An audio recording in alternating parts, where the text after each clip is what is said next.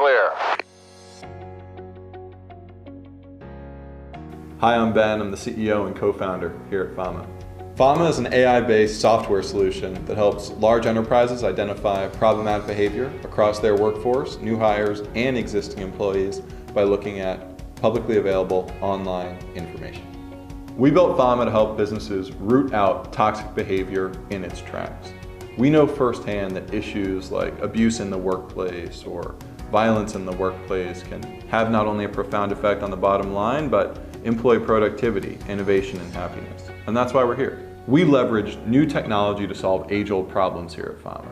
Whether it's artificial intelligence, natural language processing, or image recognition, we leverage the latest and greatest to help businesses wrap their arms around a problem they've been struggling with for decades. Toxic employee behaviors have become a major discussion point over the past few years, and it's up to businesses to begin to determine how they can create a safe and welcoming workplace that's inclusive to all employees. If you're ready to learn more, feel free to reach out. We'd love to chat. Thanks a lot.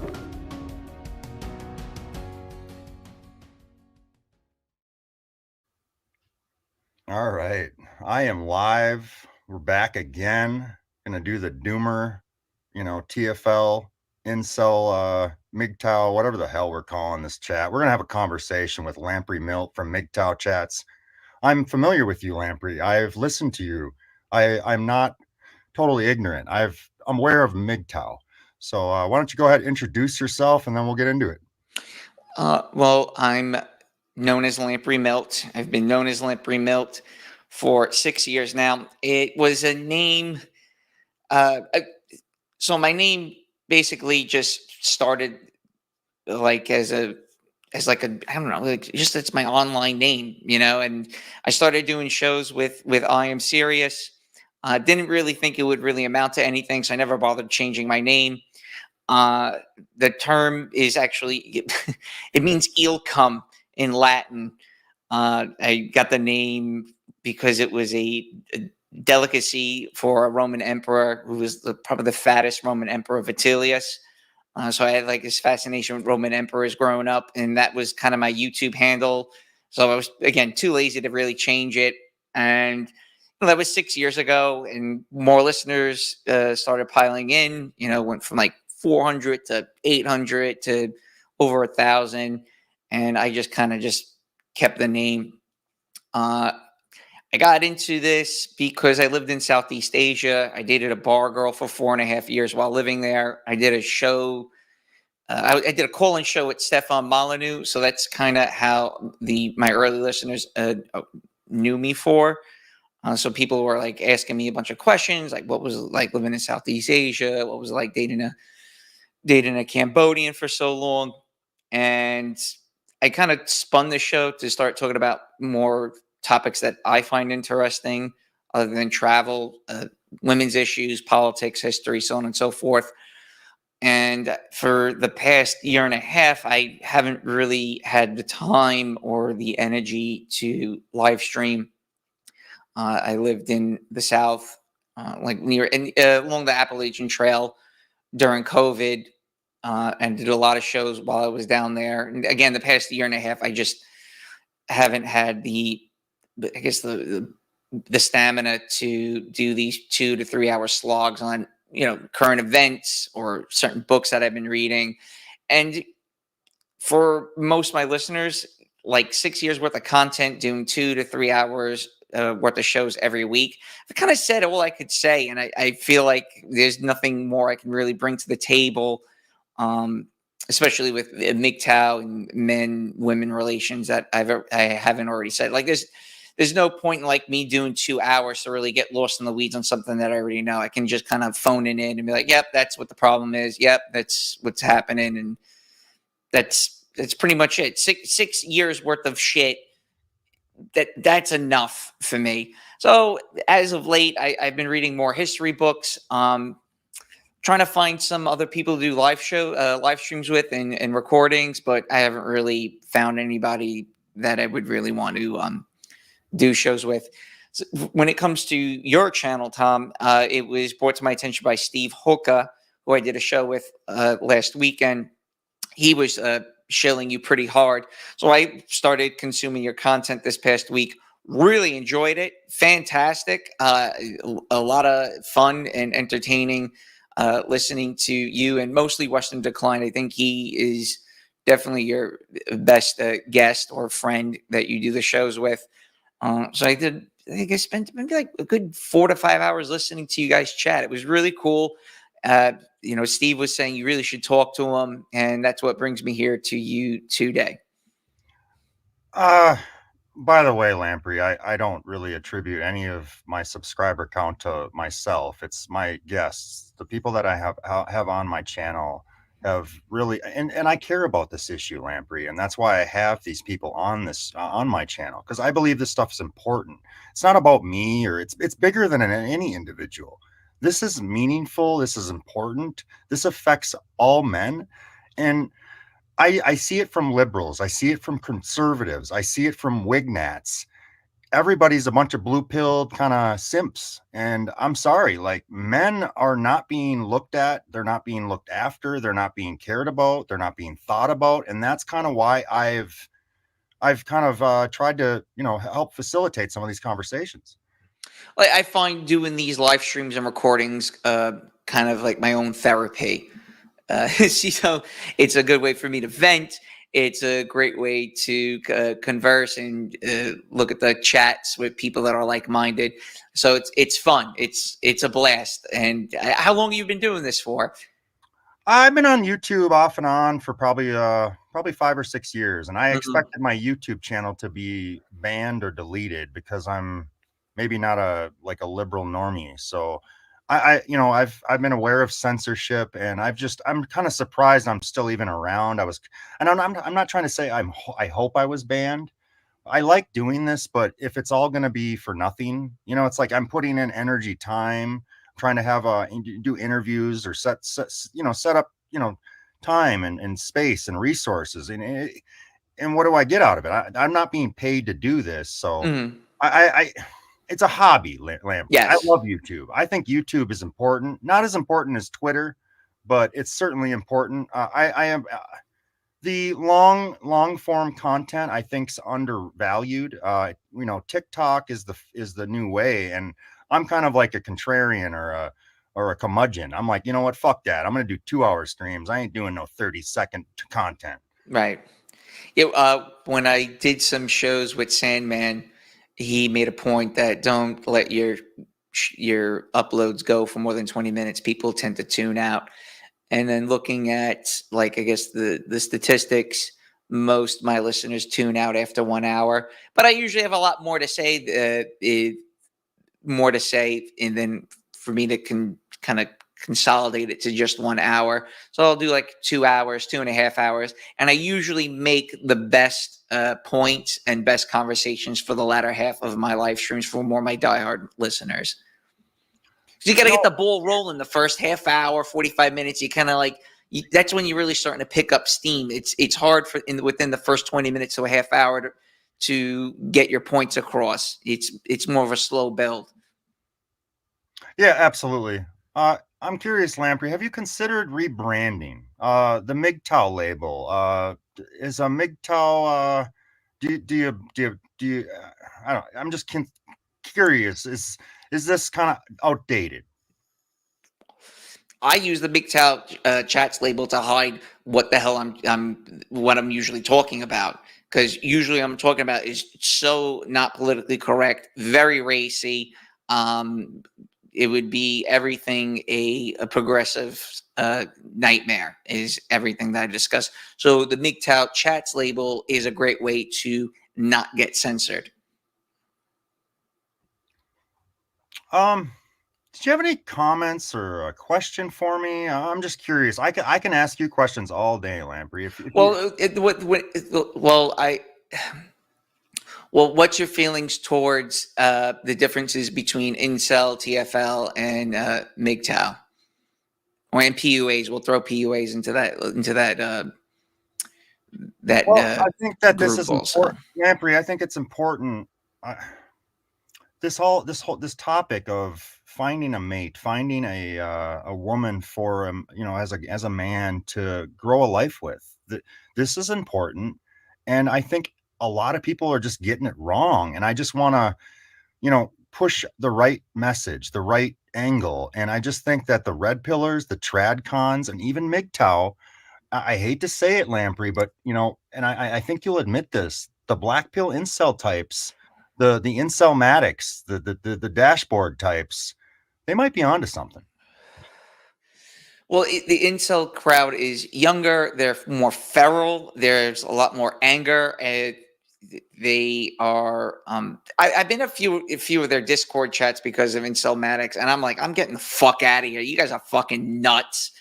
Where MGTOW guys are much more like, it is what it is, and they're much more upbeat about life. So that's one dichotomy that I see between the two. Is one, the MGTOW guys who would identify with MGTOW or would gravitate towards those type of content creators, they seem to be much more relaxed and more accepting for who they are, versus incels who are more they tend to not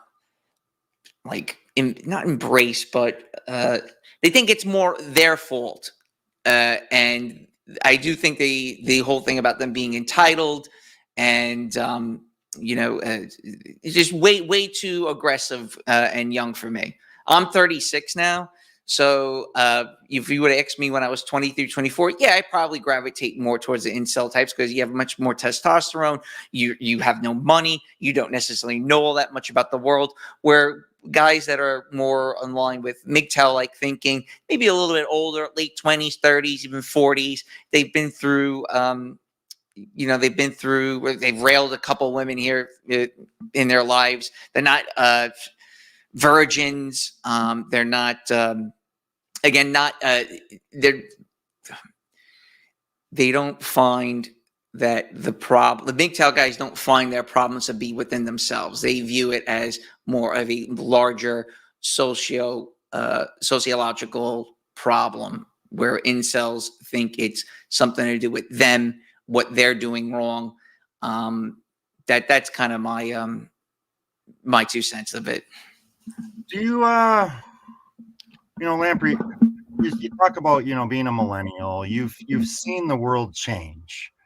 Maybe like you're discounting young people's plight, and I'm not trying to criticize or wail on you, man. I'm totally game. You think about it, man. Like I'm about your age, and I had cousins, I had brothers, I had a dad, even though he worked all the time. I had a neighborhood to grow up in. People like myself, we had a social life. And I'm not trying to pick on you. I'm picking on MGTOW types and older gentlemen that are maybe older than me. Like, right. You don't know what the fuck you're talking about. I'm sorry. Like, young people are living a different experience. They didn't have bicycles and neighborhoods and families and dads. Fuck, think about it. A 19-year-old probably never met his dad, doesn't have a sibling, doesn't have cousins. He's living in some shithole apartment by himself on the internet. I just think the MGTOW crowd is fucking off, bud. Well, MGTOW really started as an offshoot from the men's rights activist. It was, from my understanding, it was mostly guys that had been divorced and explained to younger men not to get married, the pitfalls of marriage and modern dating. And from there, it kind of spawned into something else where you got your Sandmans, you got your turd flinging monkeys, your thinking apes. So you went from like Paul Elam types to more the Sandman, turd flinging monkey, star ducks. That's where that was kind of the movement it went in. And there was obviously some subgroups from thereafter. And there's not really much MGTOW. I don't even know if there's that many MGTOW content creators. Surprisingly, the MGTOW movement is most popular in South America, and not so much in the United States anymore, because South America has its own sociological problems between men and women. But you got to realize that most of these manosphere subgroups are just echo chambers promoting self-isolation, self-absorption, and more importantly, self-improvement. Especially, again, incel and MGTOW, they kind of overlap with the self-improvement part. Incel takes it a little too far with, jaw maxing and, I don't know, getting pec implants and rhinoplasty. These are all rational choices in a way to empower one's ego during a collapse of a complex society. Look, if one is atomized to the point where it's easy to go unnoticed for days or months or on end, why not just embrace it? Go ghost. Yeah, someone in the chat's asking, how come none of these guys married or formed families with women they quote dated? Who, Yeah, MGTOW guys? we're talking to you, Lamprey. I know you dated women. Oh, well, Why didn't you get married? Why didn't you have kids? I shot my load, no pun intended, while living in Southeast Asia. So looking back on that probably hindered my years of finding a suitable partner.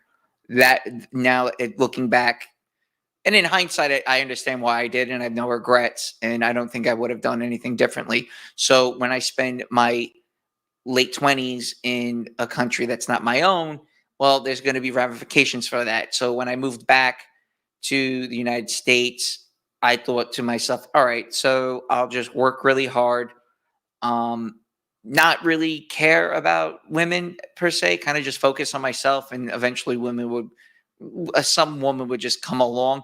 But during that time span between my time in Southeast Asia to moving back to the United States, social media took off tenfold. So like when I was in Asia, Tinder was just getting started up. So all these dating apps were really just started to take off while I was in a country that doesn't use those apps. So when I moved back, my brother was like, "Oh, you got to get on Tinder, you got to get on Bumble, you got to get on whatever, Plenty of Fat, you name it."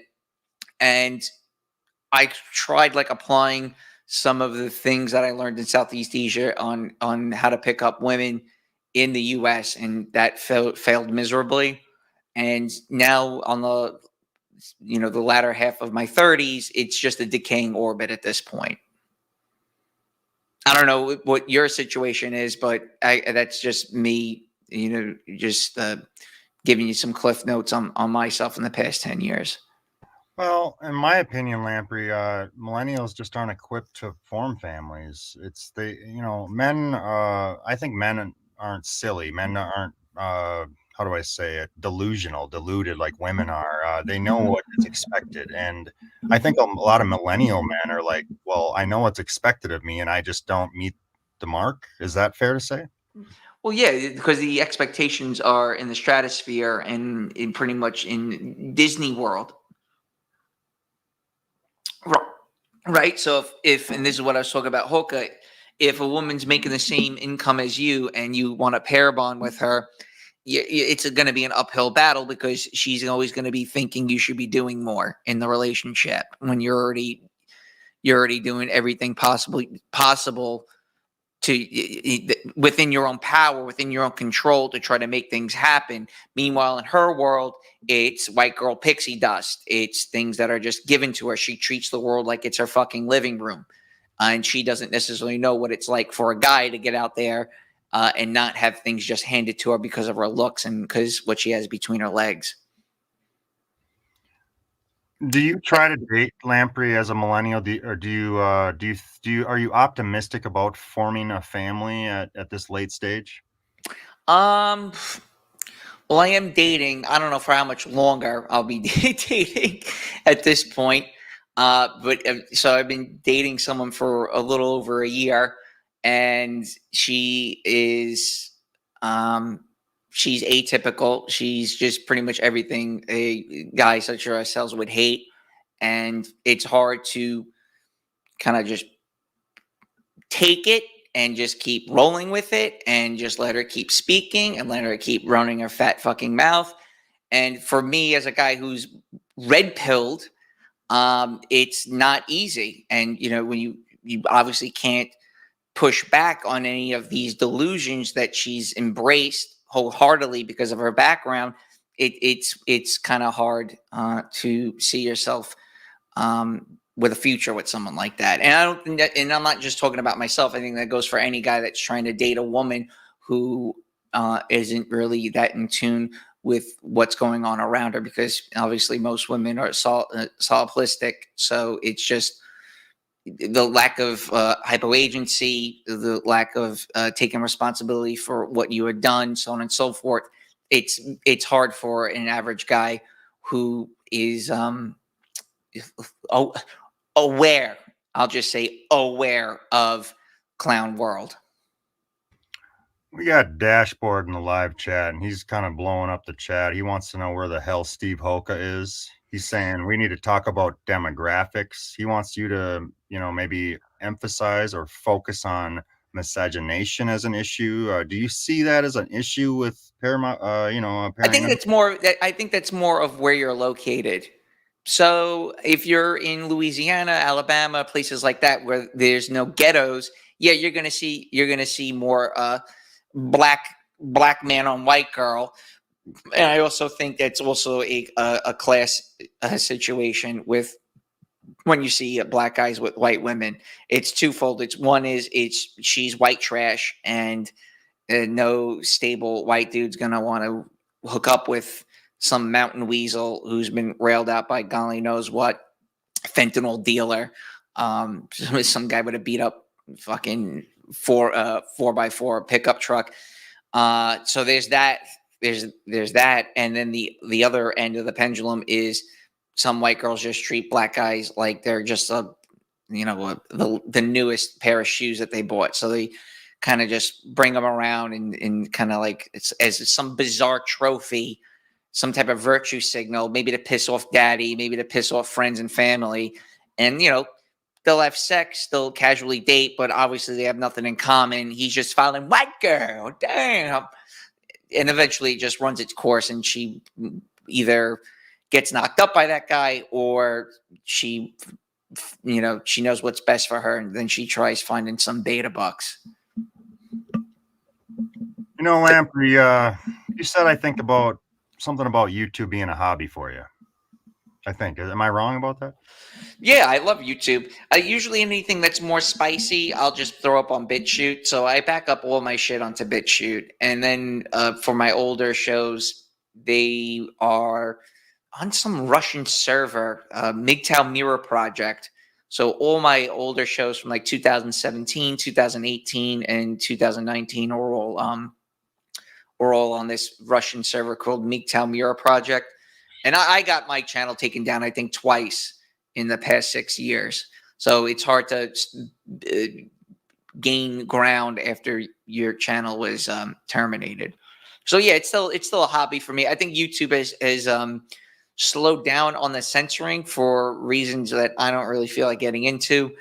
But you just gotta be careful with what you say. My channel got taken down for 9/11 and talking shit about China. So yeah, Lamprey, I uploaded some recordings with my brother, and they got banned immediately. So I was just like, well, I guess I'm not doing that anymore. I do the live streams, and I try to keep it clean for an hour or so. And a lot of my guests tend to say words they shouldn't, but I'm not here for likes and subs and popularity and fame and money. I care about this stuff. And I asked you, Lamprey, if this is a hobby of yours, and you said it is. And it seems to me, Lamprey, that black pillars, incels, MGTOW types, red pillars, whatever the hell we're calling this, TFLers, doomers, they don't seem to have too much time to have a conversation. I mean, if this is so fucking important, why aren't men out in the fucking street?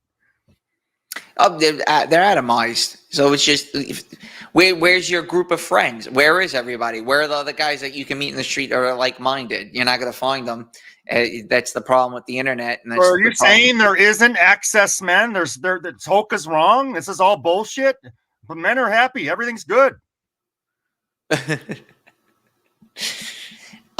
So I wouldn't say that everything. Well, I'm black-pilled on the woman-man relations. That I'm definitely black-pilled on. As far as like the country's direction and what can be done to improve it, I'm more red-pilled. I'm a little bit more optimistic because the future's unwritten. There's a lot of things that could happen from now until we're both dead. So I wouldn't necessarily say I'm black-pilled with the United States as a whole. Now I wouldn't say that. Makes sense. The demographic thing, yeah, okay. Right, white women aren't having children. All right, it is what it is. There's not much you can necessarily do about that. There's so many different various problems, and one has to have like a kaleidoscopic view to understand what's happening. Why aren't people hooking up? Why aren't they pair bonding? You can talk economics. You can talk religious. Religion. So, I could spend hours upon hours just talking about all those various things and why. And I have done that. I have dedicated shows to segmented portions of, all right, divorce, I can do 2-3 hours on that. Okay, economics, do 2-3 hours on that. All right, bowling alone, the NEATs, I could do 2-3 hours on that. So it's if I'm dying, right? It's not, and I got organ failure. Okay, there's organ failure in various parts of your body, so you have to identify why is each organ failing. So that was kind of the premise of MGTOW chats, and then obviously I blended in history, war, and a lot of other different topics into my show to keep things fresh. I'm kind of going all over the place, Lamprey. I know you're familiar with counterculture. We're young, we're a little older, growing up in the 90s. We had like the Rage Against the Machine types, challenge the status quo, kind of narrative back in the 90s, late 90s, even early 2000s. The anti. I was pretty. I think both of us were pretty young for that shit. Or even anti like George Bush. You understand what I'm saying? Yeah. I remember that. Yep. So I have to imagine you have a similar sentiment as I do. Like, wait a minute, I'm on YouTube now. I can't say anything against, a transgender. The new counterculture is almost like being a normal person. What do you think about? If you wait a minute, Lamprey. Wait a second. Go on. My freedom, my individualism. This whole narrative of, having liberty, but like, wait, I can't say what I want on Twitter, and if I do, I can't have a job. I mean, you're a millennial. What do you think about this shit? I mean, we had counterculture. We had the rock stars in Congress. What was that Jew guy in Congress? I forget his name. Fuck, I can't remember now. And I don't want to be, not Bernie.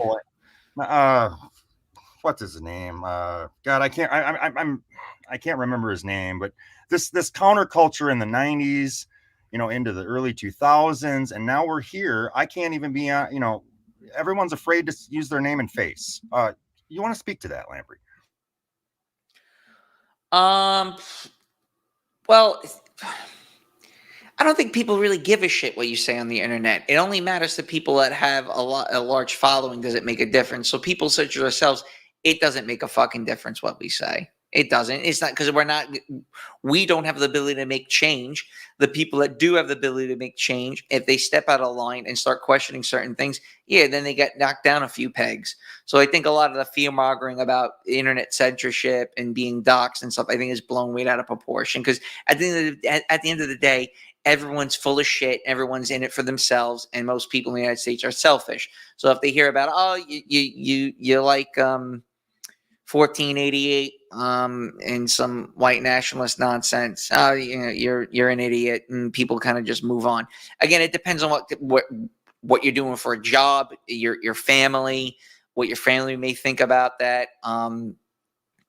It's like equivalent of being gay in like 1970, if that makes sense, or even soon 1950. So it's like you coming out of the closet in 1955 with your rhetoric on my white babies and demographics. That's where you wind up touching a third rail and getting burned. Thank you, Dude Mon in the chat. D. Snyder is who I was referring to, but he's from Long Island. He's from my neck of the woods. Yeah. And Dean Snyder, that's the Twisted Sister guy. Whoops. Yeah, and he was in Congress whining about censorship, and now here we are, and everybody's afraid to use their name and face. So I'm just curious. I mean, I asked you about it, but no. You're talking about Dean Snyder, about Twisted Sister. Okay, you got to realize that the context of censorship back then are different than what they are today. I understand. Okay, go ahead, man. What I'm saying is, what I've been saying, what I'm saying is when it comes to Dean Snyder, his promotion of censorship was to uncensor more unruly behavior, to let the social mores give way to what it is today. Does that make sense? Yeah, it does. And now we're talking about, I asked you about liberty. I mean, well, you're free to be gay, but you're not free to be a right winger. What do you Right. think about that, bud? Well, who's controlling the narrative? So the question that's the question of who's controlling what's okay to say and what's not okay to say. So 20 years ago, or even more, 25 years ago, it was okay to talk shit about, Muslims, right? And, you can talk shit about, third worlders and brown people because it's rah rah America, right? Well, you fast forward 25 years into the future, you're trying to lop baby dicks off, and that's empowering. So the goalpost keeps changing, and if you step out of that line, you're the bad guy, right? So it's this petty. I want to call it petty tyranny, I guess would be the word. And again, it's really just strictly internet related, because if you go out in public, everything is obviously decaying, but again, no one really gives a shit. You may bump into a tranny here and there. You obviously see more drug use and stuff, but for the most part, people have not changed. I want to ask you something, and this is good faith, and it's a little touchy. I don't want to offend you. I had listened to some of your streams.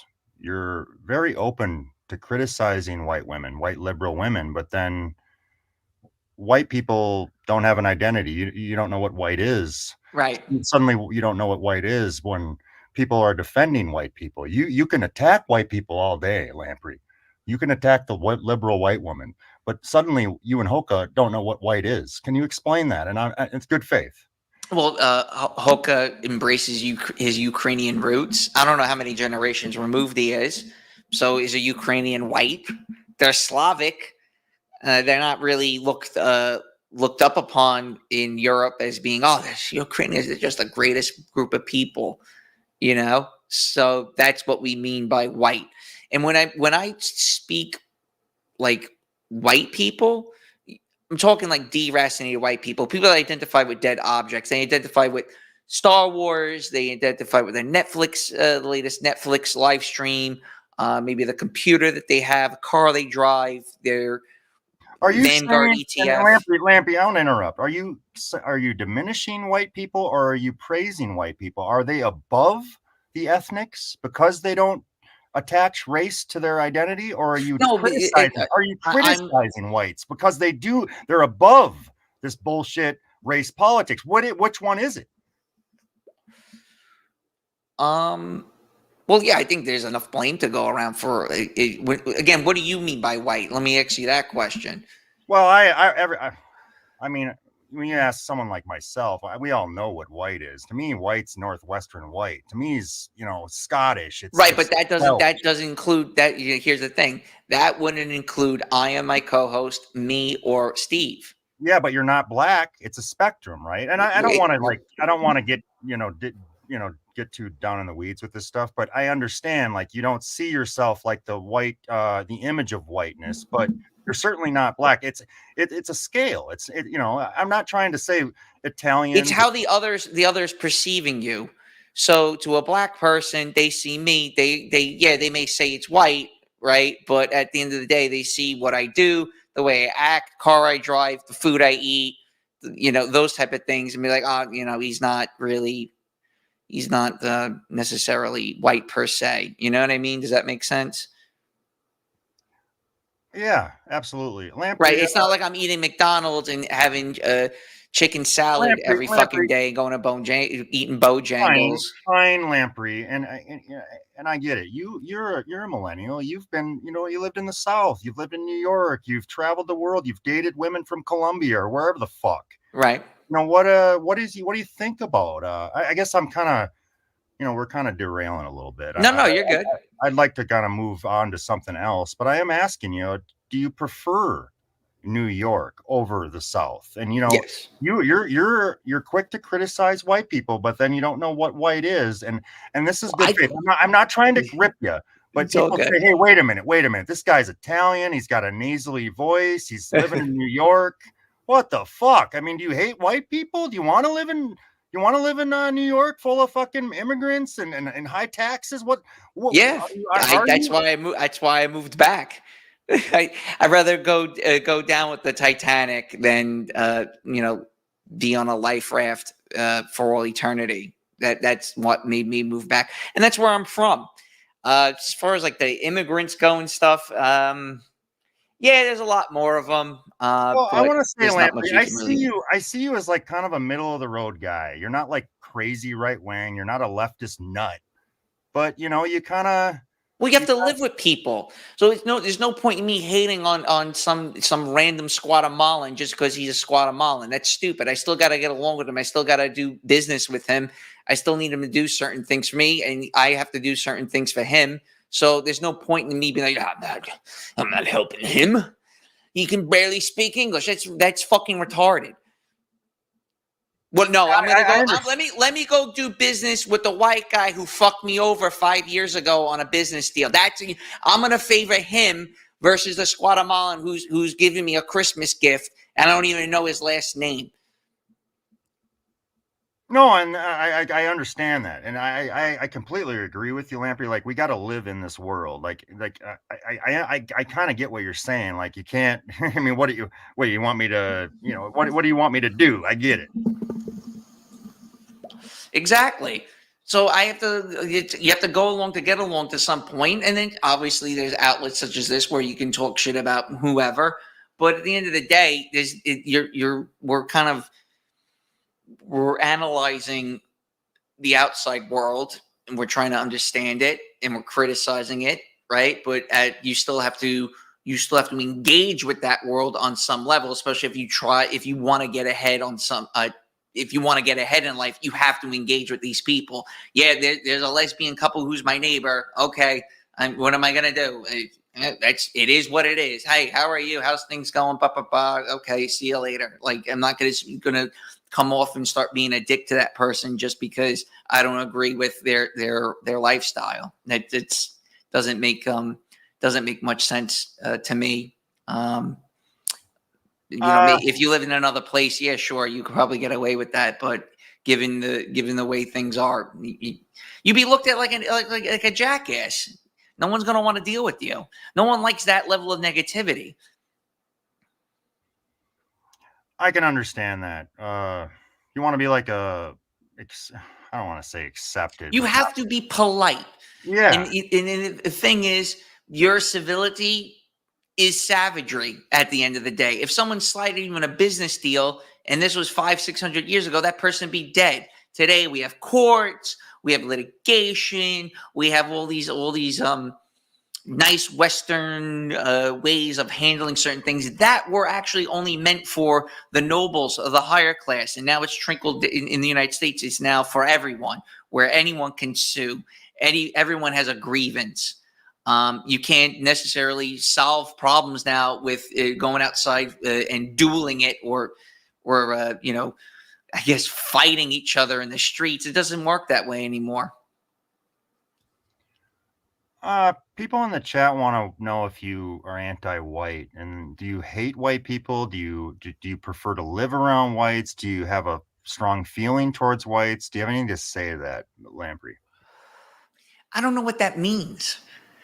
Like if me just talking shit about air quote white people as a whole, yeah, you drop the ball. You drop the ball, and you're still dropping the ball. So yeah, I can criticize white people all the fuck I want. I can criticize my own ethnic group from God.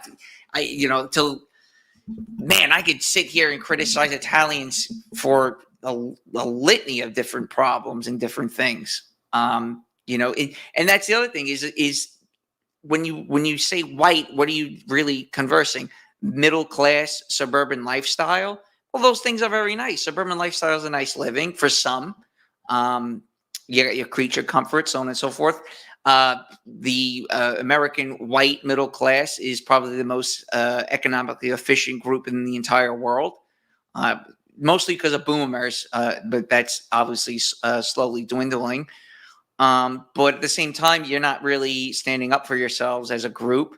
And I kind of think that when you identify with air quote white, it's so ambiguous that it's easy to have it's easy for the powers that be to criticize it and to latch onto it as this pinata, like Trump, for example. It's a great example, because I want to move off this whole white stuff, but quickly, Lamprey, you talked about living in New York. You didn't like the South, and I can understand that. I've been in the down South. It's a shithole. Fuck the South. I mean, I don't want to talk shit. I mean, I hate to trash on like working class folks that are, trying to just get by. The South's garbage. It's dirty. It's nasty. It stinks. It's poor. But there's some nice folks down there. And, Lamprey, living in New York, it's like you're just kind of making it out to be maybe an economic thing, right? Like, oh, I get a better deal because now I have some little short, squat fucking, doing my service for me for half the price. Like, it's all economics. Like, you don't value being around people that aren't, foreign. I mean, what do you say to that?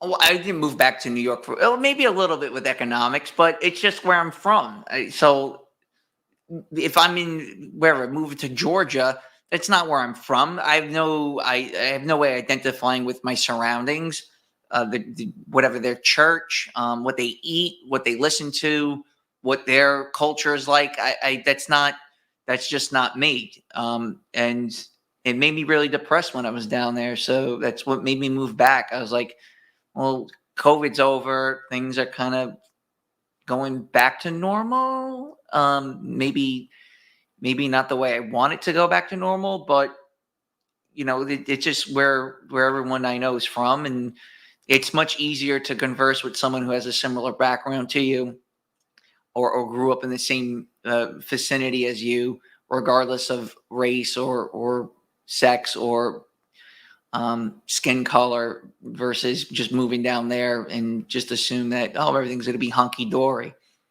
I want to ask you, Lamprey, you're about my age, and I'm going to ask you the question, maybe worrying about losing, but only till now,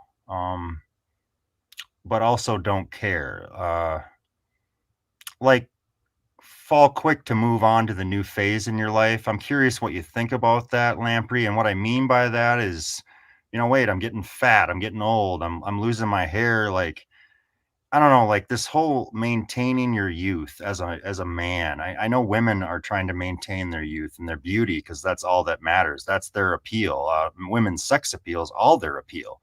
But with a man, maybe you're gaining weight. I don't know. I'm not trying to talk shit. But, kind of like going with the flow. Like, I'm realizing, Lamprey, now that I'm older, like, why should I care how I look or what? You shouldn't. I mean, it's not like I'm trying to get a wife. There ain't any wives, right? Yeah, I was actually having this conversation with my best friend, and he's losing his hair, and we were talking a little bit about it, and he's like, you know what? Why fight it? I'm eventually going to die. I'm going to get wrinkles. I'm going to get gray. I'm going to get a little pudgy. What's the point in me fighting Father Time? It makes absolutely no sense. I still can kind of fit into my high school jeans, but barely now. So for me, it's like, okay, I got to cut back on certain foods because I would like to still wear those jeans, So like, even with me losing hair, I started like panicking, thinking my hair was receding. And there's nothing much you can do about it. I have another friend who got, I guess, hair implants, and he looks so bad. I go, you look like a clown. Look what you've done to yourself.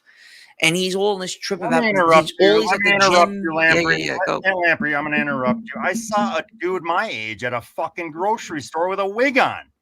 Like, right.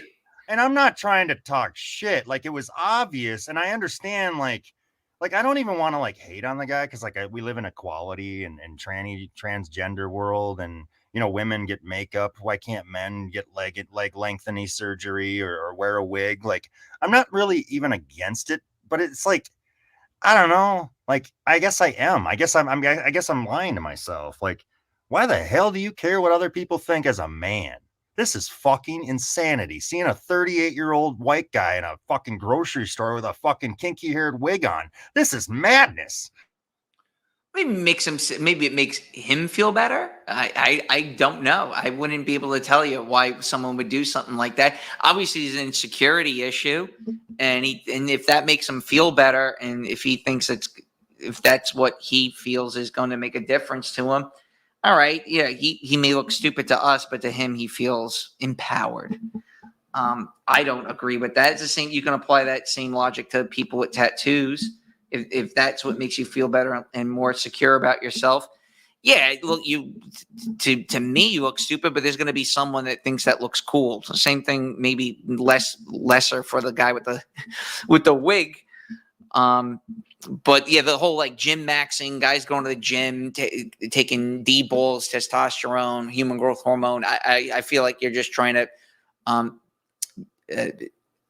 like trying to cheat death. Like, I don't necessarily understand it. No, you got to do is you have to just eat bean sprouts for 3 weeks straight and fish oil, wake up at 4 o'clock in the morning and take a cold shower. I'm not doing any of that, because the older you get, the more and more you have to do those things to maintain that physique.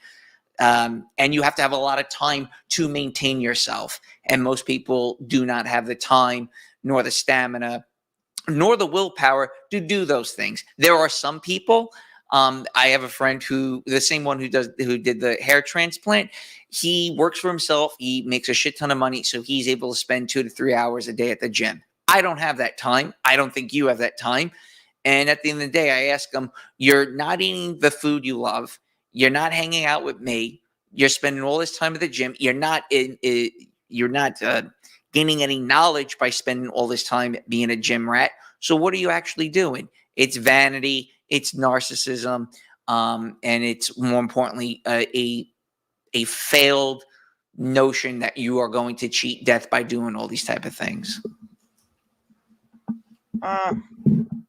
Dashboard's in the chat. He says there's no male sexuality. Please discuss. And I was going to ask you, Lamprey, how do you feel about men trying to appeal to women? Shaving. What do you think about mustache? Pot bellies. Men who just don't give a fuck what women think. Kind of maybe tie that into men not having sexuality. You have any thoughts? I think it's pretty masculine to itself, if by not giving a shit, right? I think that's pretty damn fucking cool. Being like, you know what? Screw you. I'm just not gonna. I'm gonna wear sweatpants all day long. How about that? You like that? I'm doing that. I think that's masculine into itself.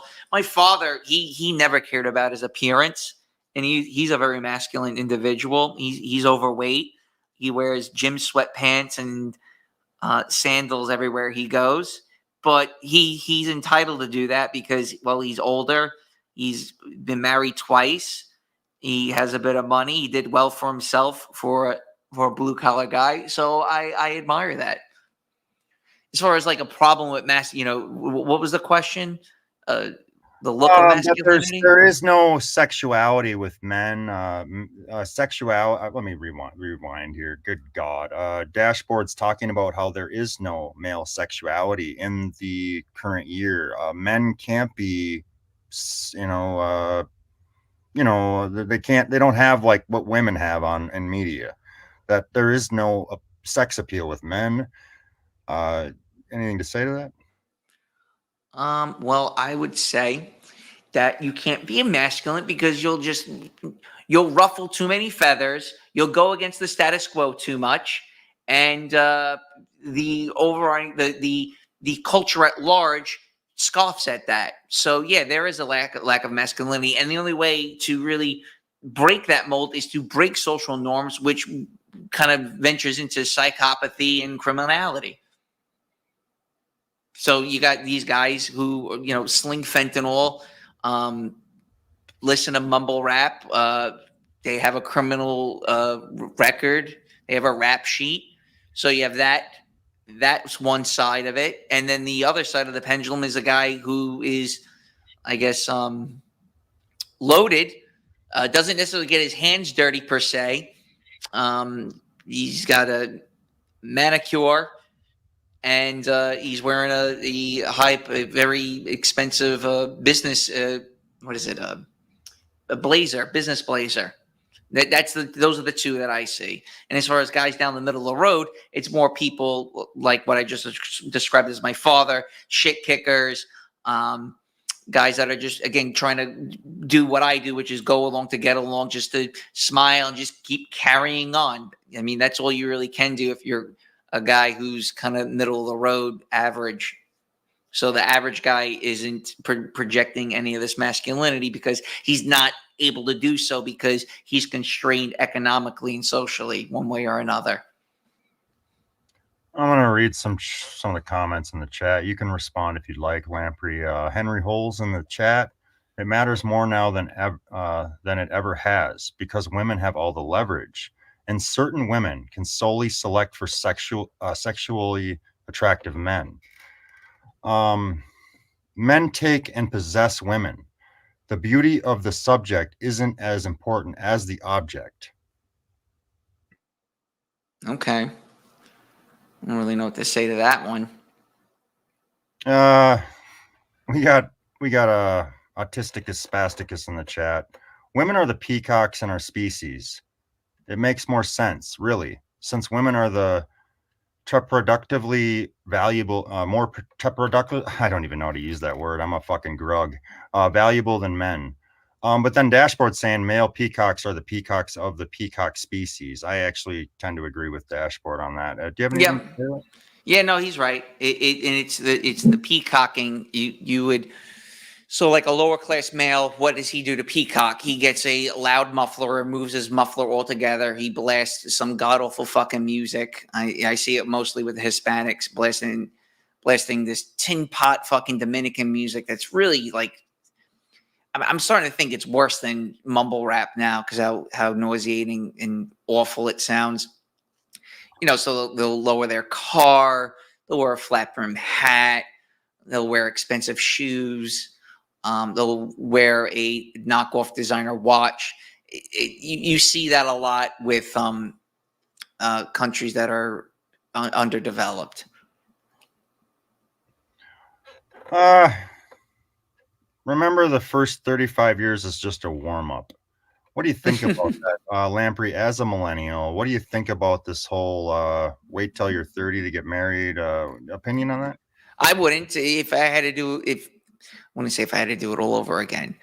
The best route would probably be whoever your first girlfriend is. Doesn't necessarily have to be the first one you had sex with, but your first stable relationship is probably the one that you're best just rolling with and rolling with for a long-term healthy relationship with the opposite sex. It's not your second or your third. It's usually your first. You know, Lamprey, I know you're a MGTOW guy. I mean, that's your YouTube channel, MGTOW. And I know you have, from what I understand, you've traveled abroad to find women or to date women. How do you feel about incels, you know, trying to maybe get chest implants or leg lengthening surgery or It's ridiculous. Why can't you just love yourself for who you are? Why try to be something you're not? It's ridiculous. That's like me going to a nightclub right now at 36. You don't equate passport bros to leg lengthening surgery? Well, when you mean passport bros, are you talking about them going abroad to get hair implants, or are you talking about them going abroad to get laid? To get laid. I think the boat sailed on that because now the social media apps are in those countries that you want to do. What is it? He calls it geomaxing. I call it sex patriotism. That's the proper term, is sex patriotism. Okay, so what? You're gonna do 2-week bender in Colombia. Okay, so you got your rocks off. You banged a bunch of women, but what do you have for it? What'd you gain by doing that? So what, you waited another full year to do it all over again? You text message those chicks in Colombia, and then what? You want to bring one of them to the United States? That's a bit of an uphill battle. I don't think you realize how much work there's involved to bring someone over from overseas. And And then who are you doing it for? Are you doing it for her? Or are you doing it for yourself? Because I can tell you 9 out of 10 times when they come to the United States, they do a runner. You know, we've all heard about female psychology. You kind of bring women down a peg to make, to balance things out, to lift yourself up, to appeal to a woman. It's sort of be a jerk, be a meanie, be rough with women. That's like going to allure or attract women. We've all heard this before, this female psychology where, like, if you put her on a pedestal, she'll view you as a fan. So this dropping her down a peg is sort of a fine line to operate. Trying to cater to women as a whole is maybe a detriment, right? But benefits maybe the elite. Does that make sense? And do you have anything to say to that? You can't knock women down a peg if you don't necessarily know them. I mean, you can flirt and crack jokes and shit like that, but it's only like when you're in a committed relationship is when they start crossing red lines, then you knock them down a peg. And know your self-worth, know what it is you want out of the relationship, and reinforce those things, because women are going to shit test you one way or another. Either they do it consciously or subconsciously. That's up for debate, but you will get those times where a woman you're dating is challenging you on some level. As far as it benefiting the elites, the elites just what the elites do is they control the drum beat, right? And women just follow that drum beat. Ukraine, we gotta support Ukraine. Zelensky's our hero. Blah, blah. Now we're on to free Palestine, free Palestine. Then they're all out there doing 4 jabs. You gotta get 4 jabs free, and they just keep going with whatever the loudest loudspeaker or the loudest drum beat there is. And you're trying to tell them, no, that's a really bad idea. You shouldn't really be doing that. That used to be the family unit to kind of push back on these outside influences, but we know that's all gone to shit because of divorce and deracination and misogynation, and again identifying with air quote white, because again, what does white mean? Are you saying you just listen to pop rock and you're watching whatever the latest Netflix special is, watching Sports Ball? Because if that's what white is, I don't necessarily want to be any part of it. But again, that's a middle class view of what white people are. Because if you were to go to other parts of the United States, Nebraska, again, Georgia, parts of Florida, white people have enclaves and their own culture and their own identity. The Appalachian folk are a great example, who've been under the nail for 200 years of hatred, tearing down their statues and their history and stuff like that. And unfortunately for those type of people, they don't really know how to combat a lot of these things, because the people that they're fighting have the upper hand in education and money and power. So you have to resort to like guerrilla-like tactics. And to me, what I think a lot of those guerrilla tactics are, unfortunately, like religion, poverty also kind of saves people's culture, especially in the United States, because you see the average middle class white person, they don't really have a dialect in their voice. They're very polished. They don't really engage with the uncleansed masses. They live in walled off gated communities where that's happening out there. Wait a minute, Lamprey. Are you like saying that it's great and okay and wonderful that, government jobs are being sort of steered towards women and blacks, or, you know what I mean? Like, wait a minute. I wouldn't say that. I think that's terrible. I mean, if you're seeing that, like, where whites are being kind of displaced, you're okay with that? Happy about that? Well, here's the thing. You're still going to need a white dude to fucking get the job done. So if the money printer continues to go burr, yeah, they're going to continue to be marginalized. Once shit hits the fan, everyone's going to be looking for a white dude to fucking help them, right? When the planes start falling out of the sky because you decided to hire someone who got like a D and they're from Zimbabwe to fly a fucking 747, you're going to start reanalyzing this as like, maybe this DEI thing's really not working out. Okay.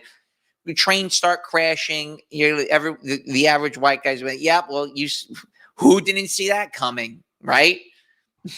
Lamprey, I hate to stick with this white bullshit. I don't want to just emphasize this, but you're quick to criticize whites, but then you don't know what white is when you talk about defending whites, and now you're talking about how whites I need a definition what white is. Whites are the You told me savior. it's people from Scotland and whatever. Well, Anglo, right? It's Europeans, but I get it. Is it?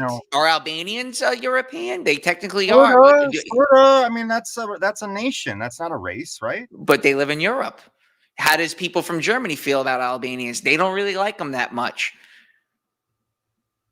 See, when you meet Europeans, right? And I again living in Southeast Asia, I met the whole continent I got to meet, right? And they all say, no. We're not all the same. Do not say that. Okay. That person's from there. That person's from there. That person's from there. Do not equate me to what they are. It's just so when you talk about in America, right? The overwhelming majority of air quote white people are Germans.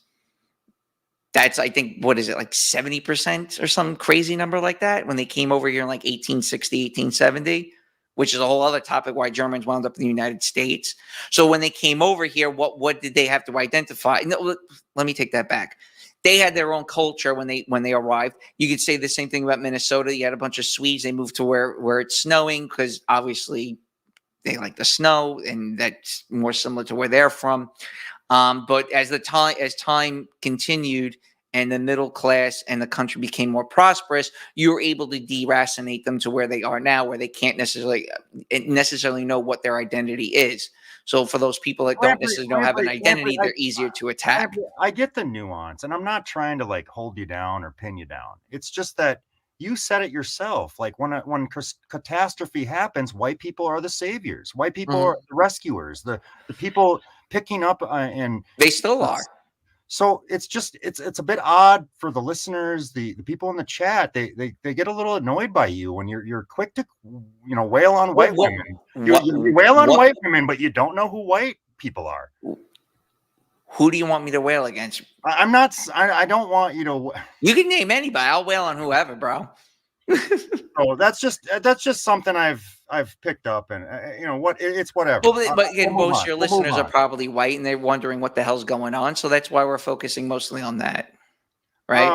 Yeah, absolutely. I'm curious. I'll ask you the question, and I hope you have some questions for me, and I'd be glad to answer them. I'm going to throw this one at you though, and people in the chat are curious, and I know your YouTube channel is called MGTOW. So do MGTOW people adhere to their own beliefs?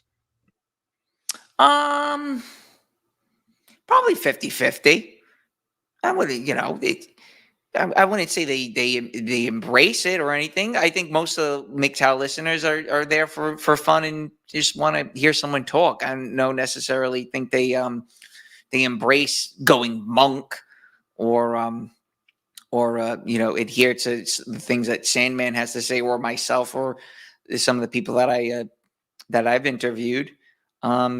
Most of my listeners are pretty humble, cool fucking dudes. I have a Telegram group and we all get along pretty well. We shoot memes back and forth and crack jokes. There's none of this kind of this animosity towards any group or race or anything like that. A little bit, but nothing hateful, I would say. It's just fun shit.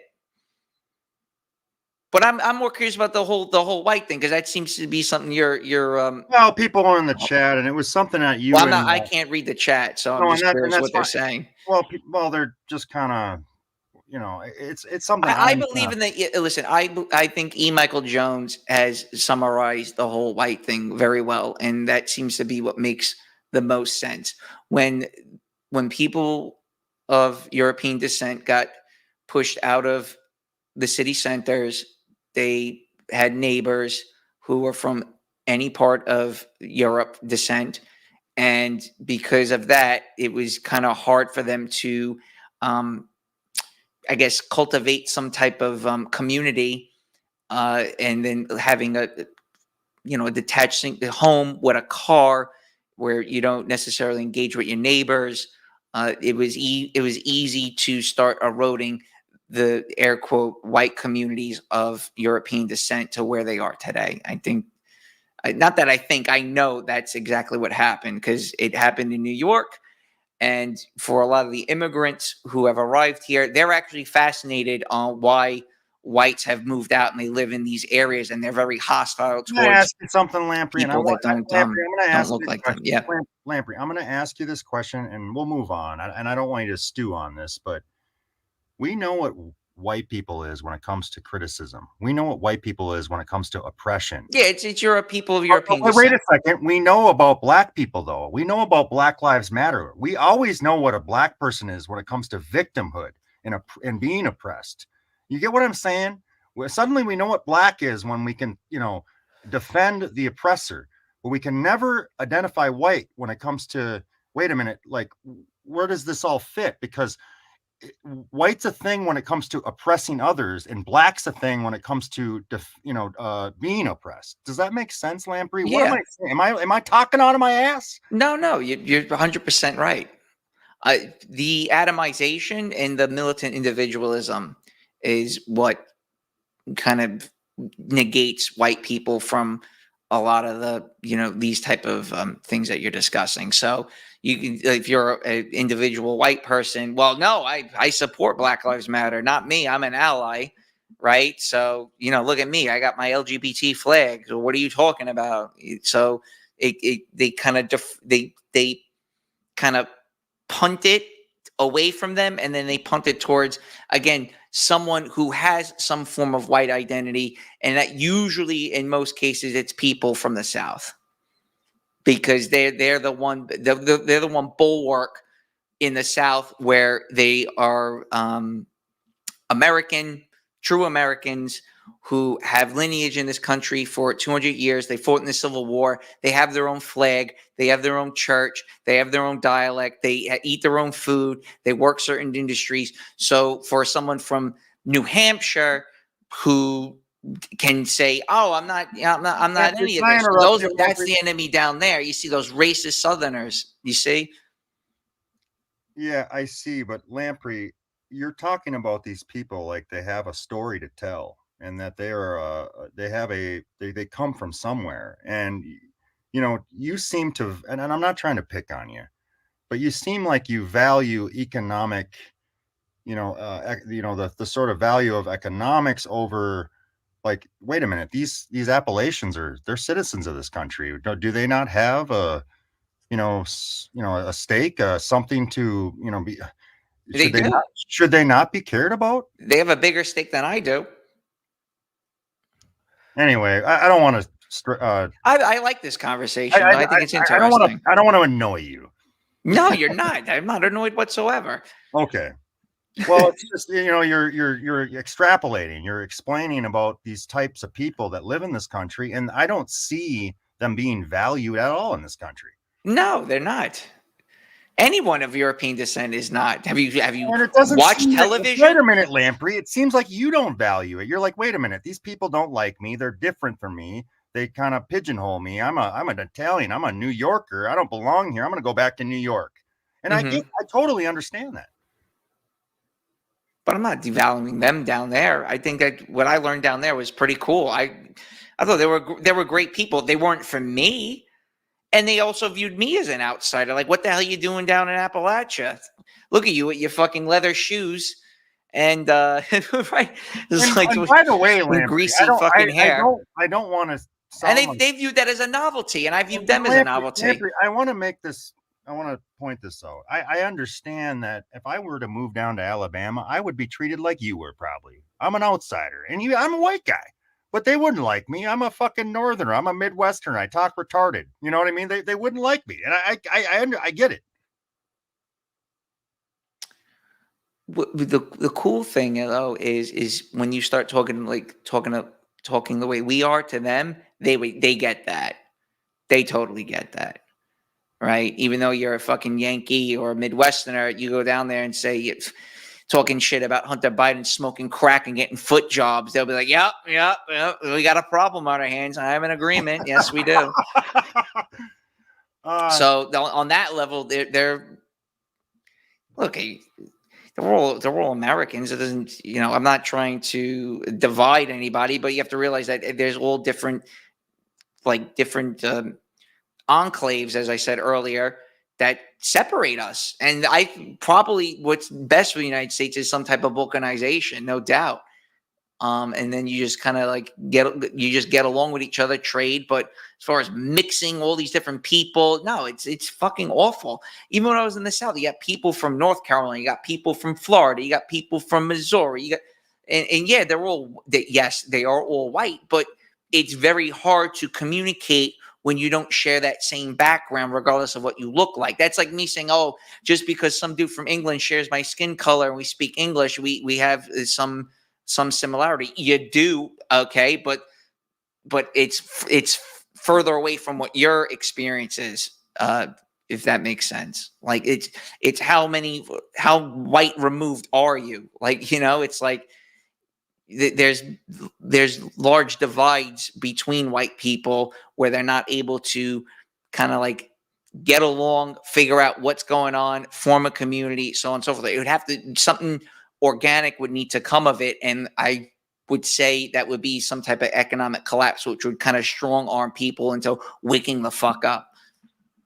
I really want to move on, but I almost don't want to move on. I don't know where I'm going, but hang on, I'm going to look at the chats.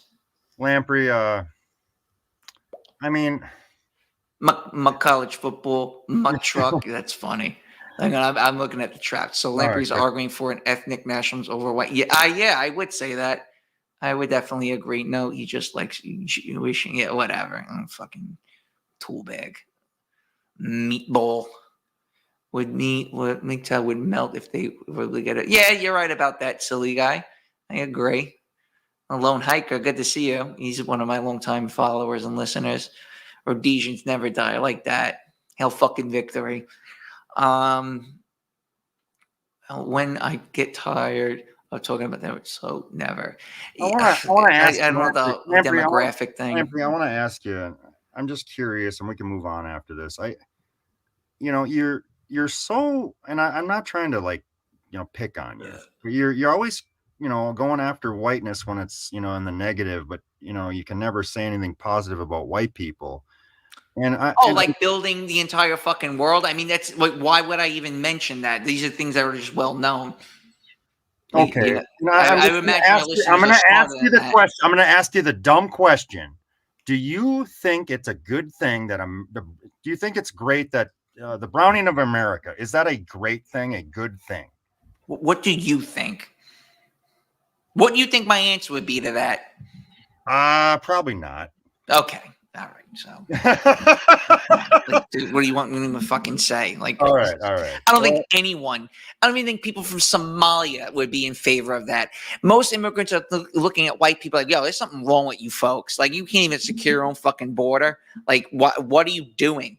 It's even more. What's even more sad is that all those border patrol guys are just, I gotta collect my paycheck. Yep, all right, let them in, dude. In Europe, that will never fucking fly. That shit does not fly in Europe. I'm gonna move on. I don't want to obsess about whiteness. Let me ask you, do you think people in Spain are just like, oh, yeah, just come on? Do you think the men are like, oh, yes, let the Moroccans in, oh, the Tunisians, I'll let them all in? Do you really think the average street cop in Spain is totally okay with that and he's just rolling over because he's got to collect the pension and shit?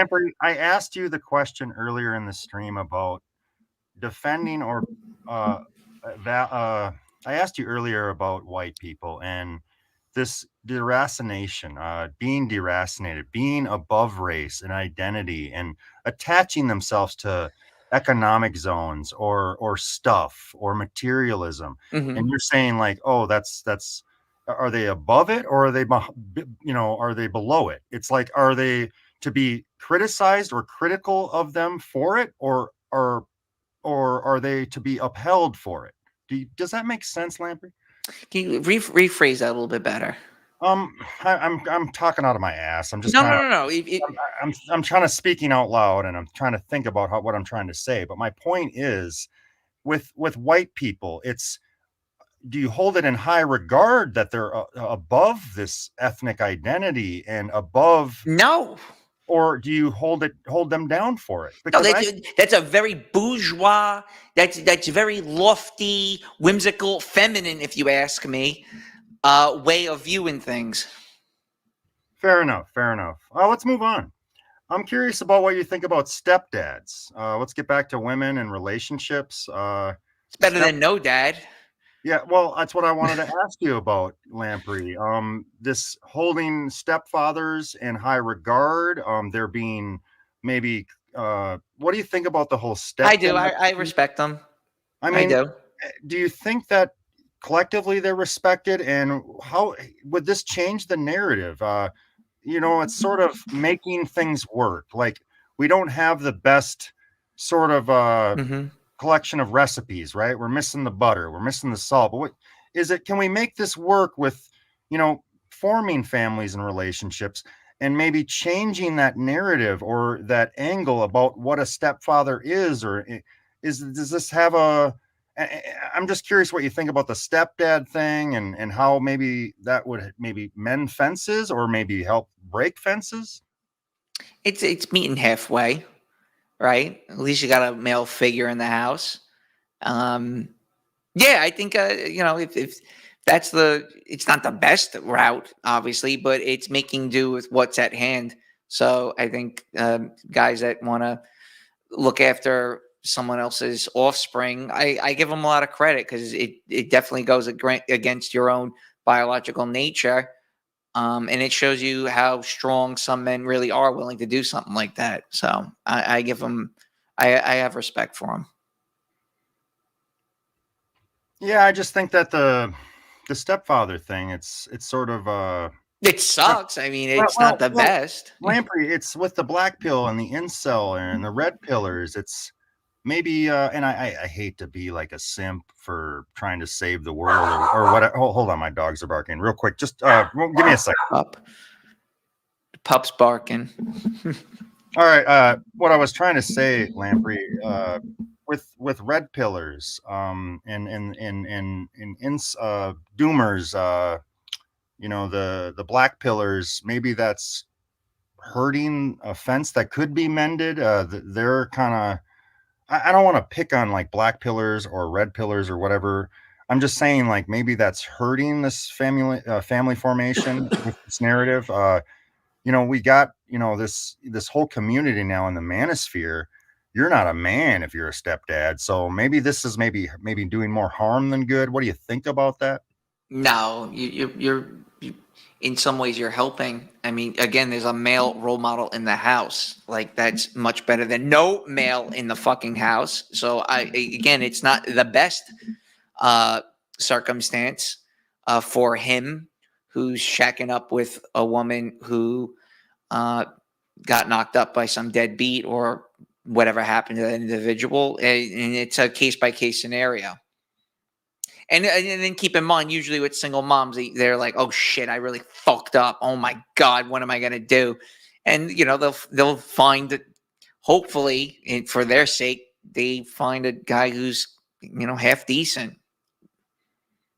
What do you think, and how do you think stepfathers should be viewed? Uh,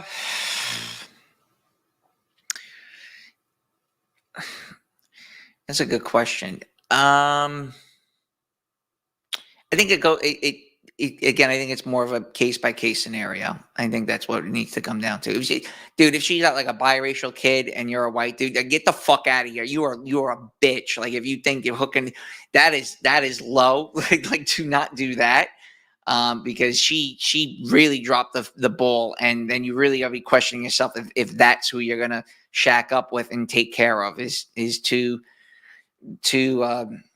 kids from someone who is shooting up a fucking convenience store. That's kind of foolish. I know one guy who grew up with them. She got knocked up by a bipolar guy that was in the Marines. Baby was an infant, and they were both my friends.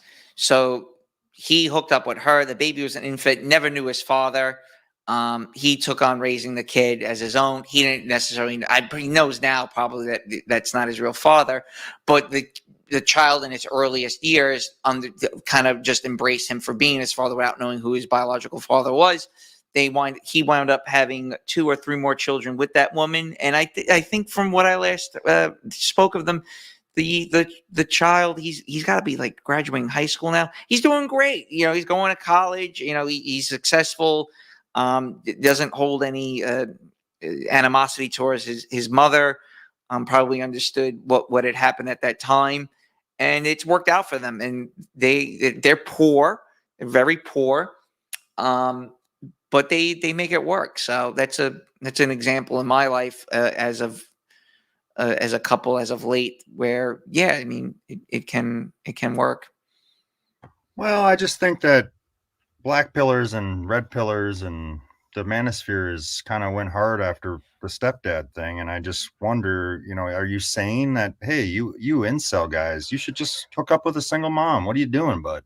And what do you say to that?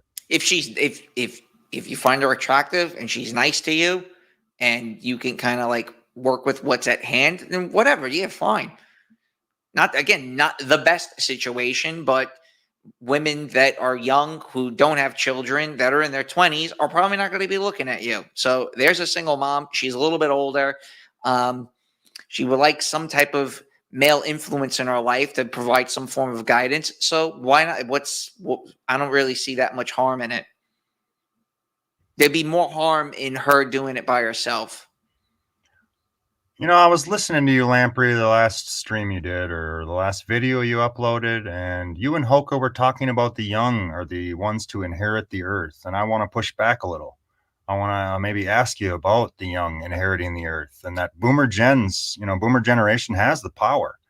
And, as senile as Joe Biden is, a lot of these millennial folks, they think they might be getting a payday. They might be quote unquote inheriting their parents' wealth, but are they going to really? I think Hoka's onto something, Lamprey. I don't think that the young. Well, I'm kind of pushing back at.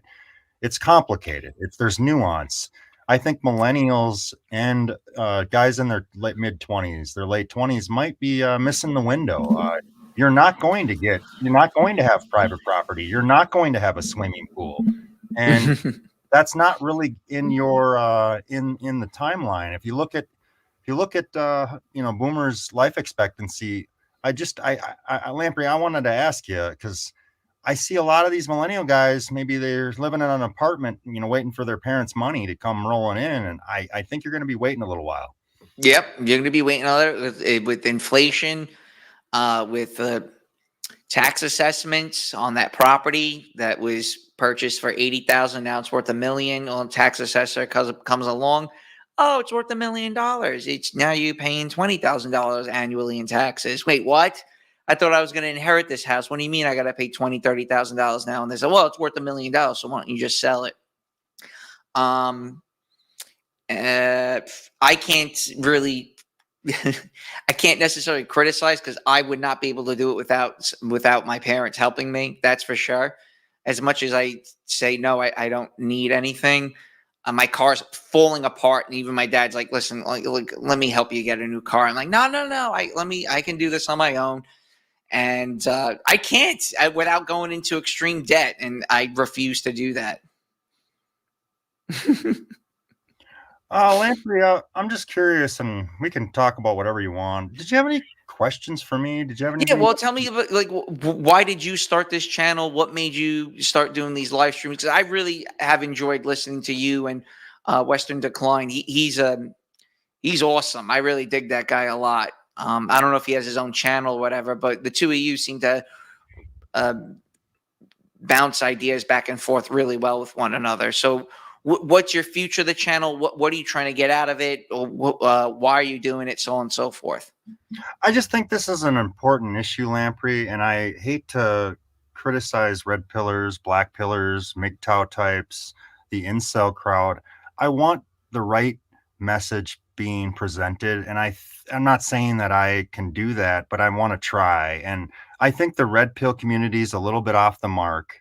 I think the black pill community is mostly right, and the incels deserve some defense.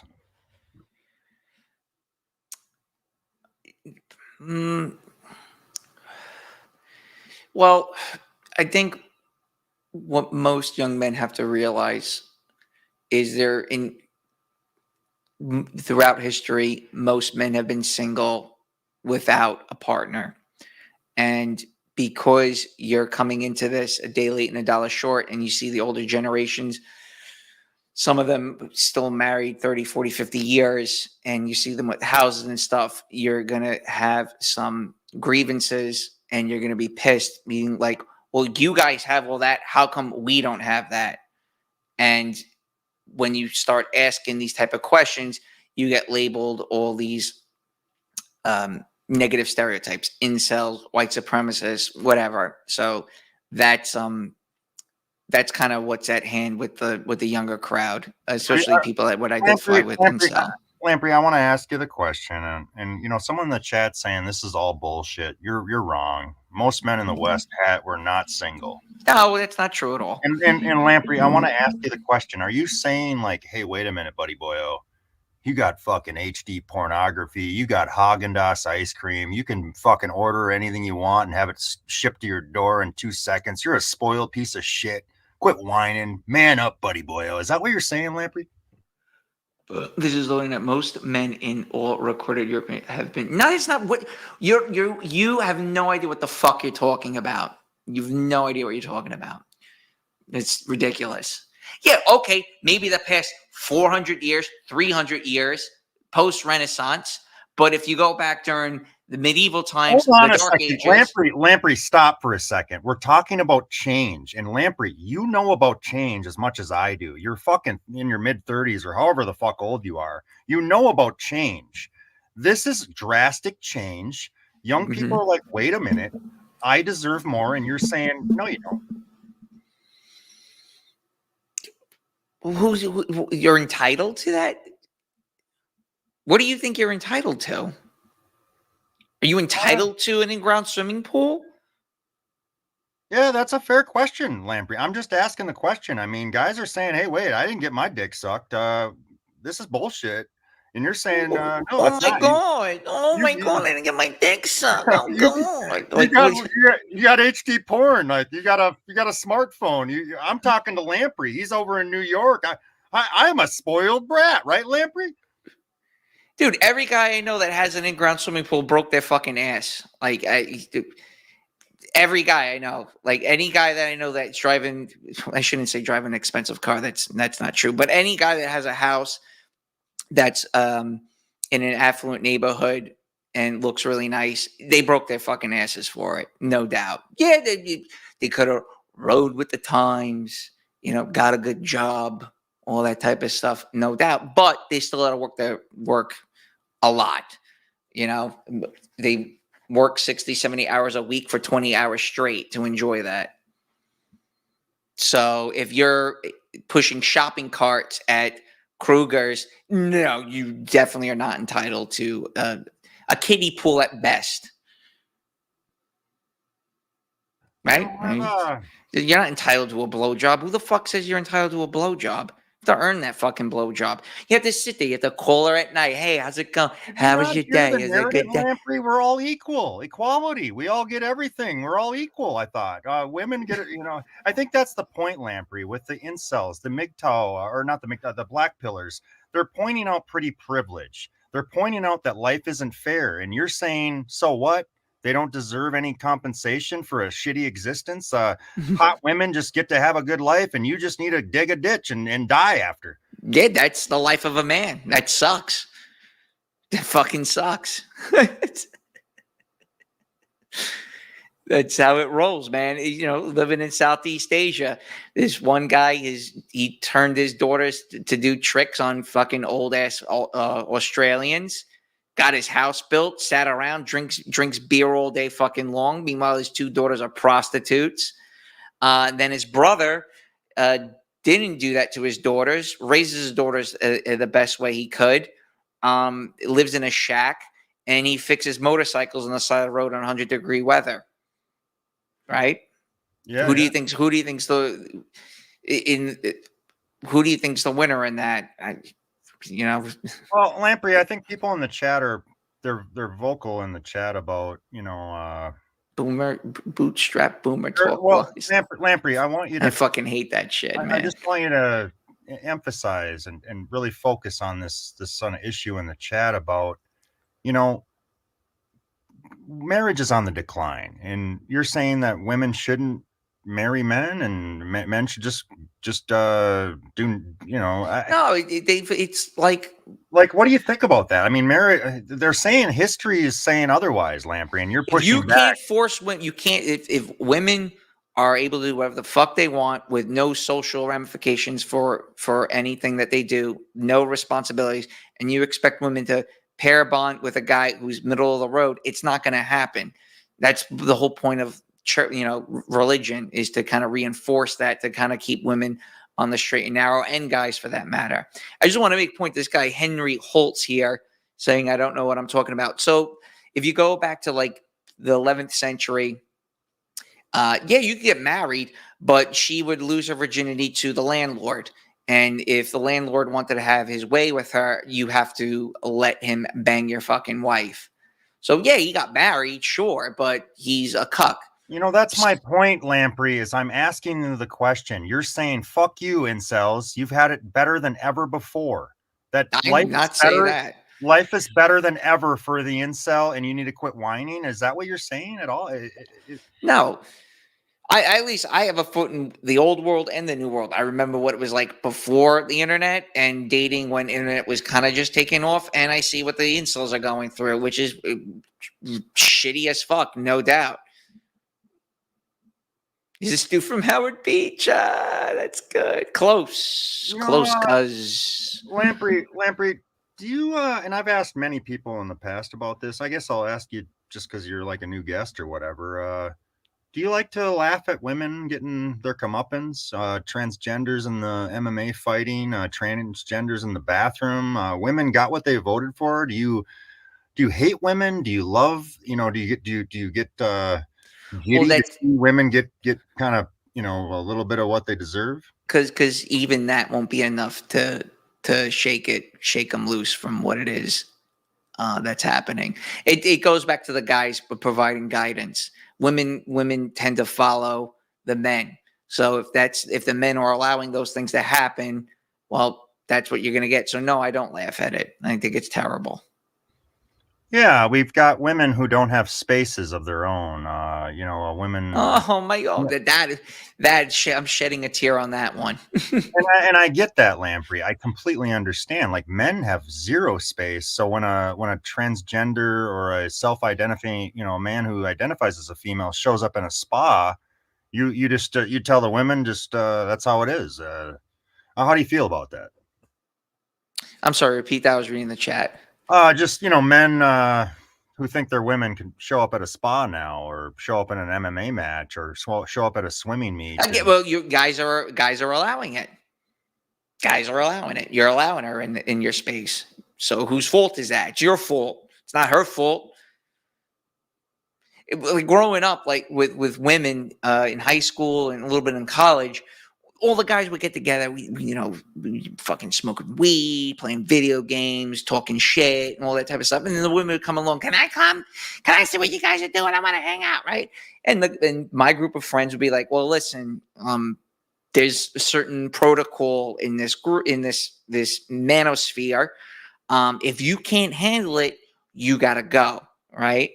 And sure enough, the women would still want to come in and they'd be like, "Oh my God, you guys are fucking disgusting. What the fuck is wrong with you?" Groping them. Let's see your fucking tits. Take your fucking tits out if you want to hang out with us. Like that type of shit. And surprisingly, those women that would be in a guy's domain, they turned out to be anti-feminist. They all wound up getting married. They were all relatively stable and they understand what guys are about. Right. It's the women that don't necessarily get into that without throwing a fucking fit and clutching their pearls.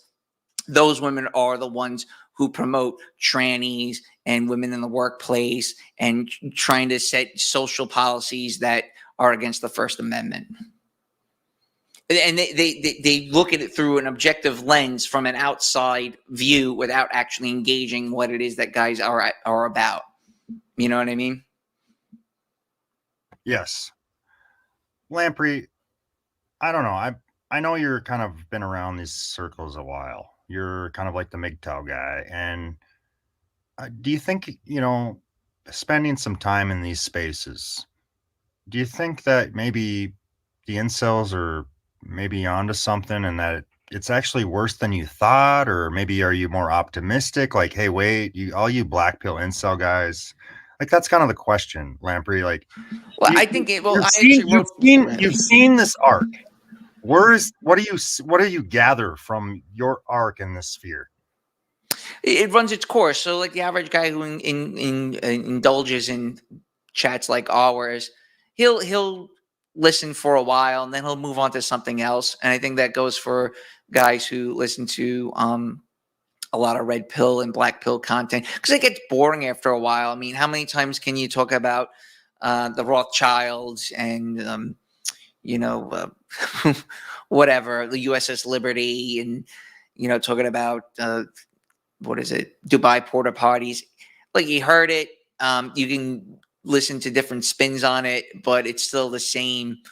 It's still the same meal that you're consuming. Eventually, you're going to get tired of it and move on to something else. This guy's talking, saying the feudal times were awesome compared to modern. Yeah, okay, you're dead at 30. Like, this guy's nuts. And also, when you talk about feudal times, what are we talking about? We're talking about France. We're talking about England.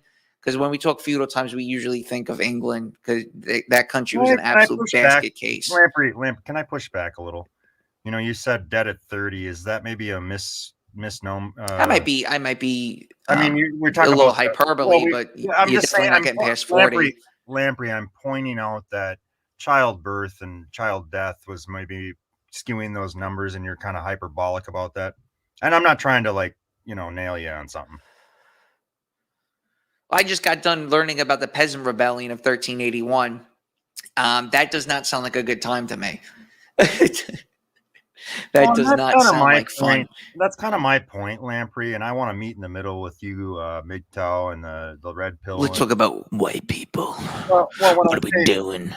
When I say meet in the middle, like think about it. Like, wait, like I'm talking to you on the internet. Like I got a fancy cocktail in my hand right now. I got nice. You know what I mean? I've got on you. Like I mean, I'm not trying to rip on the black pillars, but it's like, do you really want? I mean, people glamorize the old days, and it's like, well, maybe it's just like a story, and that's kind of what I've kind of gleaned from all this. Like, glamorizing the past is like something to uphold. I get it, but like life is kind of suffering and tough, and to just say it's automatically the worst it's ever been, I'm willing to kind of see all sides of it. You see what I'm saying, Lamprey? Yeah. Hang on a second. I would say, sorry. I think what's nice about living in the United States is probably you can have anything on demand with using your phone. The creature comforts are great, but when you don't have some type of underlying bond, if you go back again during the Bush era, everyone was American. Yeah, right. America, fuck yeah. We're all in this together. We're all Americans, and we gotta suck it, pull ourselves up by the bootstraps, and go kill some towel heads. But now you don't. It's what the elites, billionaire class, whatever, shadow government, whatever you want to call it. All right. The objective is to atomize you, to disincentivize you, to keep you in bugman status so you don't actually go outside and find like-minded guys who would form some type of unity or bond and have some type of code on what is allowed and not allowed within that group in that community. Like my channel, if you read the description, come and be part of the fun. Just remember, no women, no lady boys, and no sodomites. Everyone else is included. You just can't be one of those threes. Now, if some trainee wants to come along and say, "I want to be on MGTOW chat," sorry, you're not. You're not allowed. You're just not allowed. You know, like you're allowing anyone to vote. Like you're allowing people just cross over the vote. Well, what's the point of voting now? So there's no rule. There's no rules. The rules have been thrown out. Let the DEI fly the 777 now. Well, are we? You really want it? And that's where you're going. Anyone can be a doctor. Anyone can perform oral surgery. Anyone can be a truck driver. Anyone can vote. So that's kind of where this is leading, is that this whole egalitarianism, it's egalitarianism run amok, more or less, is that there's no standard, there's no set standard for anything, for any job, for any community, for any church. You want to identify as a woman, you can identify as a woman. You want to identify as a man, you can identify as a man. I mean, that's how far things have fallen. And eventually you'll start seeing airplanes fall from the sky, trains getting derailed, people dying on the operating table because you don't have a set set of standards. Blah, blah, blah. You know, does that make sense? What do you think?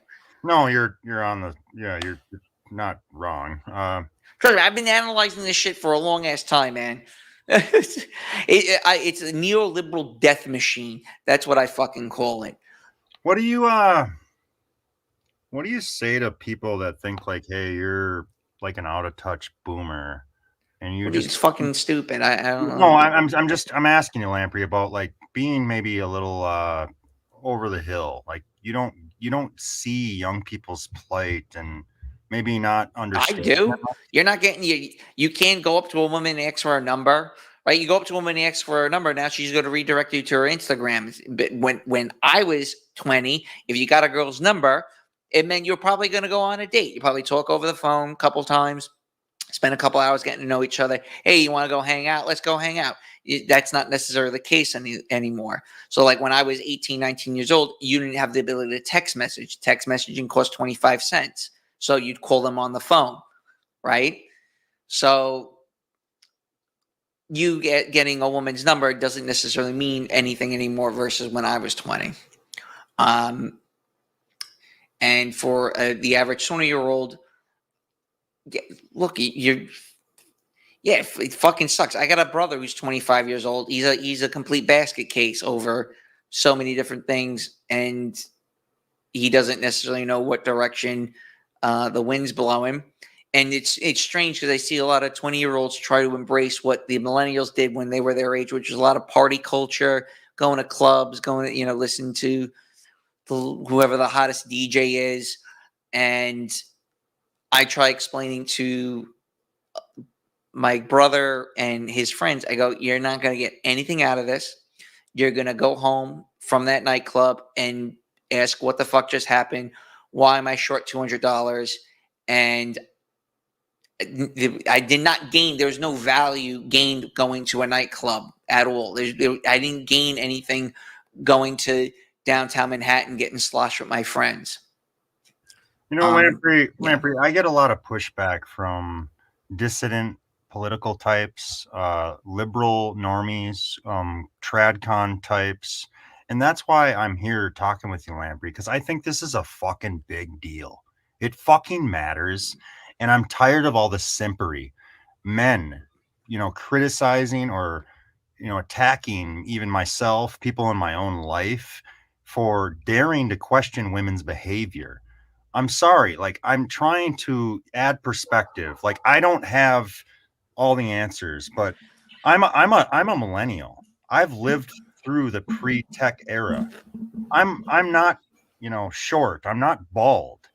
Like, I have a unique perspective on this, and I'm saying the incels, the black pillars, they're kind of arc where this is going, the MGTOW guys, the red pill guys have it wrong. Like women are, things are worse than we thought. I think is what I'm trying to say, Lamprey. Look, man, you're 100% right. It's not going to get any better. It's only going to get worse. It's not like teenage women are going to do an about face and not go on TikTok and shake their fucking ass. It's just not going to happen because there's so many oogling eyes to see them shake their ass. That's the incentive. Social media is a woman's pornography. The more attention, the more being known, the greater the spectacle, the more views you're going to get, right? So that's not you're not gonna change women from doing that when they're incentivized to do those things. Yeah, we've heard a lot of like the red pillars, and we've heard a lot of the the MGTOW types, and don't get married, and it's just one of those things, Lamprey, where we understand relationships and how you have to grow to kind of bond together. Like, what do you recommend? Lamprey, you're a MGTOW guy. That's what your channel says, MGTOW. What do you recommend 20-year-old guys do?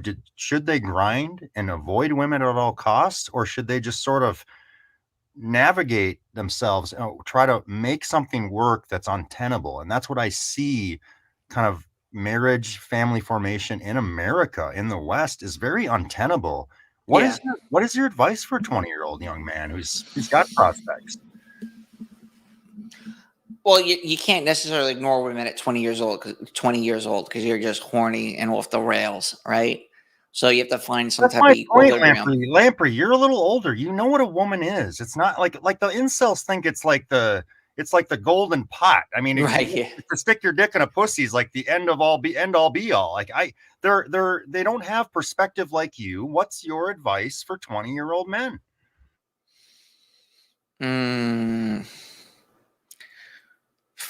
I'm trying to think. When I was 20, I didn't know shit when I was 20. I just smoked a shit ton of pot at 20. I had a girlfriend at 20. I smoked a shit ton of pot, went to college, didn't really know what I wanted to do. You've really got to hone in on what the hell you want to do and what you want to make of yourself. That's my advice at 20. Don't worry so much about the women component. That usually comes second. The woman thing is usually second. You got to focus more on yourself. When you're usually focused more on yourself and you're being diligent on what it is you're trying to accomplish, despite the age difference and what you may think of women at 20, they see that and they usually find that attractive.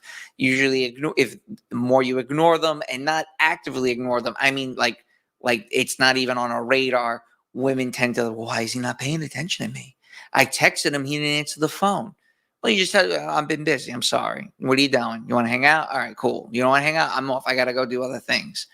And usually women will tend to follow them. If you're going to be the sim, texting them late at night when you're supposed to be doing something else more productive, women see that and they don't find that to be attractive. Who's the glowy? Lamprey, I'd like to ask you all kinds of stuff. I'm very familiar with you, Lamprey. I've heard you over the years. I think you've got a pretty good YouTube channel. It's not perfect, but nor is mine. What is your thoughts about Palestinian protesting? Do you have a strong feeling about the Israeli-Palestine issue? I know this is maybe off the mark, but I'm curious what you think about this kind of chatter and happenings of late. It was just one quick. Yeah, hell by the fuck off. I got work to do. Yeah, 100%. I'm busy. I gotta go. I don't have time to watch your TikTok video. Got shit to do. Great. You fucking show me your tits. Over here, guys. What's going on? What are we doing tonight? I want to hang out with you. Why can't? Oh yeah, I'll hang out with you tomorrow. I can't hang out with you today. All right. If you drop everything you're doing to go tend to her fucking nonsense, she gets turned off. The whole Palestinian Israeli thing, I don't give a fuck. I really don't. That's never going to be solved in our lifetime, and it's probably not going to be solved for a long ass time and long after we're dead. Until one annihilates the other. Would you like to see these people kind of stamped out on the college campuses? Do you care that they're allowed to be as vocal as they are? Do you see it as AstroTurf? Do you see it as, I mean, are you just kind of like, what the, it sounds like you just said it. You don't give a fuck, and I don't either. Why should I care about what the fuck is going on? 12 hours away on a flight that has been at war with each other before I was born. Now, the reason why it's much more prominent in the United States is, well, one, you have a larger Israeli presence in the United States, obviously, and you've allowed a lot of Palestinians in. And for one reason or another, the far left seems to gravitate towards an underdog, which is the Palestinians. And those underdogs kind of overlap with one another with transgender rights, gays, lesbians, handicapped fucking handicapped individuals. So that's lines get crossed, as I said with Steve Hoka, and I think that's what you're seeing is that lines are getting crossed, that things are tending to overlap, and the for us to make sense of it all, it becomes much more harder to decipher on actually what is happening. Does that make sense? Yeah, sorry, I'm reading like 6 different things at once. Oh, fuck my life. Look, there's a whole backstory to whatever happened in October. Obviously, Israel would like Gaza, as Jared Kushner said, to develop it, build fucking $1 million condos. And then you have to question, why doesn't Egypt do more, or Jordan, or the Arab nations as a whole? We can spend like a couple hours just discussing that, but at the end of the day, it doesn't necessarily affect me in my life, nor does it affect anyone's lives here in the United States on what's going on over there yet, until they start bringing in Palestinian refugees, which is probably what's going to happen. Do you think incels and black pillars should give a fuck what the Republican Party or tradcons think?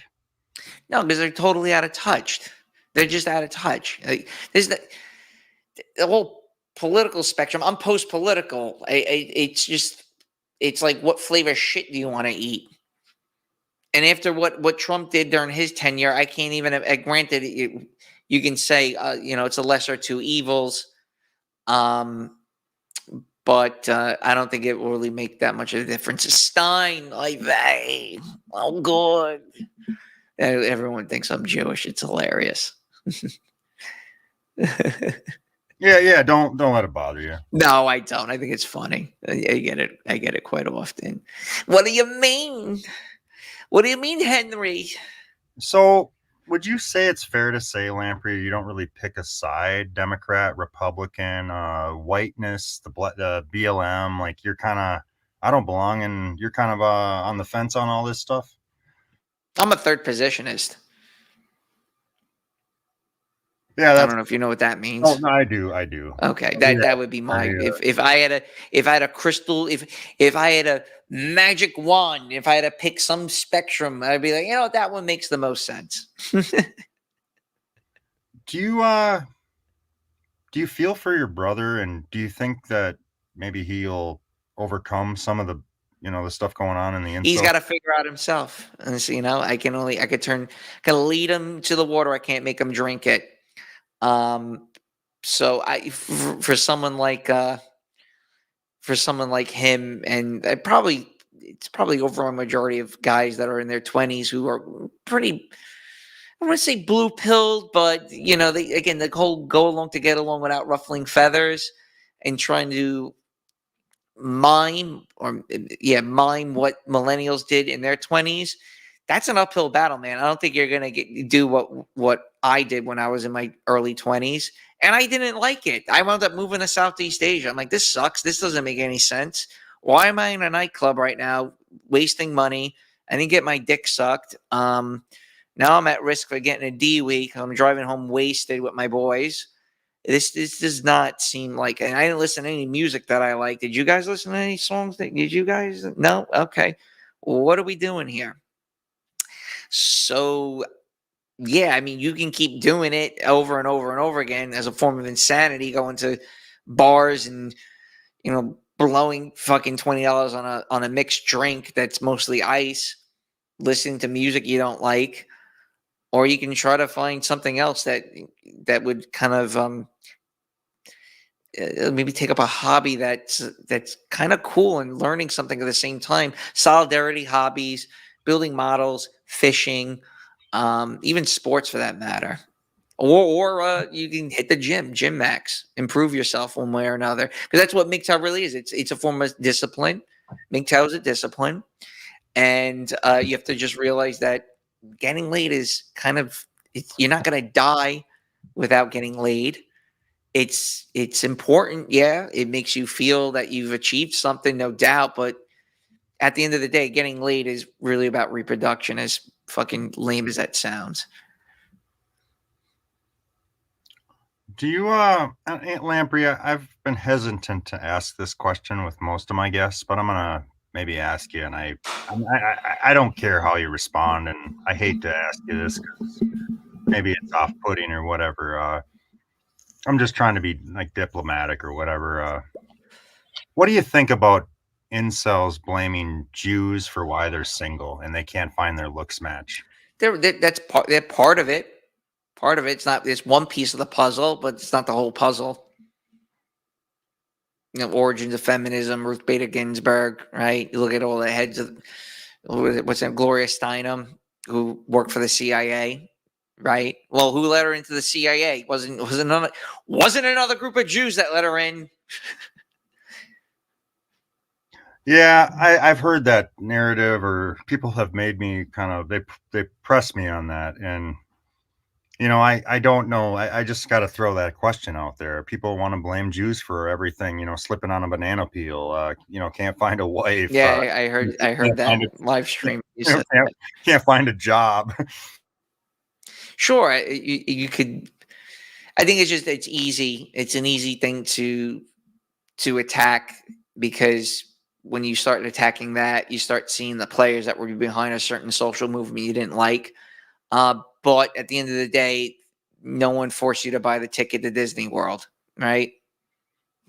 You took the ticket. Well, Lamprey, you've complained about. I don't want to misquote you. I think you've complained about the South and being kind of maybe not fitting in.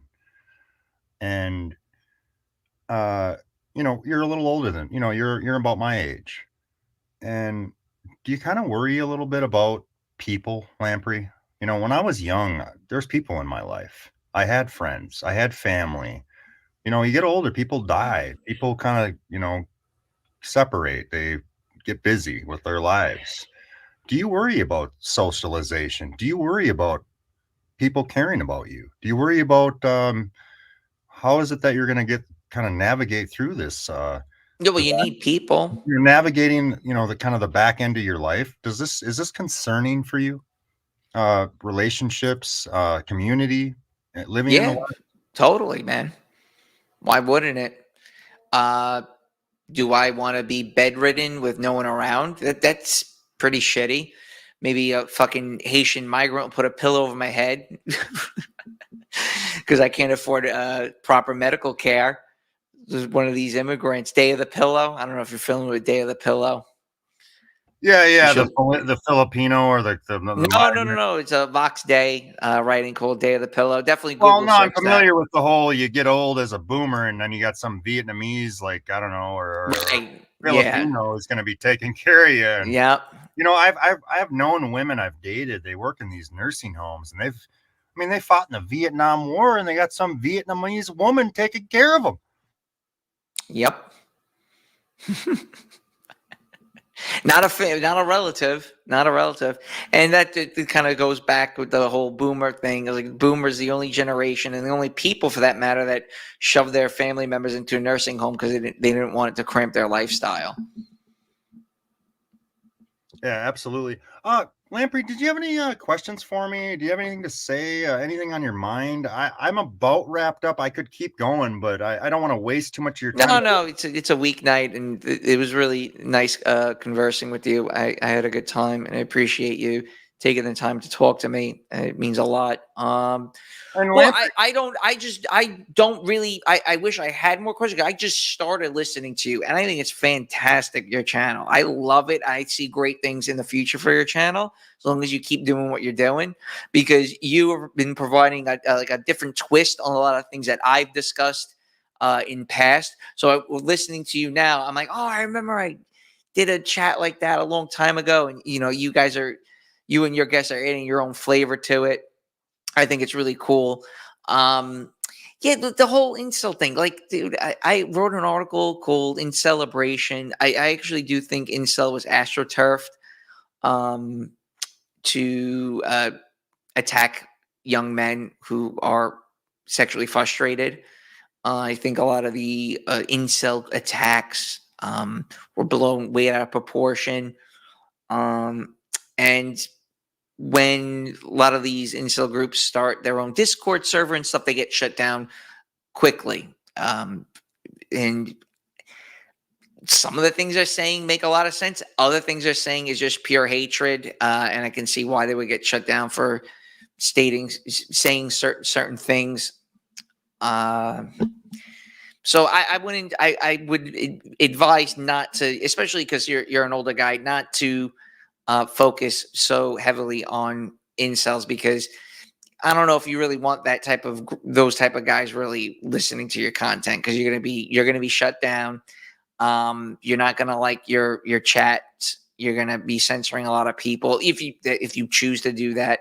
But I know when I did my chat with first in Selmatics, I brought a lot of people over from his channel onto mine, and my wrenches were just going haywire. Like, yeah, no, we're not talking about that. No, we're not doing that. No, we don't want to get censored. Thank you very much. And eventually they just went away, because a lot of them just speak out their fucking ass, like your boy Henry here, where he clearly has no idea what he's talking about, and that's adorable. I give him credit. So they kind of get stuck in this echo chamber. No, you got to do a rhinoplasty and you lift weights and drive a BMW. And I just cannot deal with that type of stuff, because when you're dealing with someone in their early 20s, they think they know it all already. And even when I was that age, I kind of thought I knew it all. And you always need that older person or someone who's at least a little bit more worldly or educated to kind of tell you to shut the fuck up. Lamprey, I appreciate your the praise for my channel. I'm not trying to be a hot shot. I just think this stuff's important, and I expect it to be banned by now. I'm not yet, but when I do get banned, I'm going to be okay with it, because then I get to just go golf. Fuck Well, this. let me say, so everyone loves Steve Holka. You guys all love Steve. You don't know anything about Steve. You don't know a single fucking thing about him. You don't. You don't know his life. You don't know his story. He's a voice on the internet, right? Yeah, So Lamprey, yeah. I'm about done, and I always like to do this at the end of a stream. I want to ask you about some figures. I'm going to throw some names at you. We can wrap it up. I'd like you to stay on, though. I'd like to talk to you after the stream's over. Yeah, sure. Before we end the stream, I'm going to throw some names at you, and I'd just like you to respond in any way you'd like to. The first name I'm going to throw at you is going to be Steve Saylor. I don't like him. I very boomerish. If that's appropriate for him. I don't even know if he's a boomer. I read some of his articles. Seems to really. I don't know if he talks a lot about black people or writes about black people. I know that was kind of his shtick 5 or 6 years ago. He's okay. He's just not my flavor. I'm going to throw Saint Hamoudi. What do you think of Saint Hamoudi? No idea who that is. You're going to have to send that to me. Who is he? He's the kind of the original Black Pillar.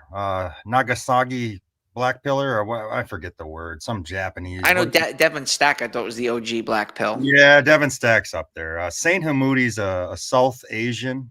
He's a troll on the internet.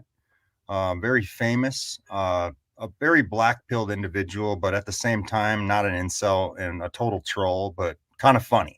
I just figured I'd throw that name at you. I'll throw some more at you. What do you think about Luke Ford? Horrible. Hate him. Scumbag. Anything else to say? Yeah, I really don't like that guy.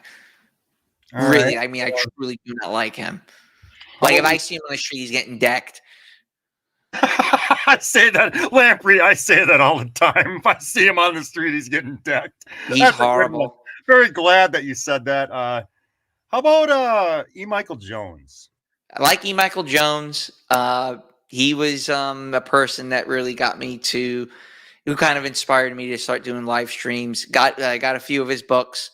Really good, fantastic. Slaughter of the Cities is an absolute it's an absolute must read, because that really tells you a lot about why white people are the way they are, and kind of circles back to what we were discussing earlier about what is white and why we were talking about the plight of white people. Definitely read that book to understand that topic. Lamprey, before we move on to the next person I'm going to name, what do you say to Wignats and white nationalists who say that E. Michael Jones is an anti-white piece of shit?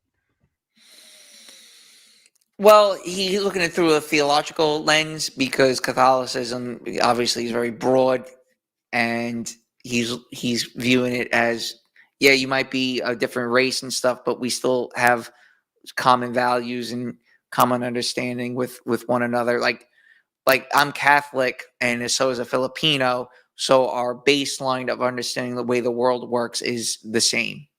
So that makes things much easier for people to get along. What do you think about Hell by the Dashboard Light? He's cool. I love Hell. He's I only got to do 1 or 2 chats with him. When he talks about shit kickers and just men just loafing around, man, those chats were his best, because I can resonate what he's trying to convey to his listeners. So I'm a big fan of Hell by the Dashboard. You know, I hope to talk to Hell by the Dashboard Light. Good luck. He's very hard to get in touch with. Yeah, he's and I just want to praise Hell by the Dashboard Light. I'm a big fan of radio, and anybody who can do a solo stream or do a solo show and rant into the ether and really entertain people and keep people thinking, that man is an absolute eccentric genius. And I'd be glad to have I hope to one day talk to him. He's a fucking phenomenal, interesting fella, and he's next level.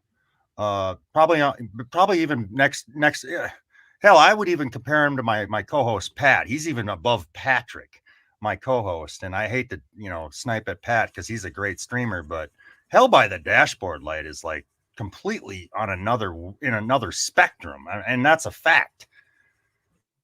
Yeah, high IQ conversations with himself, good tangents that he goes on from his car, and again, what his social observations are right aligned with my social observations. So anything, 90% of what he says, I agree with, and I like the way he puts. I'm a little bit more of a Spurg than he is. So when he starts talking about a topic that I tried discussing, he adds a lot of season to it that I wish I had the ability to do. Lamprey, what do you think about Incelmatics and Mr. First from Incelmatics putting out that documentary? Oh, his documentary is really good. I talk with First often. My only gripe with First, and Steve's gonna echo my sentiments, is he doesn't tell us who he is. So that's why me and Steve kind of keep him at an arm's length distance. Because I don't know anything about him. I'd be like, dude, where are you from? How old are you? What's your deal? Doesn't respond. Okay, well, I'm not really gonna have a conversation with you then. In personal. Yeah, I like to get personal with a lot of my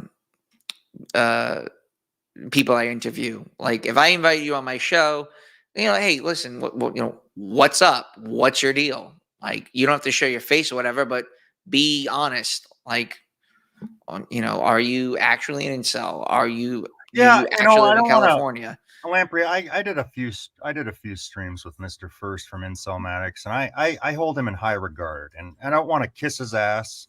and I don't want to be too critical. I think he's a very measured man, and he has great talking points, and maybe meets people in the middle. He's trying to be diplomatic. He's trying to be I would say he's for the normie consumption, but at the same time way off into the into no man's land. So I really kind of like the guy. He's a good YouTuber. Fed. Yeah, fair enough. Fair enough. I'm joking. No, I'm joking. He's gonna I get so understand. mad at me when I say I do that to him Yeah. all the time. And I don't want always to. do I don't that. want to rip first. First is awesome, but I can understand criticism. Hell, everybody gets criticism. I get it all the time. People talk. He's cool. And I enjoy texting him, talking to him. He'll so I just rip on him because he's younger than me. I know he's definitely younger than me. So every time I rip on him about him being younger, he'll call me at like 3-4 o'clock in the morning on a Tuesday. Wake the fuck up! I'm like, dude, stop. So he's funny. He's a cool guy. I should do a show with him soon. He's been asking for a while. So You really should. In fact, Lamprey, I'm a little disappointed. You have not had enough good guests on your channel. That's a little disappointing. I think you're, and I hate to be critical, but maybe boomer tier's the word. And, you need to have some of these different voices. Maybe perhaps some of my guests like Western Decline and, have a conversation, because people are saying, hey, wait, this guy's fucking missing the mark. And I want to help you, man. I want to push you on the right direction. Well, I've set most of my videos to private, so maybe I'll unblock them, because that's been a request by a lot of my listeners to release all my videos from a couple of years ago. So I've interviewed, man, if I told you who I've interviewed some juggernauts. I've interviewed E. Michael Jones, Donald Jeffries, the guys over at Myth of the 20th Century. Z-Man. Oh, by the way, Lamprey, I really like those guys. I'd love to talk to those guys. Myth of the 20th Century are interesting guys. Seem like they're pretty put together. I don't imagine they're incels. They seem like they're normal, upright fellas. Yeah, so I'm tight with all of them. That's how I got started with the writings, because I hooked up with one of the Myth of the 20th Century guys, and that was the chat before Steve. Was me and Alex doing Adam doing a chat. So, and he's like the host of Myth of the 20th Century. I'm trying to think some other heavy hitters. Paul Proteus, who passed away, God rest his soul. Obviously, Sandman is someone I'm close with. I haven't spoken to him in a while. I should probably reach out. Turd Filling Monkey's another one I've interviewed probably like about a half a dozen times. So I've interviewed most heavy hitters in the Red Pill community. Someone just slipped my mind. Who's another like heavy hitter that I? Facing LMS. Yep, I done Facing LMS. Great guy. Love him. Love Facing LMS. I telling you, man, off air chatting with him. What a cool fucking dude.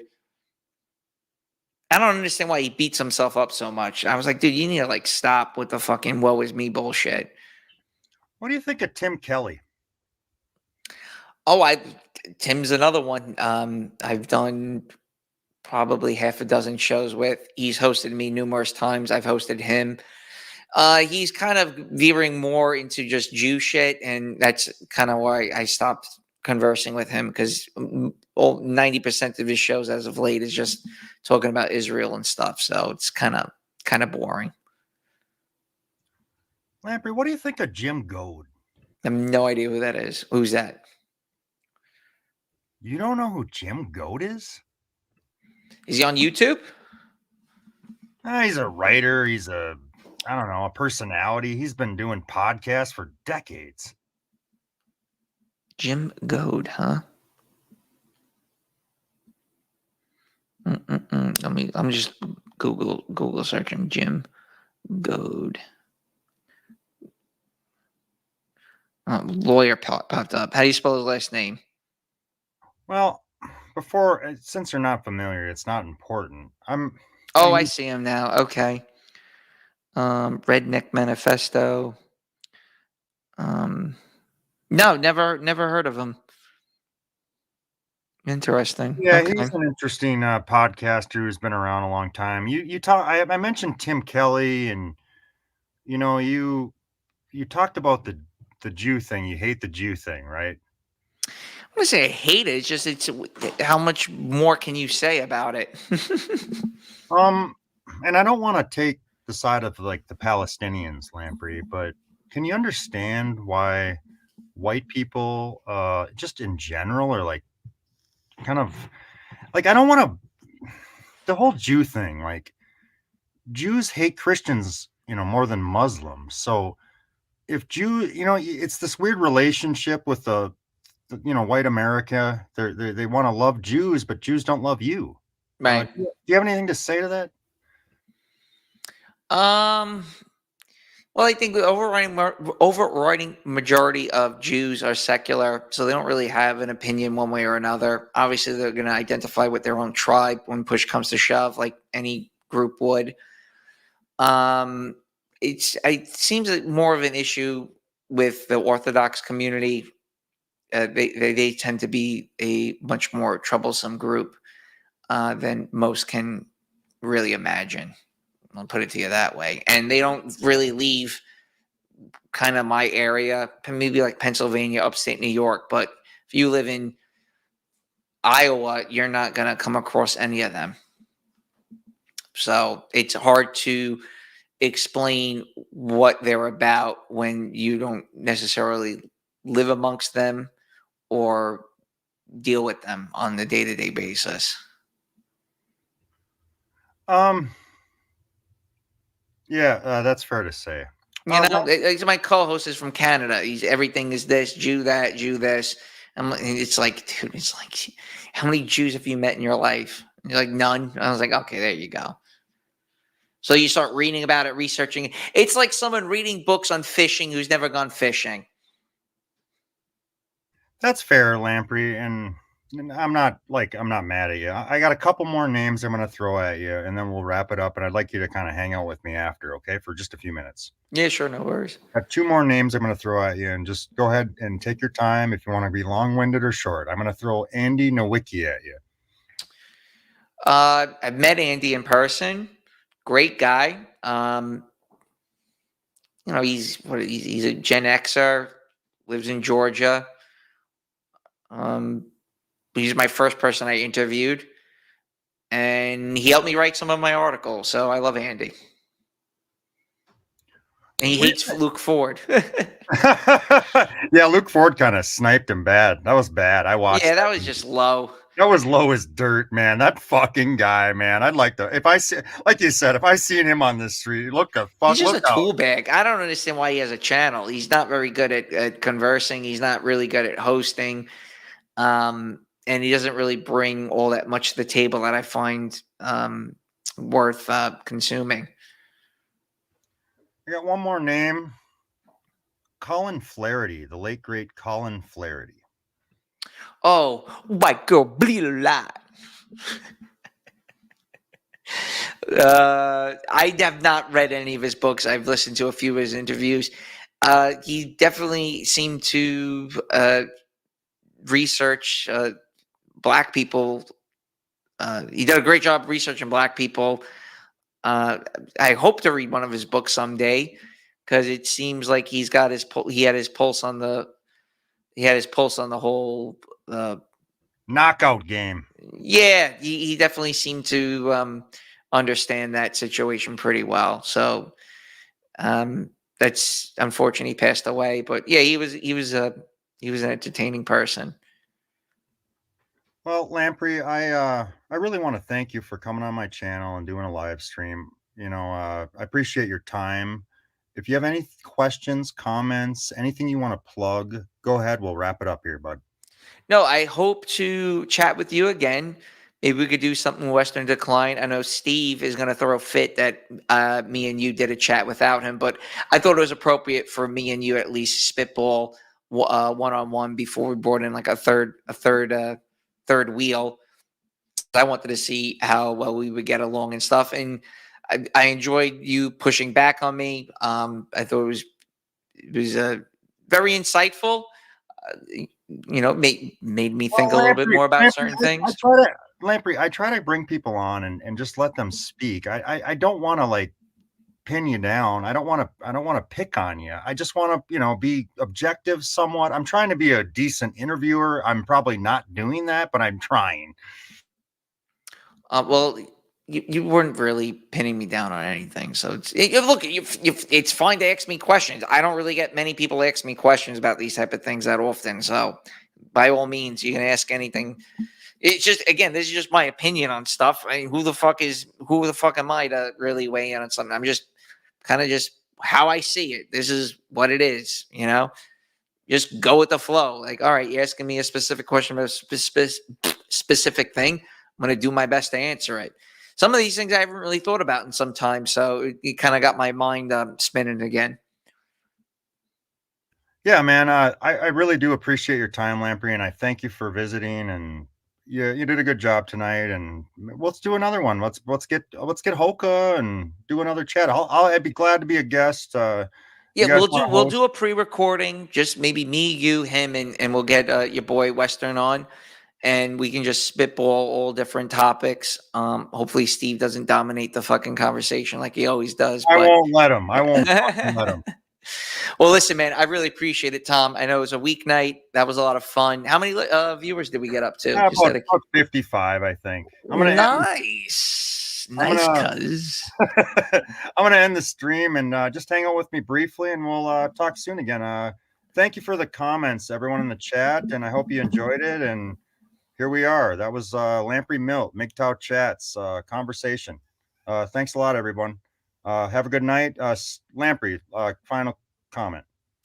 MGTOW Chats, I'm going to try uploading a little bit more frequently than I have been the past year. I'm now settled in.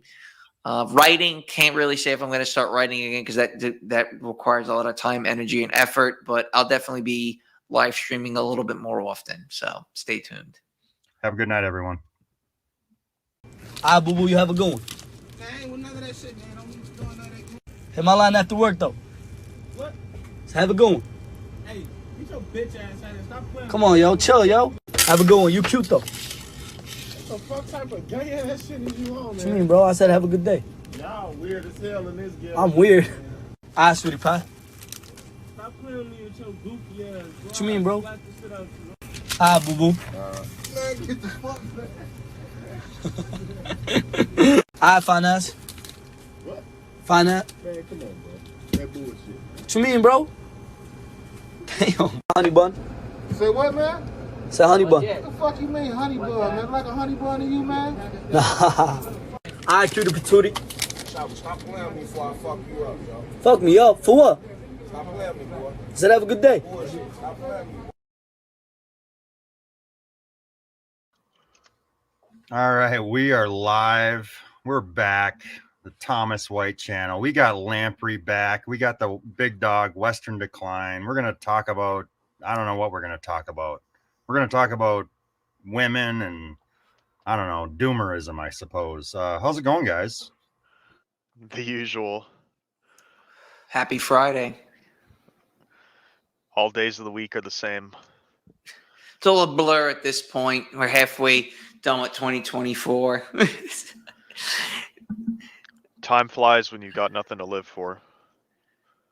Yeah, it's kind of strange. It's like, all right, got a new place, work's going good. Is this it? What's next? Seems the way human memory works is it records like major events and everything between those gets blurred together. So if you don't have any of those big things going on, it's easy for one day to blend into the next. Mm-hmm. How about you, White? Holy shit. I got, what is that, Steve Hope in the chat? Lamprey is a TFLer in denial. That must be a fucking stock account, right? Is that the real Steve Hoka in the chat? I'd have to see. I can tell you if it's the real one. How was traffic, Lamprey? We were kind of talking about you before we went live. You were away. You raced home. You rushed. You did the whole New York City traffic to get here. How'd that go for you, bud? It wasn't too bad. There's not. It's since post-COVID, it's very hard to gauge traffic anymore. So there'll be mornings where it's a breeze to get into work, and then there's other days where it's an absolute slog. Yeah, just again, before COVID, it's very easy to gauge traffic, and I guess because people, there's more shit kickers on the road at obscure hours, and then there's the whole situation where parents don't let their children go on the bus anymore, and they drive their children to school and pick them up from school. I saw that trend coming about maybe about 10 years ago or so. So you've just so many more cars on the road at different hours of the day. So again, it's very hard to gauge when you're going to hit traffic, when you're not going to hit traffic. So tonight it actually wasn't too bad. So it took me about 40 minutes to get to my domicile. I fucking hate traffic. I'd rather go sit at a bar and get drunk before I fucking deal with traffic. I don't understand why people sit in the fucking 4-lane highways. Fuck that, man. I think if you have a decent car, if you have a comfortable car, it's not that bad. If you drive an uncomfortable vehicle, it sucks. So I mean, my car's pretty damn fucking old now. It's 2 decades old, but it's a relatively pleasant ride, so I don't get exhausted driving. People not taking the bus is an interesting observation. I seen a post on Twitter the other day where a guy was talking about the increased rates of homeschooling over the last couple decades, and the number was like climbing astronomically, assuming that the information is actually true. It was something like 170,000 kids were being homeschooled in 1960, and we're up to like 5 million now. And I can't help but feel that a lot of the racial animus inside classrooms and public transportation and whatnot is responsible for these things. Parents are becoming increasingly uncomfortable leaving their children unsupervised around foreign hordes. You know, if buses or anything like the subway in a lot of these places, I wouldn't want my kids to be on them unattended either.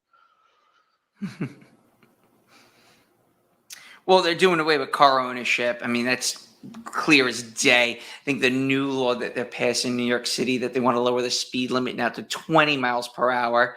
And people have gone about in covering their license plates or putting these dealer plates on their cars to avoid speed tickets and traffic light cameras.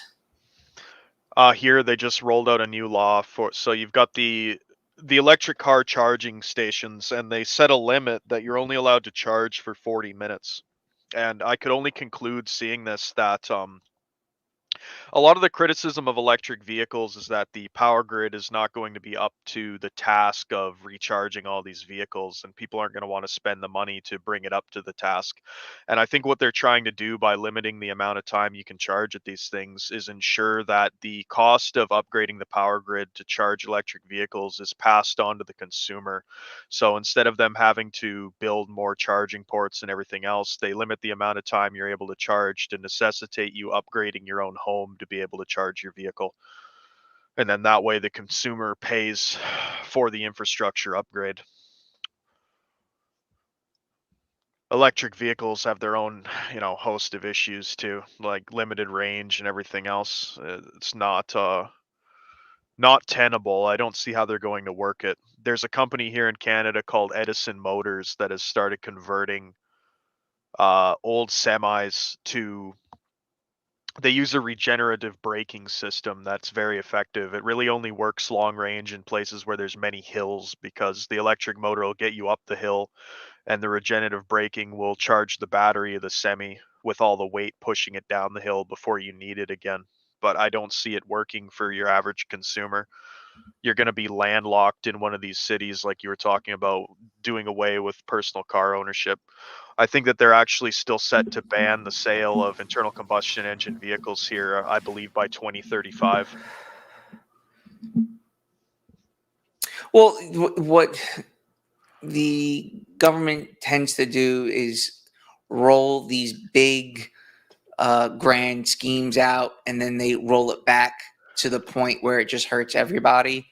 And that tends to be the case, like in California. And you can use California as like a weather vane on what's coming across the United States. So whatever California tends to roll out as far as ideological, climate change, Green New Deal, Agenda 21, whatever you want to call it. You just use California as a weather vane that's eventually going to come towards wherever you may reside. And you can say the thing about New York City. So New York City would push inward to the Midland, and then California pushes westward. So pushes eastwards. New York City pushes westwards. Is this kind of this all-encompassing utopian idea? So you're going to be a sodomite on a bicycle, going to Pilates studio, and living in a Bugman apartment. You know, it's kind of weird. I want to just step in real quick about this EV shit. I mean, the Toyota CEO rejects all this on its face. So the government can say all it wants, but the leader of Toyota is saying, like, this is not a priority. And, you know, that they're saying that all battery powered cars are just not going to be a thing, and that we can do the hybrid thing. The hybrid thing's the way forward. That's literally the CEO of Toyota. Well, the thing about Toyota is that they appeal to markets that are not North America. They've almost pulled out of the North American market. Like, they no longer offer small trucks here because of the whole legislation to make them uncompetitive. They just put out one. It's 4-wheel drive. It has like an incredible. God damn it, payload. Western Decline. I hate to interrupt, but that's the whole fucking bullshit with the tradcons, the conservatives, the right wingers, all this F-150 free market. It's literally bullshit. The F-150 is a fucking fraud. A lot of North American trucks are just shit. Some of the good ones, like F-350s, some of the Duramaxes, the Cummins, like those are the only ones worth buying. If you're buying these 1500 series trucks, you're kind of retarded. Toyota just put out, you can find like video of it. It's 4-wheel drive, it's bare bones, it like crank windows, turbo diesel 4-cylinder, and it's adjusted for American currency. It's $13,000. And we are not allowed to purchase, like, it has a bigger payload, it's more capable as a truck than an F-150, and we're not allowed to purchase them in the United States or Canada for that matter because of all these rules and everything regarding them. And I think that has a lot to do with why Toyota can so confidently avoid the whole electric vehicle nonsense, because they've already captured the market in a lot of third world countries, countries that don't have all this emissions nonsense, all the safety stuff. Like, they'll sell to the entire Middle East, they'll sell to all of Africa, they'll sell to a bunch of China, they'll sell to South America, and they'll just ignore the American market. So companies that don't have that luxury are going to be stuck with the electric nonsense. Makes a lot of sense. When I lived in Southeast Asia, Toyota was the most seen and sought after vehicle because they're indestructible. My next vehicle will more likely be a Toyota because the American cars are garbage. American cars were notorious for, big block engines, V8s, things like that. You never really wanted a Ford V4. I mean, the Ford Escort.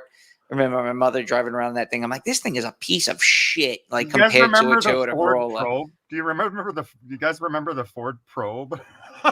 Yep. What a horrible name. Couldn't have come up with anything better. You didn't do any test marketing with that name. Like, it was already after the Roswell thing. You think they would have avoided it? Yeah, it's I drive the last American luxury sedan that was a true V8, and I don't want to give it up, but it's hard to get parts for it now, and it's fully depreciated. I used to drive one of them Grand Marquis, the Ford fucking, what do they call that? That's a Mercury.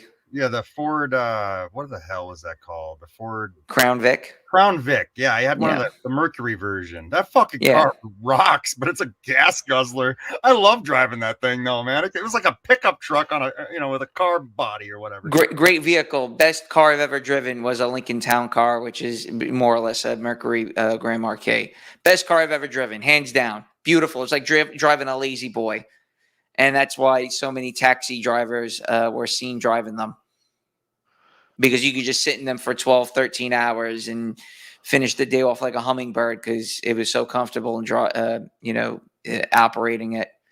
Bad on not good on curvy roads, so you wouldn't necessarily see a Crown Vic or a Lincoln Town Car in like places that would be hilly or a terrain that would have a lot of bends because you would get car sick.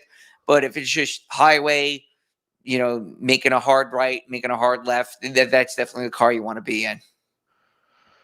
The guy in the chat talking about the Tacoma being beloved. The Tacoma is beloved, but it's beloved for being reliable in a market where nothing is reliable. Tacomas are only offered in North America. They're not sold really anywhere else. Everywhere else gets the Hilux. They're overpriced, Western. They are. They're like They are. 60 fucking grand. And Fuck that. they're not small either. They're underpowered. Like the They're not 4.0 good on V6. gas either. Yeah, they're 20 miles to the reliable, gallon on a that's about it. Tacoma. Foreign markets, even something like Australia gets the Hilux. They get a turbo diesel version of the Toyota pickup, and it's far superior in just about every way. Here in North America, we honestly get we're basically held hostage by our domestic manufacturers that pump out overpriced garbage to us while making it illegal for us to purchase anything else. Our only option is to wait for import laws. Like in Canada, it's 15 years. I want to interject. How do you guys feel about like the 2016 era with like Trump, wanting to use tariffs and kind of save American manufacturing? What do you think? What do you guys have any thoughts? Western Decline, why don't you go first? I think that a lot of these protectionist policies are why things are so shit in America in the first place. One of the few things I admire about China is their lack of copyright law. I think that a lot of these ideas of protecting people's intellectual property and their markets and everything else is complete nonsense that costs the consumer quality and money. If they had to actually compete on a global scale, they really couldn't do it. So on the one hand, you want to keep the jobs here, but on the other hand, the jobs are already gone, and I'd rather stop bailing out large shitty companies that are failing, that only hire boomers and Mexicans. And people always complain to me about you're a third worldist. You'd prefer Muslims take over the West rather than Jews. And yeah, I honestly would, because at least then I'd be able to own cheap Toyota pickups and AK-47s. I'm gonna be screwed either way, but the Muslims will give me more freedom. They just can't catch me jerking off to traps, or they'll throw me off the roof of a building or something. Lamprey, do you have a take? Kind of just building upon Western Decline's comments. Yeah, you already outsource everything, and you cuck your own industry with a lot of over-regulations and safety features and things like that. So catalytic converters, emission controls, and car inspections. It's a racket that they're just kind of nudging you towards the EV.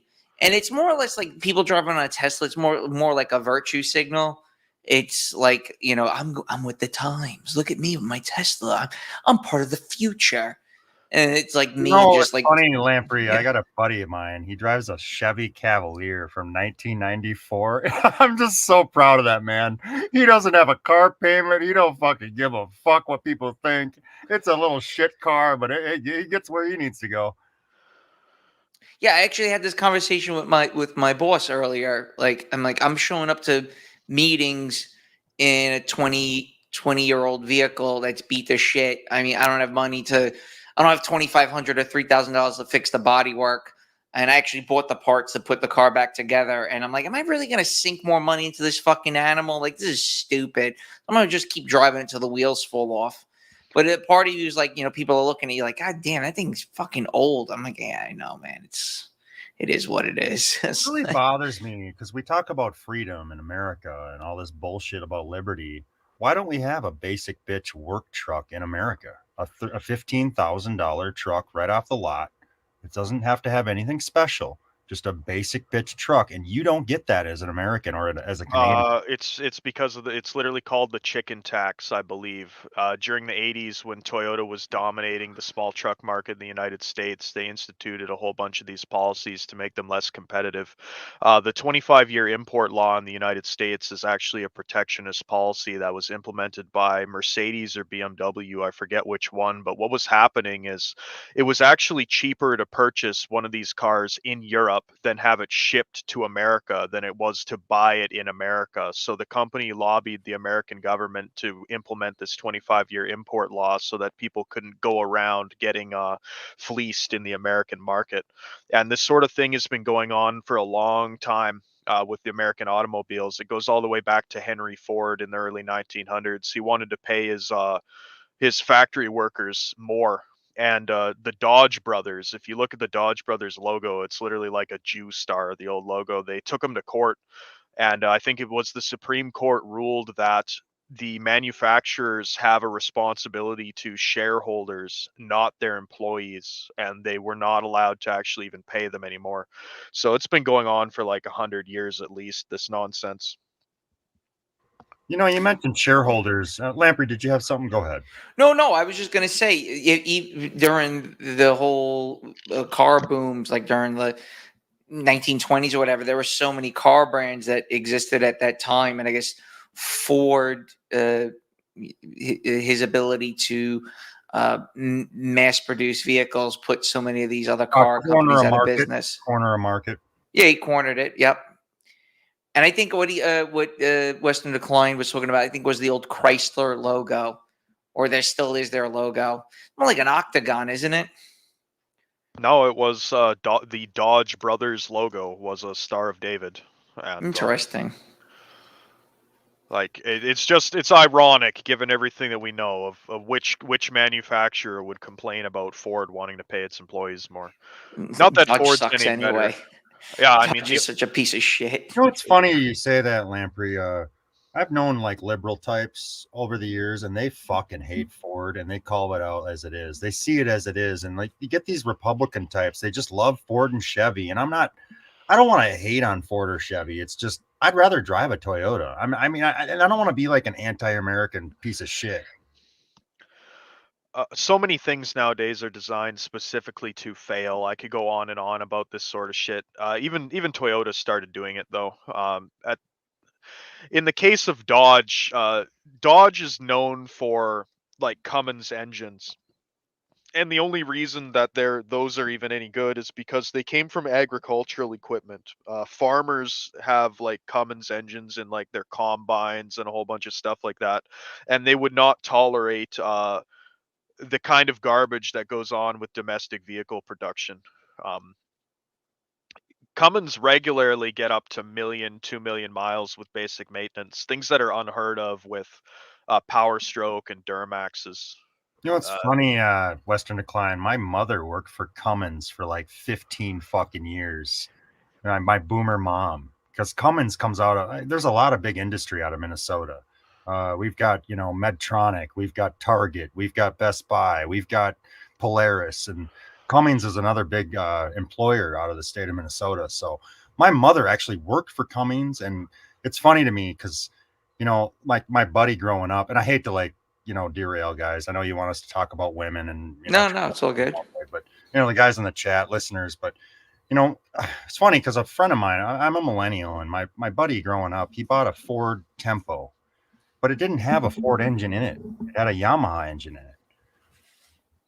It was one of those Ford shows, and my point is like his dad thought he bought a Ford, but it was really a Japanese car. Yeah, they outsourced a lot of the head design to Yamaha.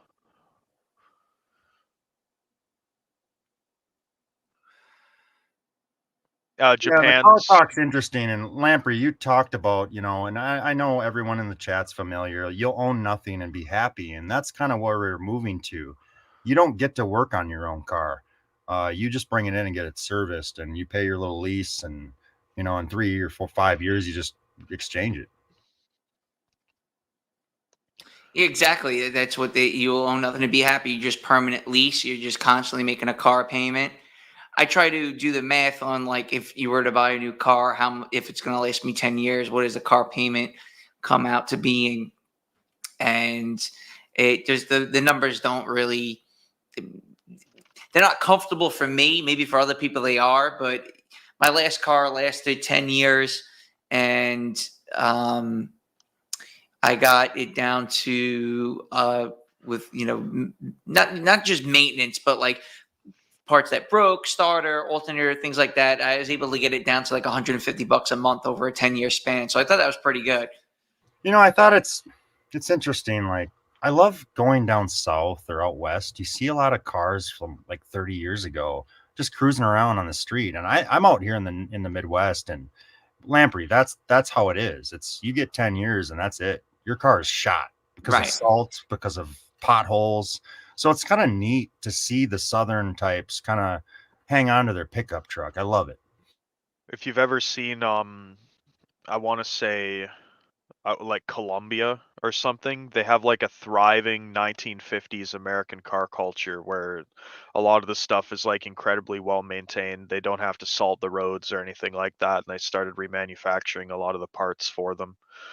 I'm a big advocate of older vehicles because they're not subject to a lot of the new laws, and they're simple enough that you can actually repair them yourself. And Cuba in most cases.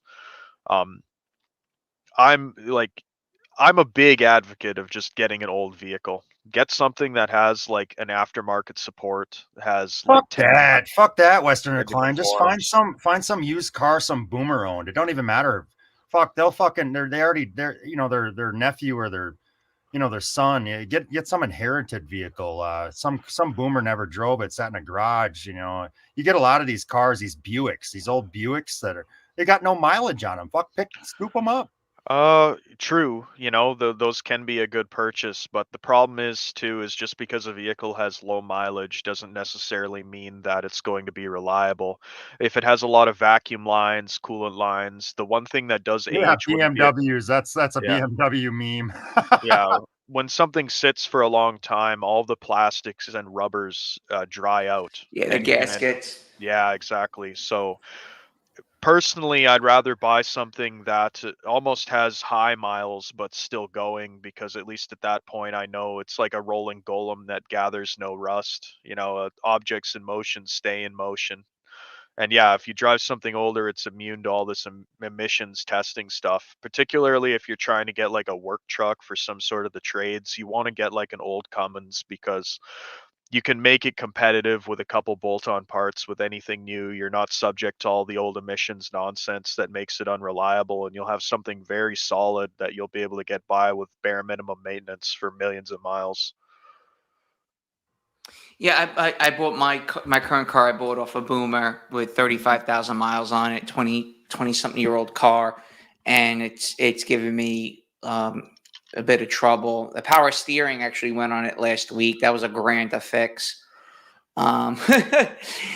So yeah, buying older with low mileage doesn't necessarily, and it was garage kept, mind you.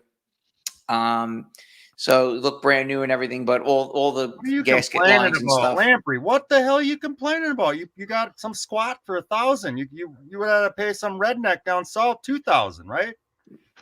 Well, I bought it in North Carolina. I bought it down south, and I brought it back up to New York.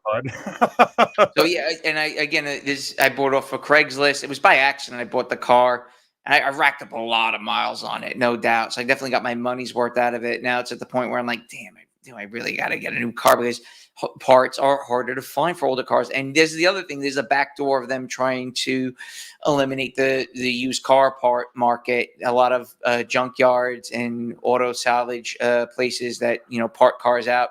They went belly up. They've been struggling financially for quite some time, and for a lot of those junkyards that have like long-term leases, or they don't necessarily own the land that they're on, those places are they're operating on very thin margins, and it's becoming harder for them to operate. So it's becoming harder to find car parts from 10, 15, 20 years ago. You can go to Rock Auto, and now I'm totally against Rock Auto because they keep sending me the wrong parts and they won't take them back.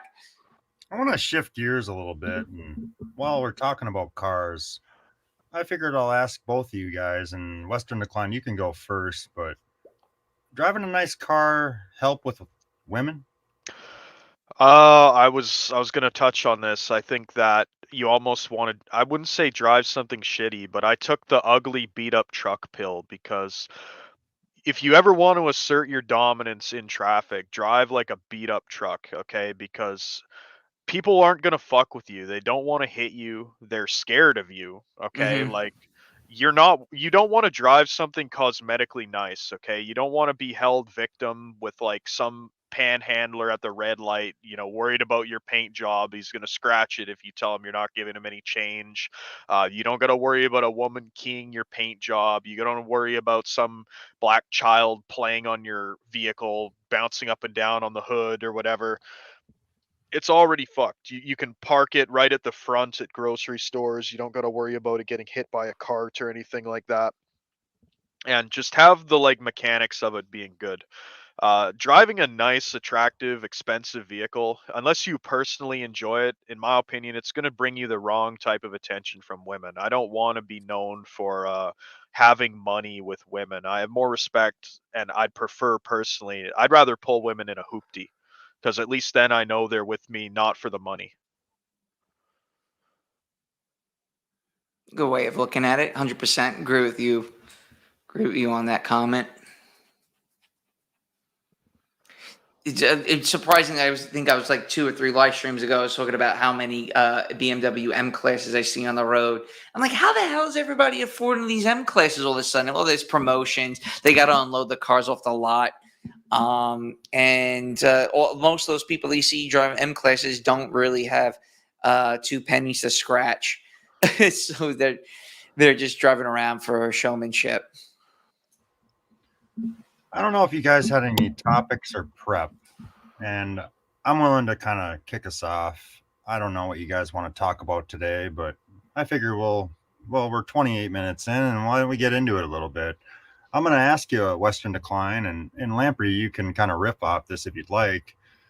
But what to do with a raw deal? What to do with a raw deal in life? We've all heard people getting mad at others getting, having a good time. People have resentment or envy. You see someone having a fun, good time and kind of makes other people angry. What do you expect? What should people in this world who have maybe gotten a raw deal, how do you expect them to respond in this current year?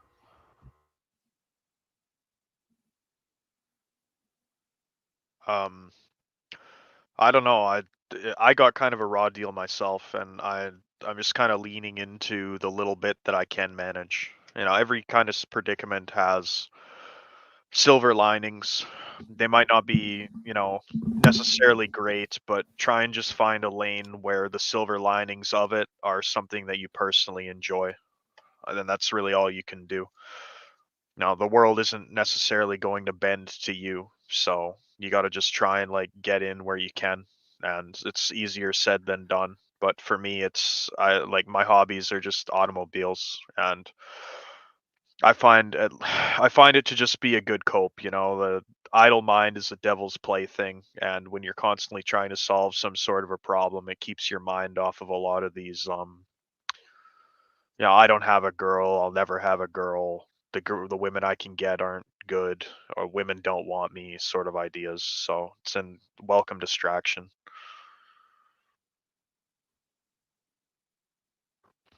What do you think, Lamprey, about maybe guys who feel like they don't, they kind of got screwed in life? How should they respond in the current year? Try to think of more positive things. There's always going to be situations that you didn't pan out, that you feel like you got a raw deal. It's just part of life. Most of the things that I got screwed over on were working related.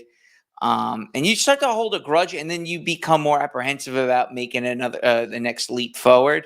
So you become more skittish when changing jobs because of bad experiences in the past, and you can't you become risk avoidant the older you get. In my experience, like looking back, 20 years ago, if something bad were to happen to me, I kind of just roll with it.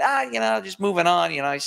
I'm young, I can roll with it, and something better will come along. And the more times bad interactions and negative things happen to you, the more risk avoidant you become. And I'm trying to break that mold and stop worrying so much about what may come of your actions, and not care so much about what others may think.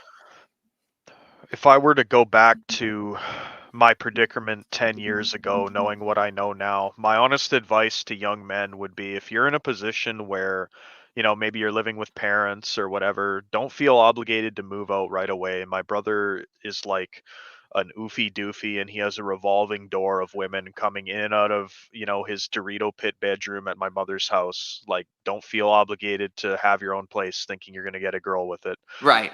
Use the fact that you have your rent paid for and you're not going to need a house in your name to do debt bombs. Okay. Like, spend a year, put all your bills on your credit card, pay it off on time, build up your credit score, get as many credit cards as you can, get like 10, 20 of them, get credit lines, max them all out, and don't make a single payment. You'll come out like 100 grand, 200 grand, maybe ahead.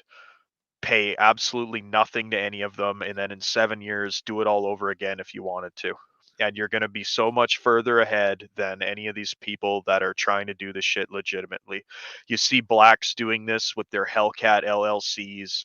You see them getting business loans for businesses that they started on You should credit. hear about the fucking Somalis getting jammed up in court right now in Minnesota with all these fucking loans and all this fucking bullshit during COVID. There's a whole lot of fraud coming down the pike, and I think I'm glad I'm not like in on that, right? Like that whole like where you did something wrong and maybe somebody's gonna come get you someday. It's like you don't know if you have a warrant out for your arrest or whatever, like, and you're hiding out. Like I don't want to live like that. And a lot of people, I think, after COVID are living like that. Like, the government's gonna come get you if you fucking screwed up. And a lot of people thought they were gonna get a free dollar. Well, I for one got COVID bucks, and they haven't come for me. And a lot of this, like, the laws aren't on the books to take care of these sort of problems. You'll be grandfathered in. There's an expression with video gaming, okay? It's called exploit early and exploit often, because you'll be grandfathered in with these sort of things, and you can only strike while the iron is hot. So when everybody else is doing these scams, that's when you get in and do them, because they can change the rules and enforce after the fact, but they can't enforce prior to them changing the rules. And as things sit right now, you can only go to prison for child support. So you can owe any amount of money to anybody. Do you, Western Decline, do you begrudge people trying to kind of quote get theirs? Like, I don't really, we talked about this with like black theft in department retail stores. Like, anybody trying to like get one over on the government or corporations or just trying to like get paid. Like, I just really don't I don't want to sound like a fucking nut, but I really don't moral fag with this stuff. Do you guys have anything to say about that? I don't care at all. I look at it as, if Uncle Sam can operate at a $3 trillion deficit or whatever, why can't you? Yeah. Well, because you become beholden to whoever your creditors are. So I think one nice aspect about being a single guy, not married, with no children and limited liabilities, is you can pick up, move easy. You can tell an employer to go fuck himself, things like that, versus someone who's has a family, who is, let us say, stable in the eyes of a employer. You're easier to manipulate and control versus a guy who's feral. I've had experiences with that in the workplace. I felt discriminated against as a single man because, especially if you're working at one of these mom and pop type places, which generally speaking is maybe a little better than a large corporation, something's got to give. And what people always want to give in a Titanic situation is a single man. The women and children come first, and if you're a man that has a wife or a wife and children, damn it! Go ahead, Western. You're viewed as a proxy stand-in for women and children. So you're not going to get your wages cut. You're not going to get your hours cut. It's going to be that's my man. problem, Western Decline. It's like you're trying to like have this preference for the small business, and I'm saying like fuck that. Work for the corporation and get yours. Like siphon that Oh, money for out. sure. You know, Like the idea that like you're gonna have this better life working for some small company, some boomer small corporation or whatever, and you got him fucking cutting corners and working you like a dog. When you got a lot of these union guys and these major corporations, they're fucking just soaking up the fucking income, buddy boyo. Oh, I don't disagree with any of that. My point would just be that even in these sometimes working for the small mom and pop shop is better because you can kind of cut corners as well. You know, they'll turn a blind eye to you working on your own stuff. You know, when business is slow, you know, you can kind of use company equipment for your own ends, that sort of thing. But generally speaking, like when I start looking for a wagey cage again, okay, like I'm gonna be lying to my employer. I'm gonna be mass applying with AI writing my resume and cover letters. I'm going to be telling employers that, oh, you know, that's an excellent wage offer, but unfortunately I can't feed my wife and, you know, the triplets that we have on the way on that money. So I'm going to have to decline. I'm going to invent an entire fictitious family to justify haggling for higher wages. So I'd recommend doing the same to other guys because you're Western Decline, I want to read a comment in the chat a while back, and I think it's a Steve Hoka impersonator, but I want you to respond. I'm going to read the chat and I want you to respond for me. Okay, Thomas, if you're this 6'3" Anglo and have no problem getting laid, then why are you here? Are you a troll? What do you say to that, Western Decline? Because I can say many things. I can say my dad's 6'5" and he's divorced twice and he's a boomer. How am I supposed to make it in this world if Hulk Hogan is fucking divorced? Fuck you. Like the idea. And by the way, I'm not an Anglo. I'm a Norwegian kind of mutt white guy. I don't know if that's Anglo. Is Norwegian Anglo? I don't know. I'm a Northerner, a Nordic. I'm a Nordic white guy, mixed race or mixed white guy. I got some Irish in me. I got a little British, Irish, a little German, but mostly Norwegian. But because I'm tall and I'm a white guy, that I shouldn't be here. Am I a troll, Western Decline? I would just say that you know, the little broomstick answered it already. You know, height's necessary but not sufficient. Having these things is no guarantee of success, and especially if you're a white guy, like people are free to have their disagreements, but I don't think there's a race of men on the earth right now that are disliked more by their own women than white guys. Uh, Dashboard has covered this extensively, and there's a quote from uh, Chris Langan that talks about how white women were co-opted into the progressive stack by being told that, you know, they could join, but they had to attack the oppressors. And you have non-whites, you have homosexuals, you have women, and the only target left to, you know, decry for oppressing you is white men. And white women took the bait, hook, line, and sinker. And I mean, Asian men, I Wait a respectfully minute, Western disagree. Decline. You mentioned Chris Langan. I always like to Yeah. talk about people on the internet, and you mentioned him. I'm curious what Lamprey thinks of Langan. I don't know who he is. What? Not You a don't know clue. who Chris Langan? He's the smartest man in America. He's literally Oh, like he's fantastic. If then I think I know. Yep, I know who you're talking about. He's awesome. I think it's funny that he's a fucking what was he doing bouncing at a bar? That's really telling, guys. Like we're living in a weird world where a guy like that's doing bouncing at a bar as a job, like, and black women are at NASA or whatever.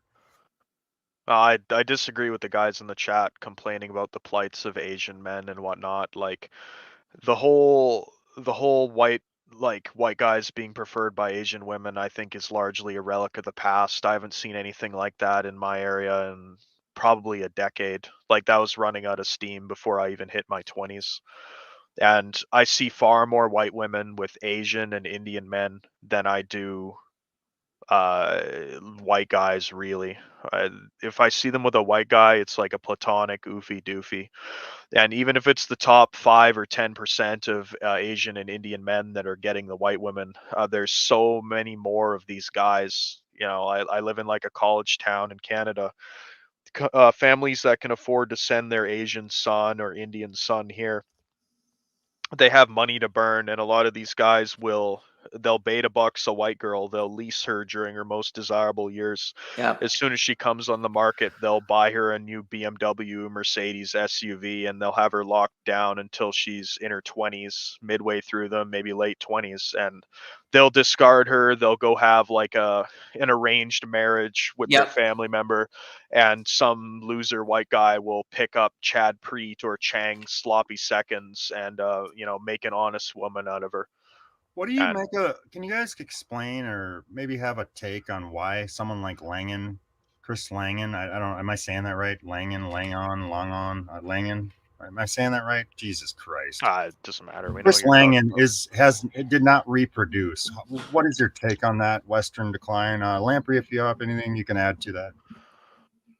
My take is Dashboard's take, where if you look at the IQ distribution by gender, your average woman is smarter than your average man. And women are the midwit gender, men are the genius and retard gender. So your average woman goes through life feeling very confident about her ability to manipulate men because 9 times out of 10 she gets away with it. And at best, if you're a very intelligent man, you're going to be seen as a challenge, an anomaly, a novelty, and that's going to wear thin very quickly. All it takes is a couple times of that woman not getting her way or getting her ego bruised, and it's going to be an uncomfortable position for her because she's not going to have any strengths compared to you. So that's why I think Langan struggles, because how's a woman going to manipulate Langan into doing her bidding? You have anything to say, Lamprey? No, he's 100% right. I think a lot of guys on this side of the Great Divide are too complicated for the average woman, because a lot of men have their own ideas on what they want out of life. They kind of not. They'll go with the flow to a point to appease a woman, but then there's certain red lines that can't be crossed, and the guy will just be like, "Fuck this isn't worth the headache," and you're kind of just disrespecting me and challenging me in different ways that I don't really like to be challenged, and I'd rather just go home and eat a Red Baron pizza. The juice ain't worth the squeeze. I mean, that's at the end of the day. Like, you want me to do this? You want me to do that? Well, what's the payoff? You? No, that's not really a good payoff. That's a liability for what it is I'm trying to accomplish. The go home and eat a pizza comment reminds me of a meme. It's a guy sitting in his car eating Little Caesars, and it's captioned with, "This stuff is so delicious when you don't have a bitch in your ear telling you it's disgusting." And I think that that's the case for a lot of things in life, where a lot of us guys, we might have some aristocratic tastes in whatever our particular field of interest is, but for most things in life, we're more or less minimalists and can get by with a lot less. And women are not content with that at all. Women get on this materialism treadmill. They always want more and more. They experience extreme lifestyle inflation. I witnessed this with my younger sister. She used to be like a normal person, but after being wined and dined too many times at $500 a plate like steakhouses. Oh, it wasn't a Red Lobster? No, she can't enjoy anything anymore. She's addicted to this like bougie lifestyle, and Right. I don't want to be around when she's finally cast off of the cock carousel, and she's not going to be able to afford these things for herself. She's only enjoying them right now because people will pay to play with her. So Damn. There's a black pill. We got somebody in the chat says, after George Floyd, I can honestly say Asian and white women don't want to be seen with white men. Do you have a response to that, Western Decline or Lamprey? Oh, I agree. White men are the lowest on the totem pole that there is, and the only way you can avoid that position is by being homosexual or trans. Maybe if you're like crippled as well, the more strikes against you, the better you can escape. A lot of that has to do with luxury living. Okay, so you talk about the miscegenation things, white girls, black men. They just treat them as a trinket, as an extension. It's virtue signaling. You don't really give a flying fuck about him. It's just it's like a novelty to her. And a white guy is gonna kind of be a buttress to this idea. It's like, no, we're not doing any of that. This is what we're gonna do, and if you don't like it, then fuck off. Well, then she fucks off, and then she goes finds another beta, whatever race he might be, to placate, to gas her up, to tell her that the economy's run on fucking pixie dust, and love is love, and open borders is wonderful. Guys that have a kind of a general grasp of reality don't necessarily agree with any of that. It reminds me of a story. I think I was like 24, 23, 24, and I befriended this younger kid. He was like 17 or 18. He just always wanted to hang out with me. Really cool kid. He's a well-accomplished musician, and I hope he's doing really well for himself. I haven't spoken to him in over 10 years, but he always wanted to hang out in my apartment and play video games and Call of Duty. And then I kind of started like pushing some red pill shit on him, right? So I started showing him jihad videos in Syria. He's like, oh my God, this is what it's like going on in Syria. I go, fuck yeah, this is what's happening in Syria. So, we started getting all into it. And then I played him this lecture on Agenda 21. And we watched the whole thing. And he absorbed it. He couldn't believe what he was watching. And he's like, oh, that's happening right here. Oh, that's happening in the town over. Blah, blah, blah. I go, yeah, man, this is what's really going down. So naturally, I'm 5-6 years older than him. And he has his friends that are more of his age, smoking pot, jerking around, drinking beers in a parking lot, whatever, right? And a lot of women find him really attractive because he's a musician. He's really tall. And he started talking in the same vein of what I was explaining to him about the world. So he would regurgitate, echo a lot of my sentiments and about the world and a lot of things about Agenda 21. And, a couple of days later, he comes visits me and he says, hey, man, I want to let you know that I told my friends and I showed my friends some of those videos and they were really scared. Like they don't even want to talk to me anymore. And I just started laughing. I go, yeah, man, don't be showing that to your normie friends. All right.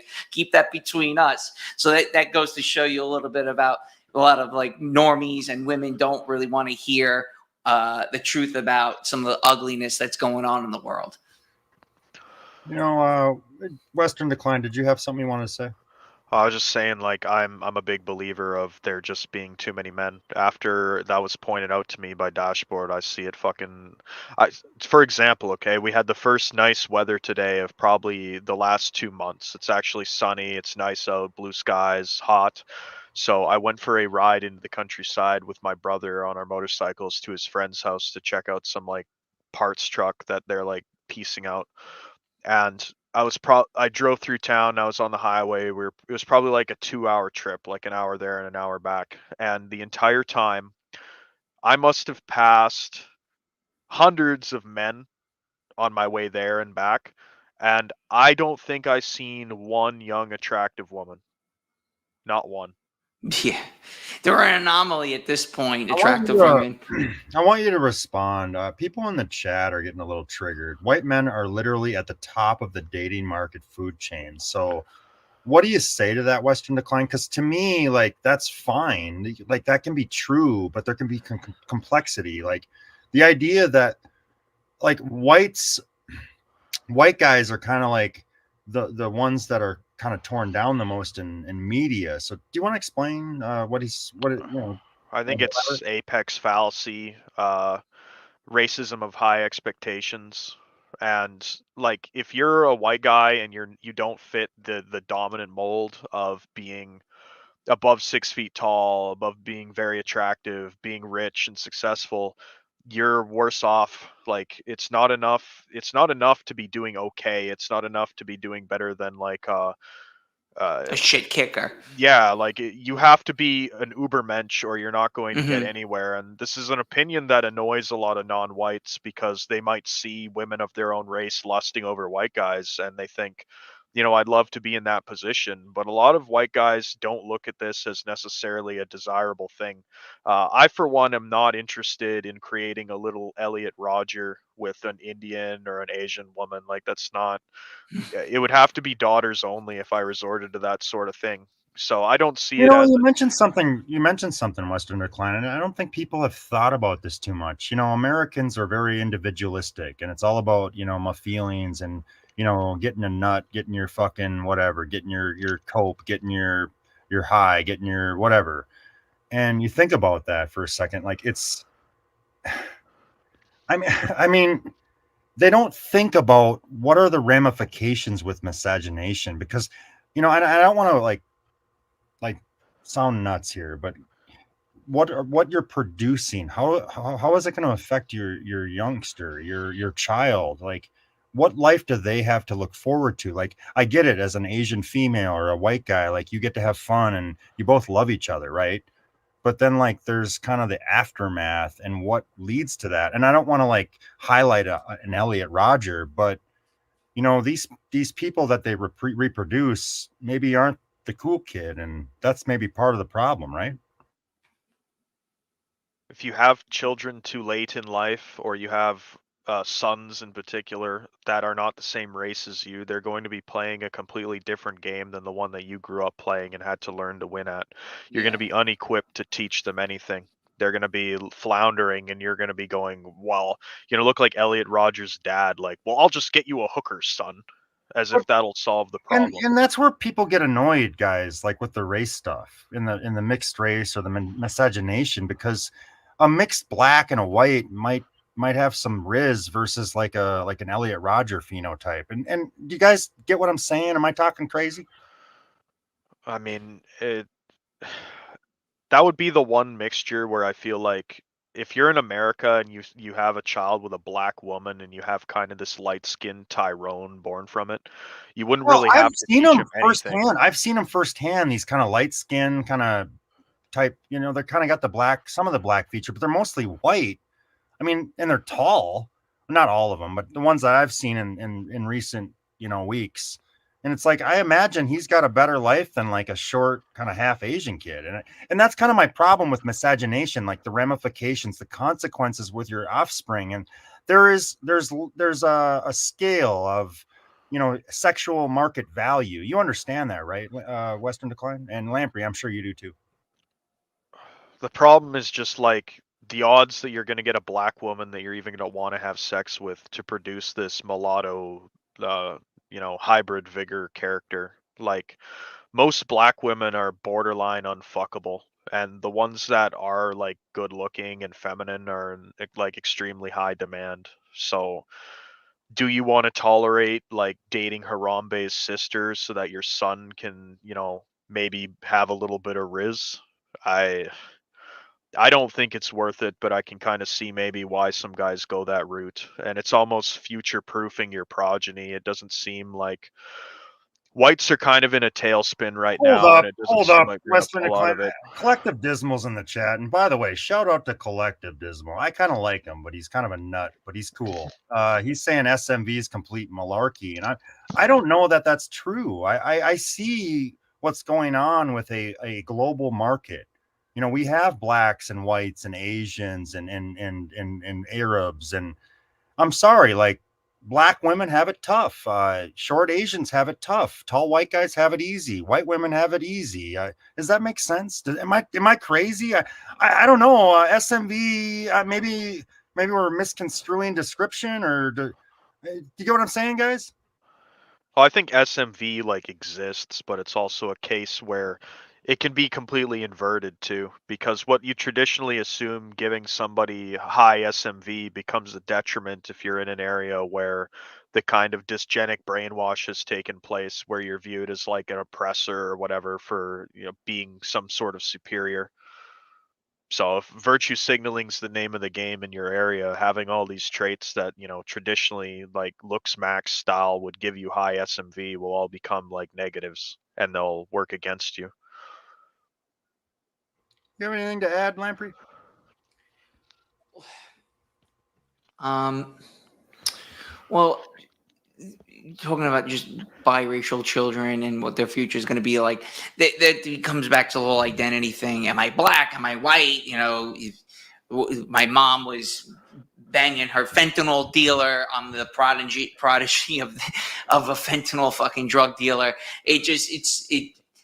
the child grows up with identity issues in the long run, and they tend to gravitate towards a lot of the wokeism. I mean, if you take a look at a lot of the young people that do gravitate towards these things, you can see that it's young people that lack some type of identity, so they just gravitate towards whatever the prevailing drumbeat is of the ethos, the culture at large, per se. I've got a video I want to share and have us react to. I have not seen this video, and I figured that maybe we would just kind of have us all kind of have a fresh react to it, if that's all right. You guys ready? Shoot. All right. We're going to do it. Let's do it. Let's get it. Here we go.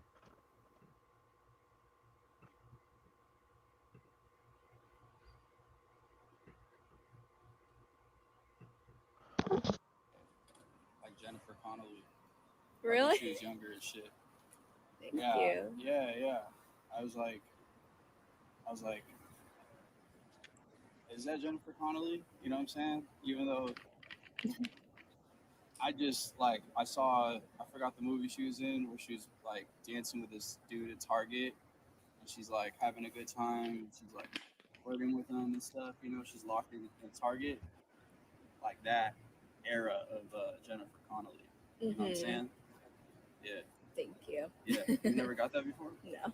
Nobody's ever told you look like Jennifer Connelly, man. Mm-mm. That's messed up. Because I feel like Thank you. everybody knows it. Everybody's thinking that. But maybe they're just too shy or something to say that to you, you know, to make you like, you know, to give you too much, you know what I'm saying, approval. But Thank you. yeah, for sure. What are you drinking? A latte. I drink tea. You know what I'm saying? You ever drink tea? Yeah. It's better than coffee because it gives you more of a relaxed, more of a social vibe, because you kind of crash a little bit from the caffeine from coffee. The caffeine from the tea it's like a gradual hits your bloodstream. Gotcha. Well, Yeah, thank you. You have a yeah. good one. All right. That's one thing I don't like, though. I don't like when girls try to, you know, but I mean, I'll go. You feel me? I'll go. But Okay. all right. I don't like that shit, though. All right. Be cool.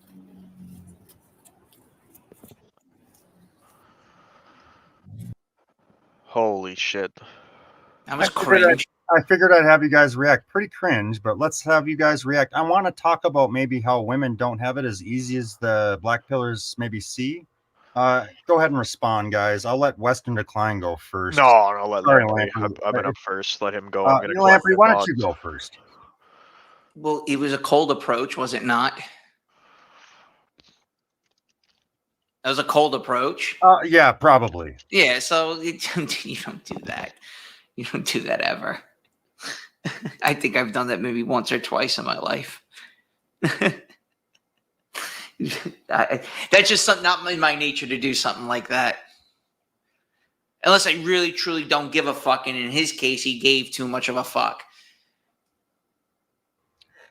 Anything to say, Western Decline? I don't want to like kiss. I don't want to be a simp, but maybe women do kind of face struggles in society where being approached constantly by so and so. I'd point out to the naysayers in the chat, look at the races of the people in the video. That's a white guy being done dirty by a white woman. You know, she's uploading his humiliation for the rest of the world to see. You know, the guy's approach was obviously terrible. You're going to sit there and, like, you know, compliment her saying she looks like a sex symbol from 50 years ago that she doesn't even fucking know about. Like, of course, that's not going to hit home. And this goes to like Dashboard's point where he really angered her when he started telling her, like, basically mansplaining, telling her like, oh, you shouldn't drink lattes, like tea is better. Like, women don't want to hear that shit, you know, like they really don't. They don't want to be told how to do anything. They view themselves as like the superior gender. Like they want to run the show. And boyos, if you see a woman fucking take her, like if she's even looking at her phone, if she pulls her phone out while you're interacting with her, just leave. Like, I don't know how guys are so ignorant to this. Like, it seems like guys in gyms have clued into, they don't even look at women anymore because they don't want to end up in one of these style of videos. Like, the second she pulls her phone out, get the fuck out of there. Don't sit there and, like, there was enough signs, but the phone is, like, the guaranteed one. Yeah. I just thought that, I mean, I never seen it, but I just knew it was going to be like way off the charts cringe. So I had to like save it for a fresh react. And I'm not trying to like simp for women, but can you see that angle, guys? Where like we live in the, and maybe like I shouldn't even be like trying to take like a devil's advocate. Like, think about it. Like, wait a minute, you should just be at home having children anyway.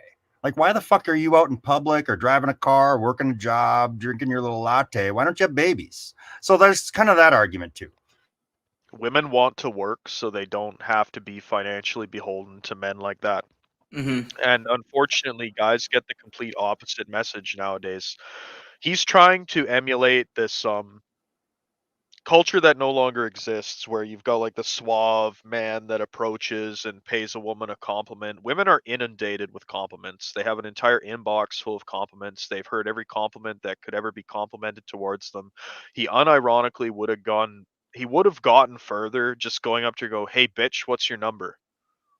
That honestly would have gotten him further than that approach.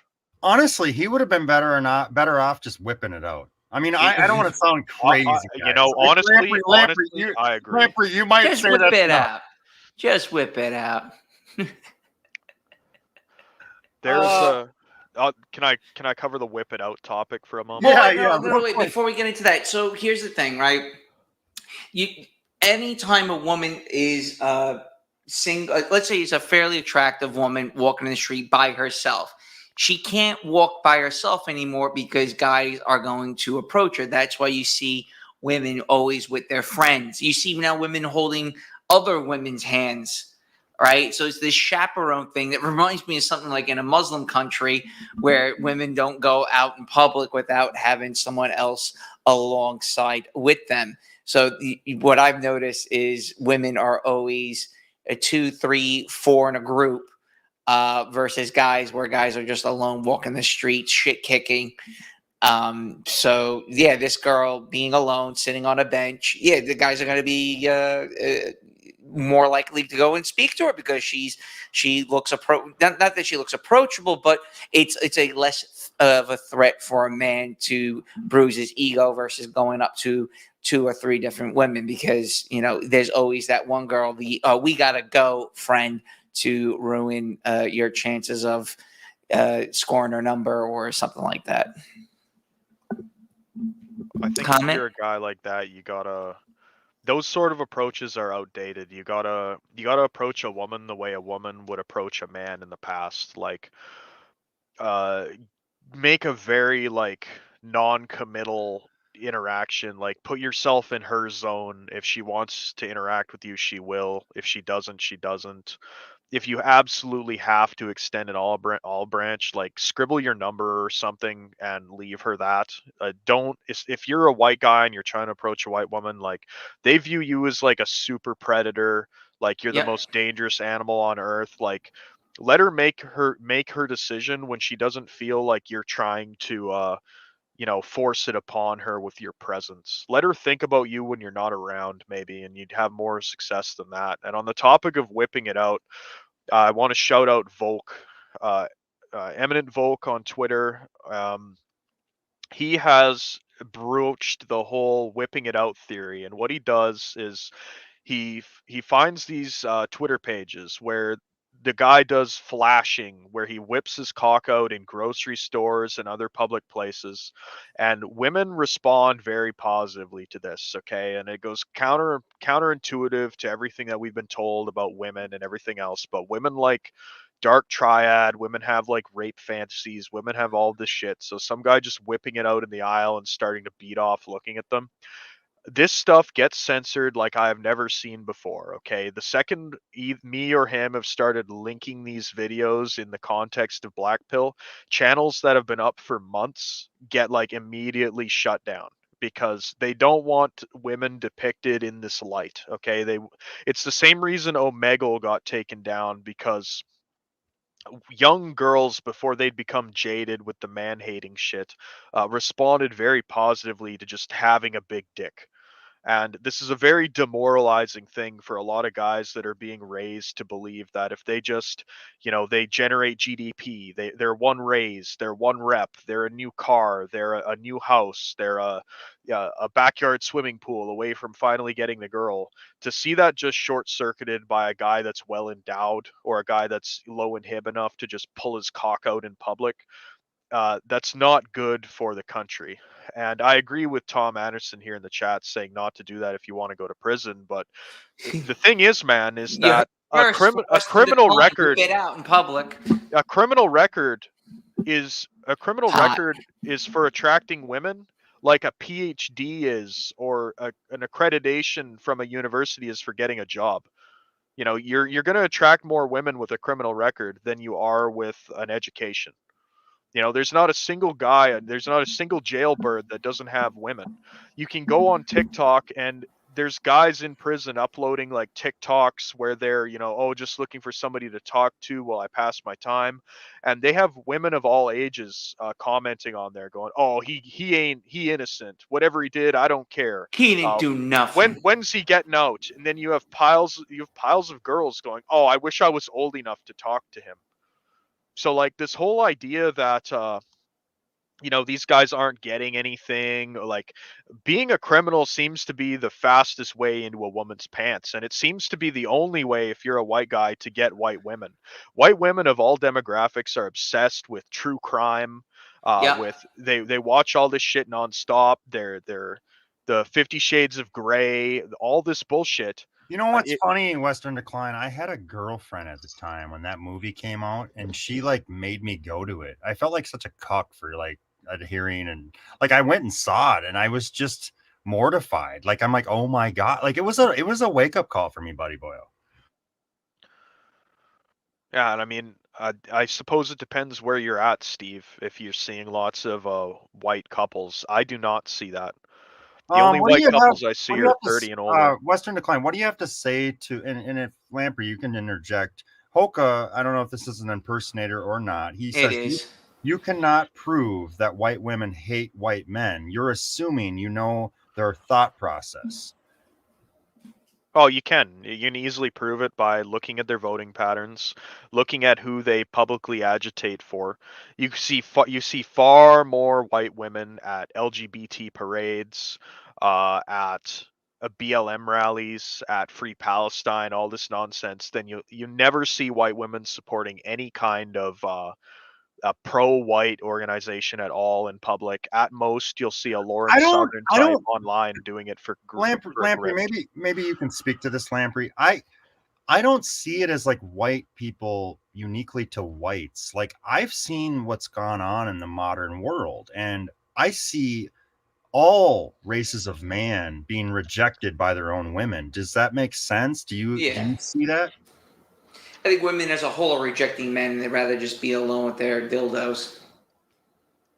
I call that Rubik's Cube theory, where it's no matter what race you are as a man, your own women are going to be the most difficult to get with, because the world we live in with... Hold up a second, guys. I'm banning anybody who's got a Steve Hoka handle. Like, this is bullshit. You're just getting banned, guys. Like, fuck you, dude. Like, I'm sorry. Like, I'm putting you on a timeout, bud. Like, you can't be impersonating people. That's bullshit. We're putting on 30 minutes. You're done, bud. See ya. Go ahead. Sorry, guys. Yeah, I think that the easiest groups to date are the groups that aren't your own. And if you're a white guy, this is obviously going to really suck for you, because your women are desirable worldwide and the other demographics aren't necessarily. So it's not like an equitable trade. You might be able to get other people's women, but you don't really want other people's women. And when you're dating interracially, you're very much kind of on your best behavior and vice versa, because you're like almost like a racial ambassador. You're representing your race with this like out group. Whereas you hear it from Asian women. I don't want to date an Asian guy because he reminds me of my brother. And when there's that level of familiarity between people, they're willing to act a lot worse. They're not in that honeymoon period. And when you mix all these groups of people together, it fucks with women's brains because they can't tell who the dominant group of men in a particular area are anymore. Their brains are getting all these mixed signals of like, my tribe has been conquered. So deeply unnatural, I think. Yeah, that Dashboard sounds about saying to right. unban that Hoka. I made him a mod if he's actually Hoka. I don't know, Lamprey, maybe you can, I don't know. I don't want to get too fucking sidetracked with the chat. Did you guys have a response to this tweet? I know Western Decline, you're going to be triggered. Both of you guys can kind of have a go at this tweet, and it's prescient. It matters. It's, you know, it sticks with the topic. What do you guys think? I mean, you know, these people would have more sympathy if they saw an animal locked in a cage at some sort of a shelter. They'd go, "Oh, you know, he just wants a little girlfriend," or "He's so lonely, like why don't we get another dog for him or something." It's only human men that are expected to ignore their entire desire to reproduce, their biological urges, and instead just carry on for no reason. But coincidentally, we're also the only group of people that have this system where we subsidize the reproduction of people that are not ourselves. So it's no surprise that they want people to keep playing the game, even if they're losing in it, because they're winning from the losers. Correct. You're subsidizing the undesirable. You're subsidizing criminality, and anyone that has any sense of moral decency and trying to do the right thing is getting absolutely fucking hammered economically, socially, spiritually. It's an all-out war on your sanity. I just want to say something, and I want you guys to react to what I have to say. You know, we've heard about boomer kind of in the industrial era and the growth of the Western world. And I'm kind of talking about men and, you know, are they maybe because they were in their right mind, because they had a woman at home? You know, we have this kind of influx with, or not influx, what's the word I'm looking for? This kind of crossroads where you got men who say you got to like go do your own thing and build yourself up. But I'm saying like all the Western world had a woman at home, and that's why the West became what it is. Does that make sense, guys? That Yeah. men aren't in their right place without they're getting their dick sucked every night. That sounds crude. Sorry, but respond, Lamprey, both you guys. I'll let Western Decline take it first. Okay. My take is basically that we've put the cart before the horse in this situation. You know, societally enforced monogamy is the mechanism by which large scale societies can even function, because it incentivizes men to produce more than they need for the benefit of the whole. It turns everybody around you into an extended family instead of your direct competition. And we've done away with that. And people are wondering why the cart's coming off the rails. It's because you have no motivation to produce. And the guys that are getting the women, they're getting them young before they've done anything. I always like to point this out in the situation of gym cells, you know, where the advice is given to men that they just go pump iron and then they'll get the girl. But that's not the case. The majority of what guys would agree to be the top tier girls, like the Stacy of your high school or whatever, she's going to some skinny broccoli hair that like happens to be cool and kind of genetically superior or whatever. Like these aren't accomplished men that are getting the cream of the crop of the next generation of women. They didn't put in the work. They didn't grind for it. They did absolutely nothing. So this idea that you have to come along, you got to do all this work, you got to bust your ass for like a shittier version of what some retard got for doing nothing, that's nonsense.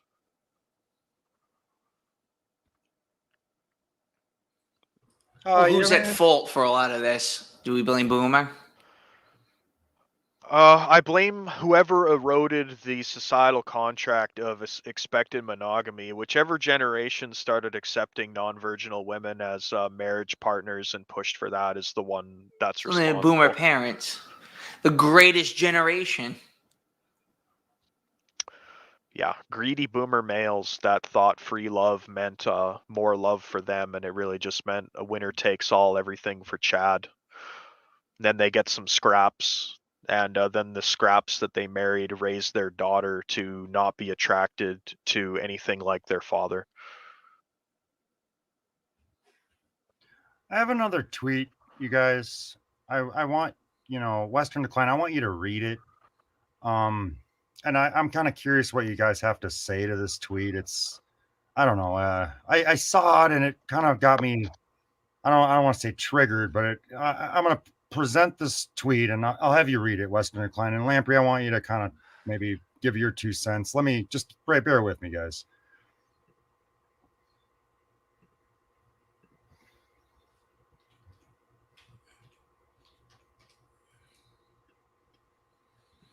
Why don't you go ahead and read it?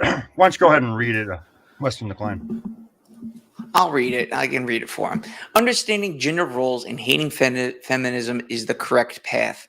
The male as the provider and protector of a nuclear family is how it should be. Despising women as a whole is anti-white and extentist. Extinctionist. Thank you. Treating women like you're a hood rat scum isn't based. It's a 80 IQ behavior. You're a subversive. Understand the modern woman has been brainwashed, but there are ways to undo it that don't involve hating an entire gender. For whatever reason, younger people have this crazy notion that they are going to meet some ultra-based trad wife and totally aligns with their beliefs.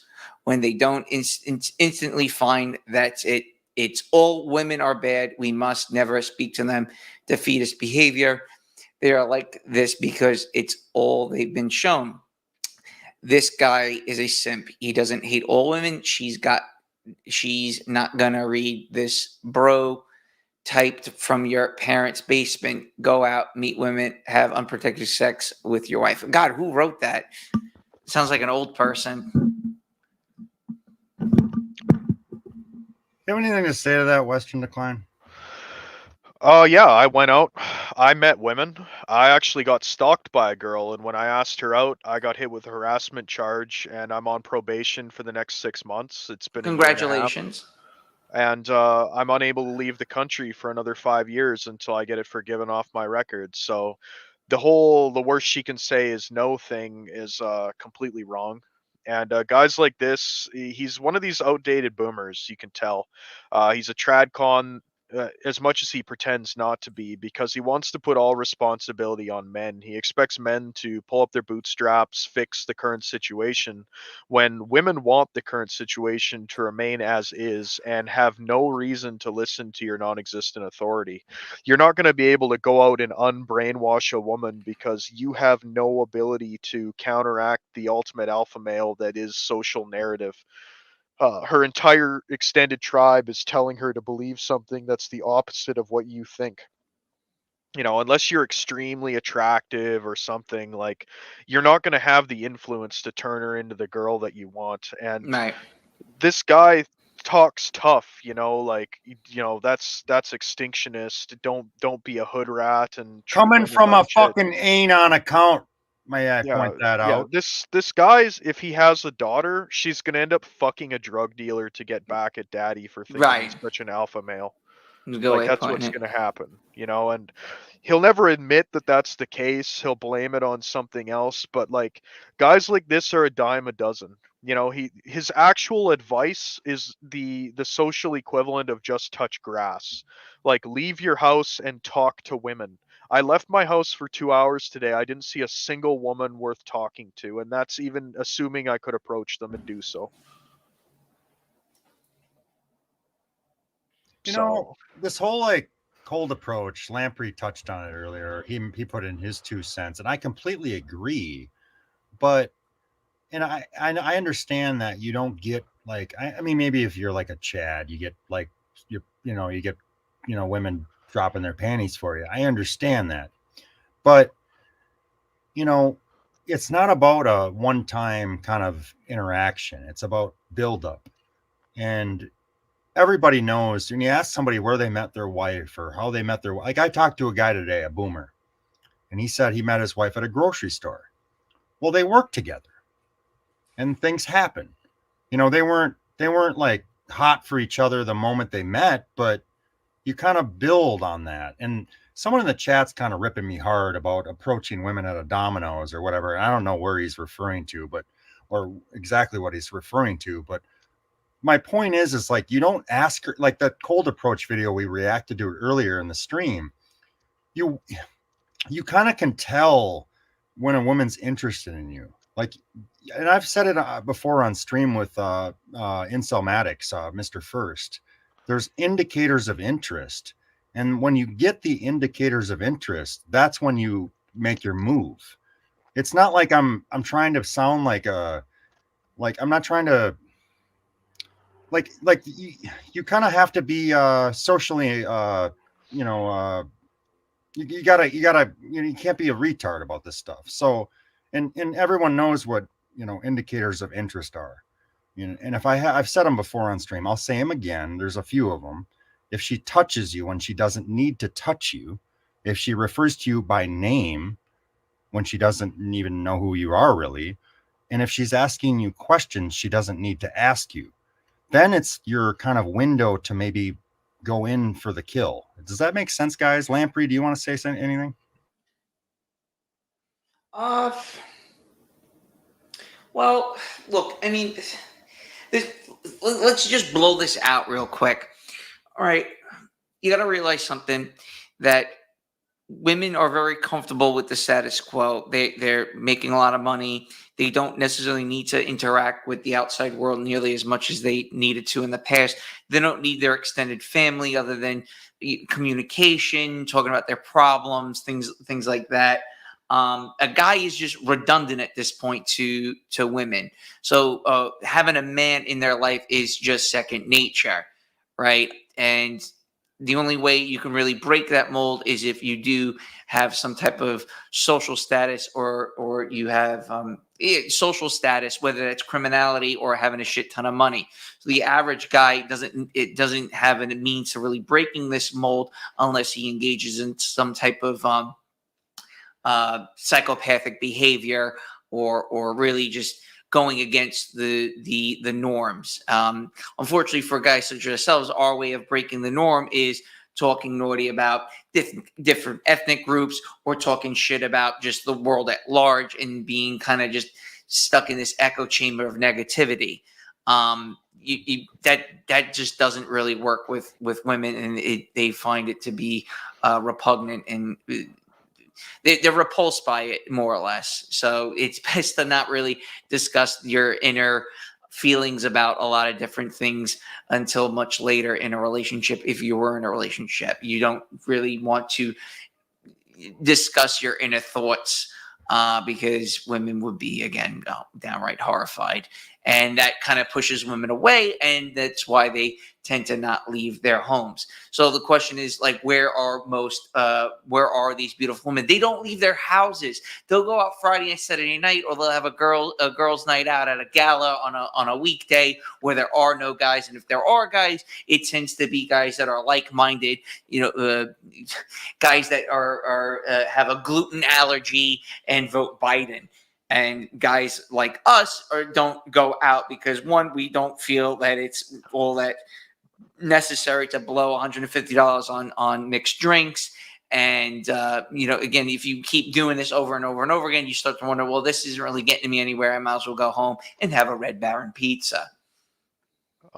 I'd like to address the point about the guy in chat saying, why would him having an Anon account matter? It's because if you're gonna punch down on other men for their alleged opinions on women, you better prove that you are like successful with women to a degree that is enviable. If you're posting on an anonymous account, like you could have the staciest girlfriend or wife in the world, but like you're not posting any receipts. You're not proving that you actually know what you're talking about, and you're not showing people the hand that you're playing the game with. We all know from the Chad fishing experiments and everything else that if a guy looks a certain way, he can be a child rapist. He can be like Jeremy Meeks, where he almost beat a child to death. He can be like Ted Bundy, where he literally murdered women, and women won't care. So this idea that your behavior actually matters when it comes to attracting women, it does, but in the complete opposite way to the way that that guy presented it. If he's attractive and he has an attractive partner, his behavior had no influence on it because he got her by being attractive. If he's ugly and he has an attractive partner, well, then it comes into a question of, was he her first? What sort of history does she have? How did he end up with her? What's the dynamics of this relationship? Does he get once a month lazy dead starfish missionary sex while she scrolls her phone? Because it does matter. As much as I'm pro anonymity, like certain things can only be proven with your person. So his words are meaningless without demonstrating that he knows what he's talking about. Lamprey, I got some black pillar in the chat, and I'd like you to respond to this. It's over for men and the white race. Do you have anything to say to that? I wouldn't say that. It's kind of extreme. It's just there's still going to be white people around by the time everyone in this chat's long dead. So it's not like you're at the cusp of the end. It's like it's not the movie Men of Children. So calm the fuck down.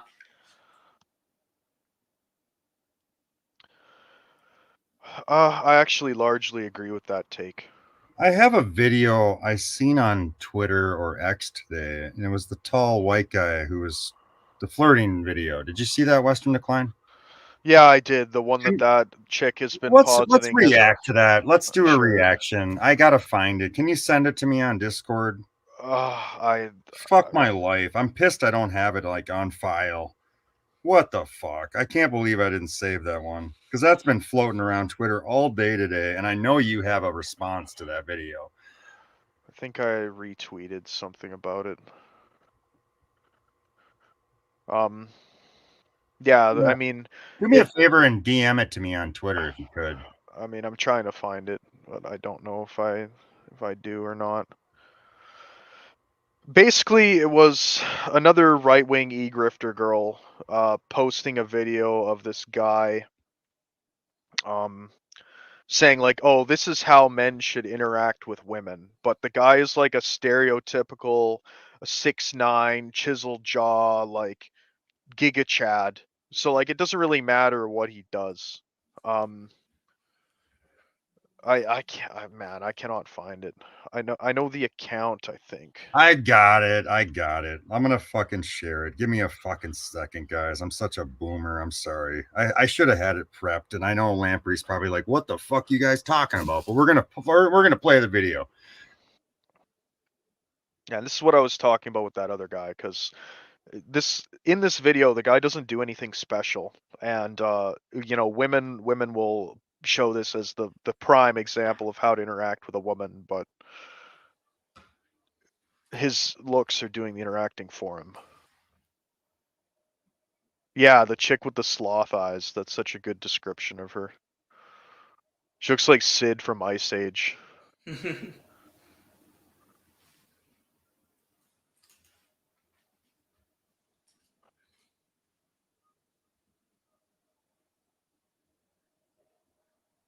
You have to take a lot what you see on Twitter with a grain of salt. Same thing with like any type of forum.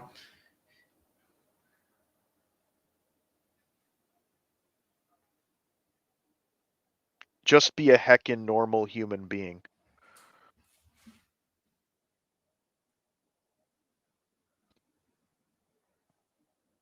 Go ahead and read the tweet. We're not going to play the video, I guess, because I don't have it. But if you want to go ahead and play it. Well, maybe I can find it. God damn it. I'm sorry, guys. This is horseshit. Fuck my life. I fucked it up.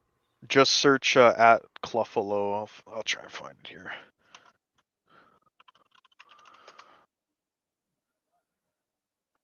Yeah, I found it. I'll link it to you on StreamYard. There's the video.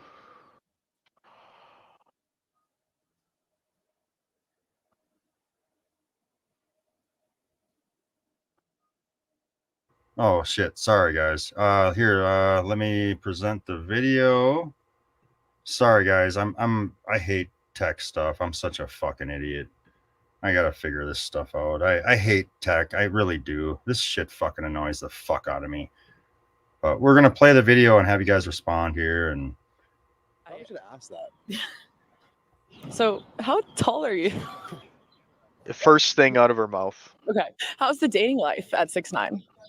I'm single, if that's what you're asking. Oh. Yeah. Okay. Are you single? Yeah. I should ask that. So, why are you single then? I mean, why is anybody single? Dating life is tough out there. I agree. For you? It's, yeah, very hard. No, it's not.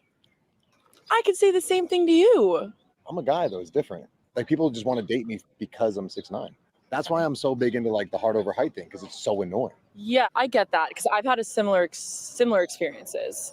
It's like the whole D1 babies thing. Did you see the comments? I did see the comments. Yeah, I mean, everywhere I go, like, it's just people think I'm Kevin Love or, like, an NBA player or something. So, I see that. yeah, he's handsome. He's handsome. Yeah, I agree. And I think because I'm a girl, a lot of the attention would be just specifically on me, not even us as a couple. Yeah. But then I feel like this difference is different. It's just like the both of us. You know what I mean? I gotta work on my posture. Yeah. When I'm- You when I'm struggle with that When I'm too? standing around you, I'm like, yeah, Right? stick your chest out. Oh, I like not- that. And just to confirm, you said you are single. Yes, I am single. And you are, right? Yes, I'm single. What are you doing tomorrow? Nothing. You want to get coffee Yeah. tomorrow? with me? Yeah. Yeah. Okay. I have a good spot I'm going to take you to. I'll show you. How do you know that's not staged? that's fair, Lamprey. That's a fair thing. Go ahead, Lamprey. Why don't you talk about it and then we'll have Western Decline react. I just think a lot of these videos are staged. The overriding majority of them are staged. That's what I think. That's why I don't watch these videos at all. I'm like, how can I verify it? Do I know those people? That's why I take a lot of this not so seriously. I just go by what I actually observe. Wait a minute, Lamprey. So you're just like, oh, wait, okay, oofy doofy is law, is what you're saying? Is that what you're saying? And what do you mean? Because a lot of people get The lost on. schlubby dubby, the fucking nerd, the fucking Mesa, the guy fucking pouring concrete's got better options than him. Is that what you're saying? I wouldn't say that. No, I mean the guy's good looking and he's tall. I mean he should be able to do pretty well finding chicks. And he's single. And then everybody calls me a troll because I'm over 6 feet tall and I live in Minnesota. Like, what the fuck? I mean, Hulk Hogan's divorced. Fuck, everybody's divorced. And all these hot shots, Johnny Depp, I could run the gamut. I'm not going to. But the point is like, the dude's single. He's 6'9", but you know what? He has this little. My whole take, Western Decline, is that like the feminists hate him because he has what they want. Yeah, I mean, looking at the video, even if we assume that it's scripted, we can learn a lot of things from it, okay? Because the sloth-looking bitch that's putting this forward as, you know, proof that, you know, you just got to treat women as human beings. Immediately, involuntarily, the first thing that comes out of her mouth is talking about how tall he is. Okay, like scripted or not, for their purposes, you know, that's like a Freudian slip. Okay. Like, like, also, Western Decline, and I hate to interrupt, but like the height it's not height, it's genetic superiority. Yeah, it's height is, you know, one of the many feathers he has in his cap. Okay, like he has good frame, he has clear skin, he has really good teeth, he has a good jawline, looks like he has all of his hair, he's muscular, like he's got like the full kit. And I actually do believe that he's single because the way he behaves makes me think he's probably like a late bloomer. He probably didn't, he probably had like a tall frame when he was younger, but he didn't turn into this kind of hunky character until later in life. And by that point, a guy like this probably has in previous generations reasonable expectations. Like he wants a decently attractive white wife that ideally probably a virgin, not covered in tattoos. And what sort of woman does he have hitting on him? He's got an experienced woman that is dressed like a fucking half a nightclub goer, half streetwalker hitting on him. She's very mid. She looks like that fucking Vice News reporter that did the bit on incels years ago, just kind of dressed up without the glasses. Like the only thing she has really going for her is that she's thin, but you're gonna Yeah. walk around with fucking like these fuck me heels on in public. Like she's so overdressed for the occasion. Okay, why is she running around in public like this? And the people in the chat going, he has the ability to get anything. It's a very simplistic way of looking at stuff. I really don't think you understand the sort of game that guys like this are playing. I'm not saying he's TFL. I'm saying the women that throw themselves at him are women far below his station that like he really, outside of being polite, is not obligated to take seriously. I think we can all agree that that guy is like, even without knowing his financial situation, he's extremely top tier.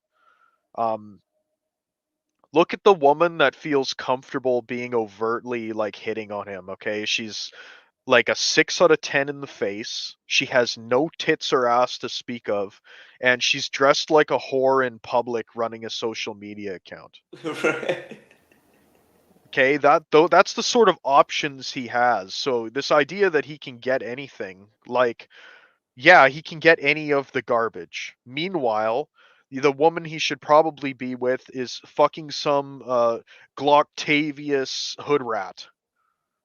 She's twerking in a fucking rap music video, or she's opening an OnlyFans. Lamprey, I wanted to ask you a question, and Western Decline, you can kind of add to it after Lamprey, but this kind of millennial expectation, and I know you've seen this. You're a MGTOW guy. Women are modern, but expect men to be traditional. Women are modern, but then you had to adhere to something more. Do you get what I'm saying with that, Lamprey? That like men knew what was they had like an instinctual. I think I mentioned this to you last talk we had. They kind of had a feeling, a sense of what's expected of them, but women have, it's no rules. Correct. They run the show. It's whatever women want, and guys want out of life, or I should say, what men want out of a relationship doesn't necessarily mesh with what women want out of a relationship or what they want long term. So guys who assume the role as the not I don't want to say breadwinner, but the lead role in the relationship. If the woman doesn't respect the guy or questions his ability to make decisions, it's bound to fail. Do you have Kind of just a cliff note version for the listeners, but that's what I've noticed.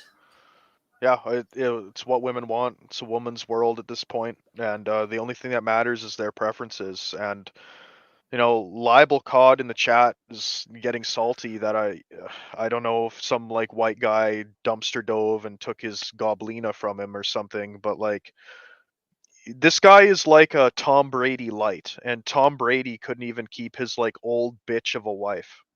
Okay.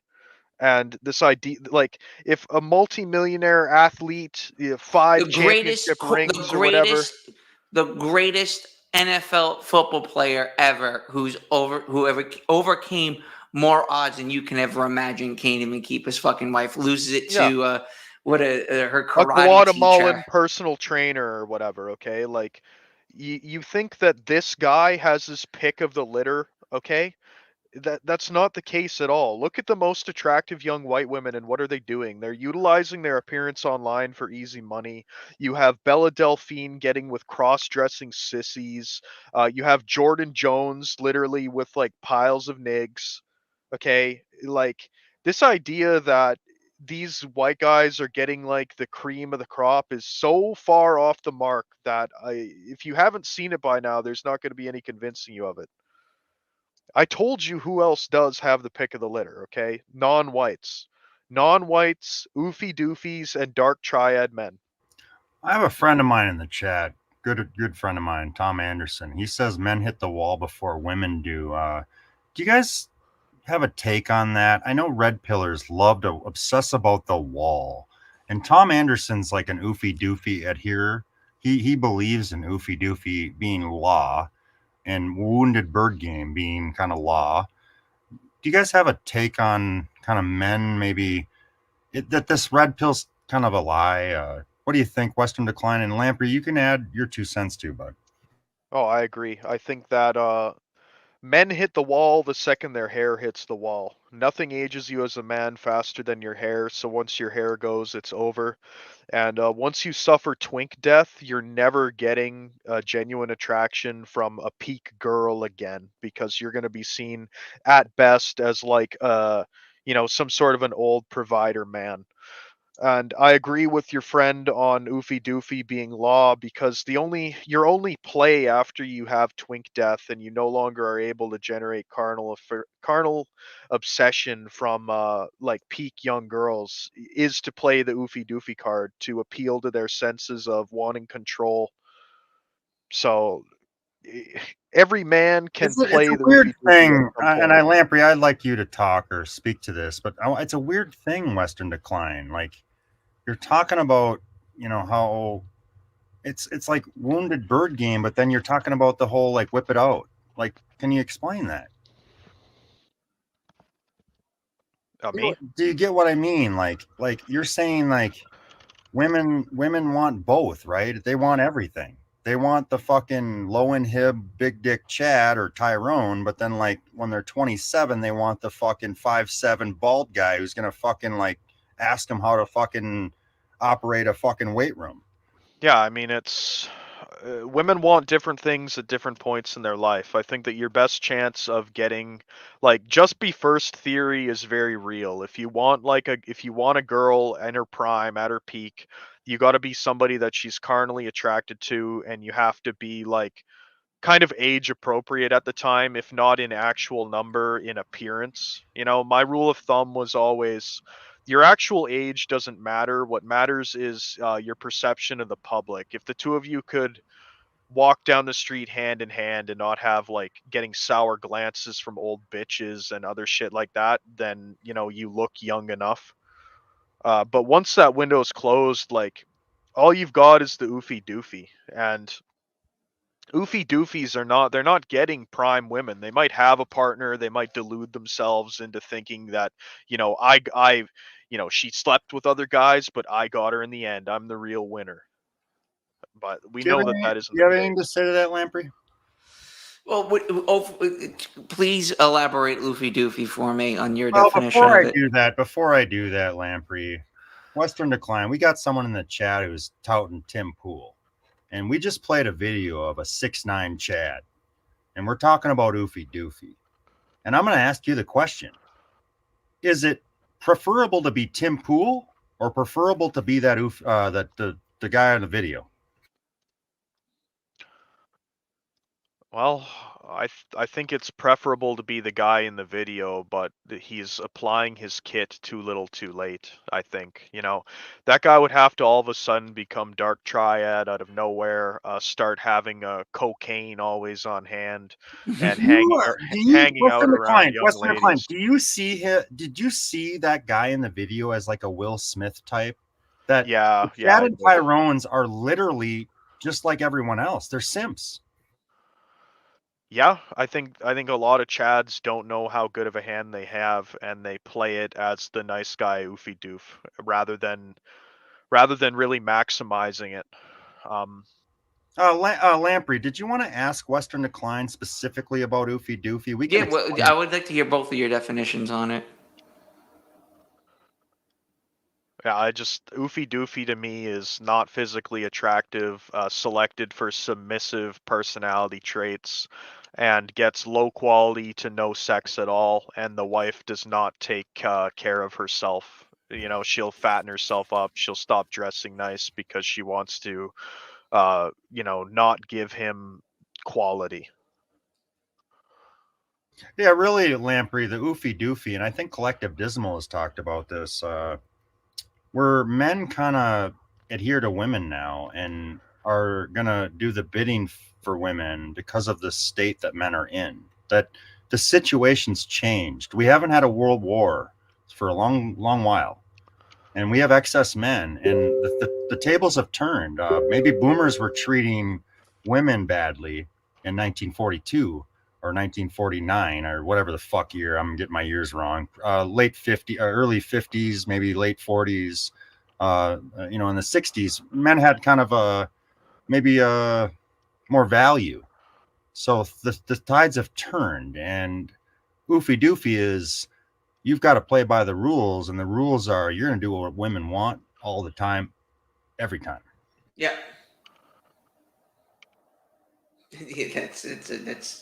That's accurate. As soon as you exert your own existence into the relationship, it's over.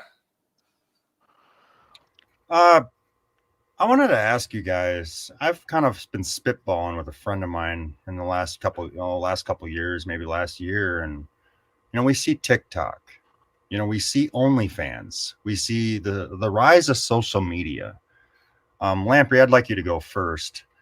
With this rise of social media, are women genuinely getting grassroots? Is there a conspiracy to maybe fund sex workers? I don't want to sound conspiratorial, but these women are making. I met a girl. I know a woman in my real life, and her daughter she's making $6, $7, $8 grand a month doing makeup videos on TikTok.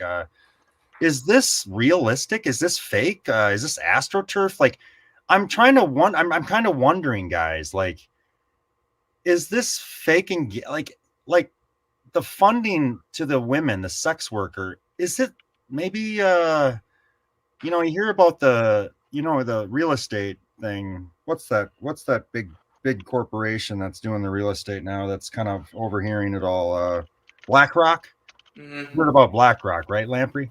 Yeah. Maybe this be there's Blackstone and BlackRock, but I know what you're talking about. Go on. You get what I'm saying with maybe sex workers being maybe this is a conspiracy, that they're not really getting the money from the men they think they are. I don't know, like propping up women. Am I talking crazy, Lamprey? I'm just throwing this at you, bud. Well, it's not. It's voyeurism. It's pornography. It's not. You're actually not having sex with the individual. It's you watching someone else have sex with the individual. It's a form of cucking also. So the whole idea of promoting sex work. Well, me and Haka actually had a chat about this, about when they cracked down on Craigslist over human trafficking. This was the first attempt to criminalize actual sex work. So actual sex work is criminalized. You can't actually meet a prostitute. They crack down on a lot of the various websites where you can meet a prosti. And now you have the promotion of OnlyFans, where you can jerk off to that woman that was actually may have been a prostitute in the street per se. I think that this is absolutely true, and they've kind of tacitly admitted to it being the case. There's always what's actually going on, and then what you're told is going on. And one of the things that, if people may remember, I believe it was in November last year, there was a congressman who reportedly spent hundreds of thousands of tax dollars as campaign money or whatever on OnlyFans. So, like, if this is going on and people are appropriating funds that are supposed to be spent on other things to be spent on OnlyFans, and they're just doing it shamelessly, I don't think he faced any repercussions. He didn't, like, when he was on the news being questioned about it, he literally just played dumb and pretended he didn't even know what OnlyFans was. I don't think he was punished for it at all. So if this is happening like openly with money that isn't intended for it, you can rest assured that like the same people that are interested in giving women like $100,000 a year easy government jobs and hiring them, every person you interact with at the DMV is a fat retarded woman. Okay, you know that this shit's going on in the background too. Operation Mockingbird and all these different ideas have been around for a long time. The media has been completely controlled for literally dozens of years now. You can tell with the OnlyFans that it's not like an organic push. You have every Hmm. single combat sport now pushing OnlyFans. You have women in bare knuckle fighting, women in boxing, women in UFC, and every single one of them's advertising their OnlyFans accounts. You can't seriously believe it's a coincidence that every single form of combat sport entertainment that's aimed at almost unanimously young men is now normalizing OnlyFans while showing women that they can, once they get a little bit of fame, people will pay to see them naked. You see the same thing happening with Twitch. Okay, Twitch is nothing but like a softcore porn site now where ex porn stars are now going there to get the next generation of boys addicted to this nonsense. Right. And That was a Gamergate. Gamergate was a way to, again, just like Craigslist, a way to blow that market wide open, shove women down all these gamers' throats. Most of these gamers could give a flying fuck about women. They just want to play video games. But now it's like, hey boys, what's up? Like, watch me show some titty meat and play this stupid video game. So you can go oogle at my bosoms. That's what happened with. That's what Gamergate was about. and the topic of Tim Pool that we just covered, I would look at Tim Pool is one of the best cases of oofy doofy that you could ever point to, okay? Because Lauren Southern, okay, look at Lauren Southern's dating history. When Lauren Southern was like 17, 18, she's Canadian and people don't want to believe me about non-whites getting the prime white women. Lauren Southern was fucking a Chad Preet, okay?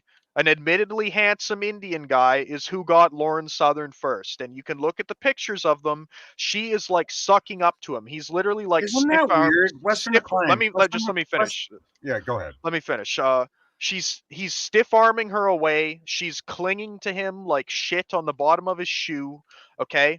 Throwing herself at him. Okay? Who got her best years? Some random Indian. Okay? That's who got the shield maiden of the right wing for the last 5 years, okay? And who gets her sloppy seconds? Random oofy doofy white guys. We got Tim Pool. We got Destiny. Okay, like these are the guys that come in and get her after Chad Preet had his way with her. And you can pretend Just Be Indian doesn't exist, but Just Be Chad Preet does exist. Okay. Doesn't that kind of like, I mean, think about the whole Lauren Southern thing. I mean, she could have had any white guy, not any white guy, but she could have got a pretty handsome white guy. Like, doesn't that speak to like, yeah, who gets fat-assed, thigh-gapped Lauren Southern in her prime? Chad Preet. Welcome to Canada. Yeah. Western Decline, I know you had a topic in the Discord. Did you want to maybe talk about that a little bit? Yeah, so people will dispute the number of men that are and aren't having sex. And perhaps the best illustration I've ever seen of the number of men that are going without is a Gooner Discord that I was shown by Eminent Volk in firsts in the Mamoon network. And what he did is he joined this Gooner Discord. It's like the most popular Discord server almost on the entire app. And there was literally hundreds of thousands of people in there. It would like crash when you get an invite because there's so much traffic. And it is around the clock, just fucking 50 voice chat, constant streaming of guys beating off. I think it had 800,000 members. Obviously, the vast majority of them are men, and it had like 3 or 4 maybe female mods. And if you ever doubt that this is a problem, just know that there's Discord channels out there where 800,000 men congregate to beat off together while interacting with a handful of women. So Oof. I'm sure that's not the only one, but if that's not symptomatic of the society that we live in, I don't know what is.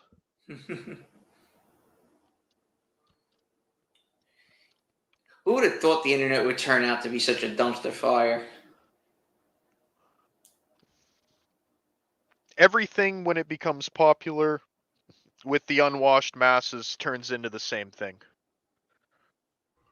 No, Lamprey, I wanted to ask you something, and I want you to kind of respond to this question. And I've had kind of white nationalist types. They don't like you very much, but Whatever. I've heard you a long time, and I'm just curious. I do believe you provide perspective, and do you think maybe the white nationalists are dismissing you, or maybe they don't see or hear what you're? I don't know who you're talking about. Maybe just people that follow your channel. No, just racist in general. I've read Twitter threads and comment sections, and I'm just kind of, I see you as someone who does have perspective. Like, I don't want to like discount or dismiss your kind of angle at this issue with regards to women. And do you have anything to speak to or say to that?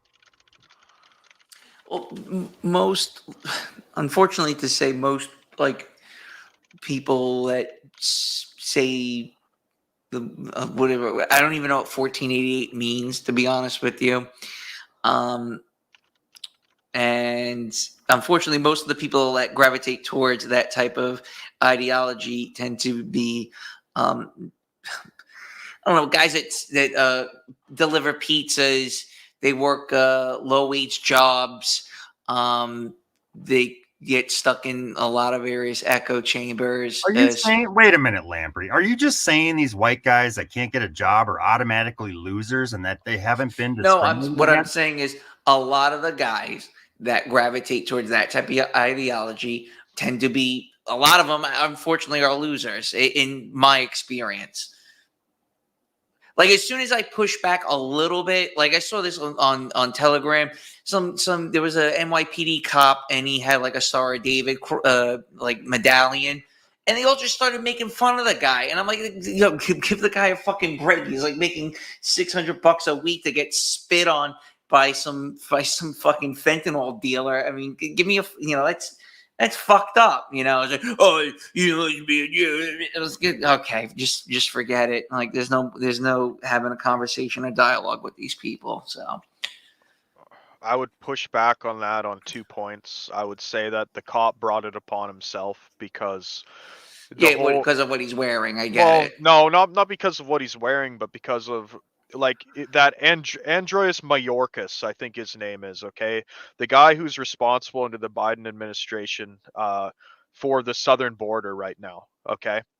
When he was questioned about his southern border policies, he literally fell back on my family are Holocaust survivors. Are you being anti-Semitic right now? Like that was the excuse he gave for being questioned about why the southern border is wide open. So we weren't allowed to criticize Muslims. We weren't allowed to criticize illegal immigration. We weren't allowed to criticize Palestinians until they became an inconvenience for Jews. When they were an inconvenience for white people, we were expected to just suck it up and deal with it. You have a couple protests on college campuses saying, end the genocide in Gaza, and really no violence at all, and they get the boot on their neck, George Floyd style. They get arrested, they get kicked off campus, they get pepper sprayed, whatever. They get, dispersed. Meanwhile, we had to put up with a year or two of a summer of love, riots, cities burning, cop cars flipped and destroyed, and nobody did anything because it wasn't Jews that were being targeted by it.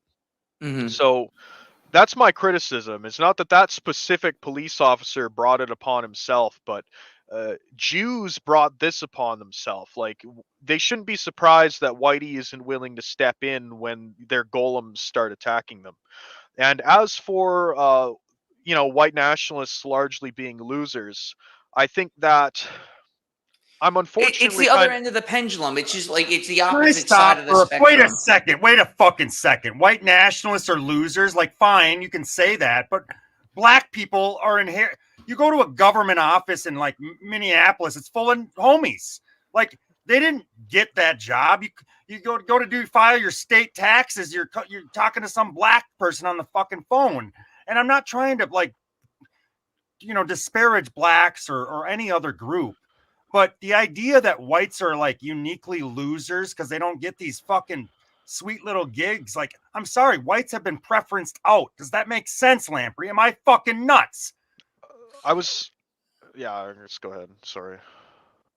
I don't really know what to say. I'm just giving my 2 cents on that whole. Like, if I go join a Telegram group with those type of people, I know I can't really have a conversation with them because it's so skewed in one direction. I'll meet you in the middle, Lamprey. I understand incel discords and white nationalist threads are fucking crazy and weirdos. I understand that, but you see it. Like, you talked about DEI. You get what I'm saying, Lamprey? Am I out of my fucking mind? What am I saying? Like, right? Yeah. Do you get what I'm saying? Like there's something weird going on where we just want to just dismiss people. Like, oh, you're an incel or you're a racist. Like, no, like, people are being disenfranchised, and it's not just fucking Browns. It's everyone being disenfranchised. Who's not? I mean, it's overwhelmingly white men. Like you took a white country that was built by white men for white men, and all of a sudden made it an open air economic zone for the Yeah. third world to come profit from. Diversity is just code for less white men. It doesn't matter what it is as long as it isn't a white man. And the point I wanted to make with white nationalists being losers is that myself included and a lot of other guys in this sphere, we only became aware of a lot of these issues because we realized how disenfranchised we'd become, not just economically, not just politically, but with our own women. So I was discussing this a little bit with Thomas before he showed up, and there's a meme going around with never ask a white nationalist the race of his partner. And people think that this is a hilarious gotcha because a lot of the time she'll be Latina or Asian or like Indian or whatever. And they think that this is, like a mutually exclusive situation, but you're relegated. That's what you get in a lot of cases. You can't obtain one of your own women, and the fact that you can't get one of your own women, you can't get a job in your country, you have no political influence, that's what pushes you towards this sort of ideology and starts making you aware of these issues. Oh, absolutely. Totally agree with you on that. So a lot of well-to-do white men as well have similar feelings, but because of the position that they're in, they're unable to voice them. A good example of this would be Jared Taylor, if you're familiar with him. He's never broken any of the rules on Twitter or anything else. Yet, because he's a good representative of white nationalism, he's very well spoken. He's not racist. He doesn't curse. He deals strictly in facts. He's overtly polite, extreme gentleman in the most sincerest form of the word. They will not give him a platform because he depicts it favorably. He's very difficult to argue against. And instead, what are we given? We're given these cringe fed ops like Proud Boys and Patriot Front and fucking, what the fuck are they called? Blood Tribe. Boogaloo. The face tat retards. Like, it's a lot like this community where, we were deprived of Monday Incel or Monday FA Monday because, he depicted our group of people as sympathizable. Like he was well spoken. He didn't need to go take another shower. Okay, he didn't need to trim his neck beard. His personality wasn't the obvious problem. And they literally sent an agent girl out of the like she went from shilling like grifting right-wing politics on that French guy whose name eludes me, Gillespie or whatever, the one who's being accused of murdering his wife. She went from being a guest on his podcast to knocking Monday FA Monday off of YouTube and getting him to turn on his entire audience. And yeah, I'm aware in the chat, like, he didn't say anything important, but it's the fact that it was coming out of the mouth of a Chad or a proto Chad or a possible Chad. That's the difference. I'm not falling for the halo effect. I'm telling you why he was removed from our community, because he had the potential to reach a wider audience and get that message out to people. Okay, the same reason they're so enraged with the football guy talking about how women, should prioritize their families, because they can't paint him as an obvious incel. Okay, like, he deserves to be in his predicament. They couldn't do that with Monday, so they fed him a woman. The woman gate-kept all of his ideas, turned him against his audience, and sank him.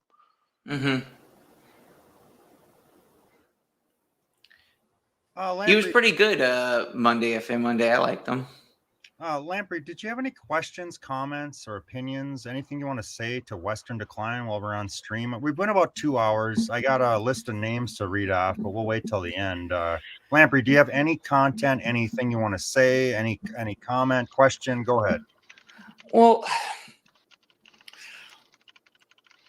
I do think a part of the DEI thing is kind of blown out of proportion. It's mostly regulated to publicly traded companies. There are obviously smaller companies that do want to diversify per se, but at the end of the day, you need people to show up.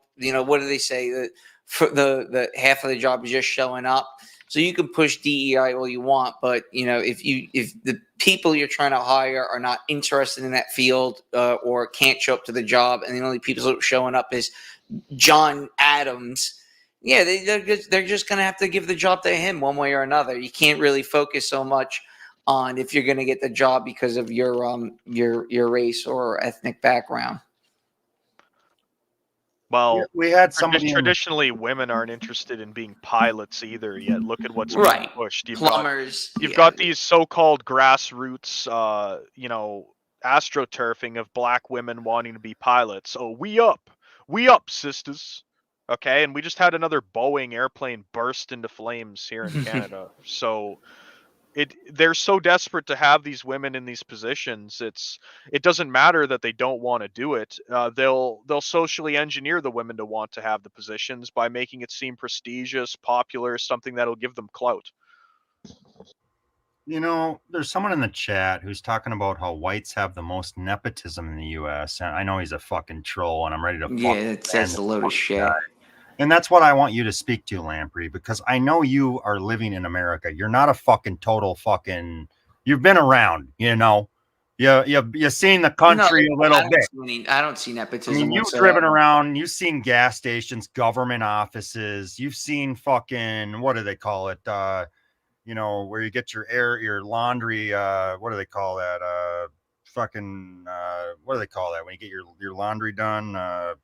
Laundromat. Not the laundromat, but the laundromat, but the cleaners. The cleaners, you got the cleaners, they're all Asian. You got the gas station people, they're all Arab. Like, white people, and it's like they're driving the economy. They're the ones working in these corporate jobs, and then they're spending their money. Like, this idea that like whites have a unique privilege in this country. Do you want to speak to anything? Do you have anything to say to that, Lamprey, about whites having privilege and nepotism? No, I don't buy any of that privileged bullshit. That's stupid.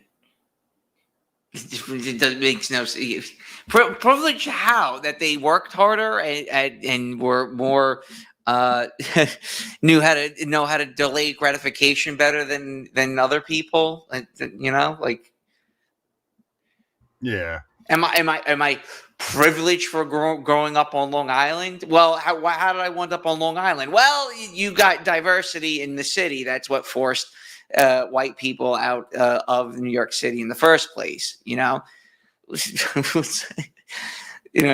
think I was telling you. Sometimes people from the third world they're fascinated by the enclaves and how everything's very segregated in New York City, and why it's like that. And I give them a little bit of a history lesson over the past 100 years on why it is the way it is, and they're like, "Well, that makes a lot of sense. That does."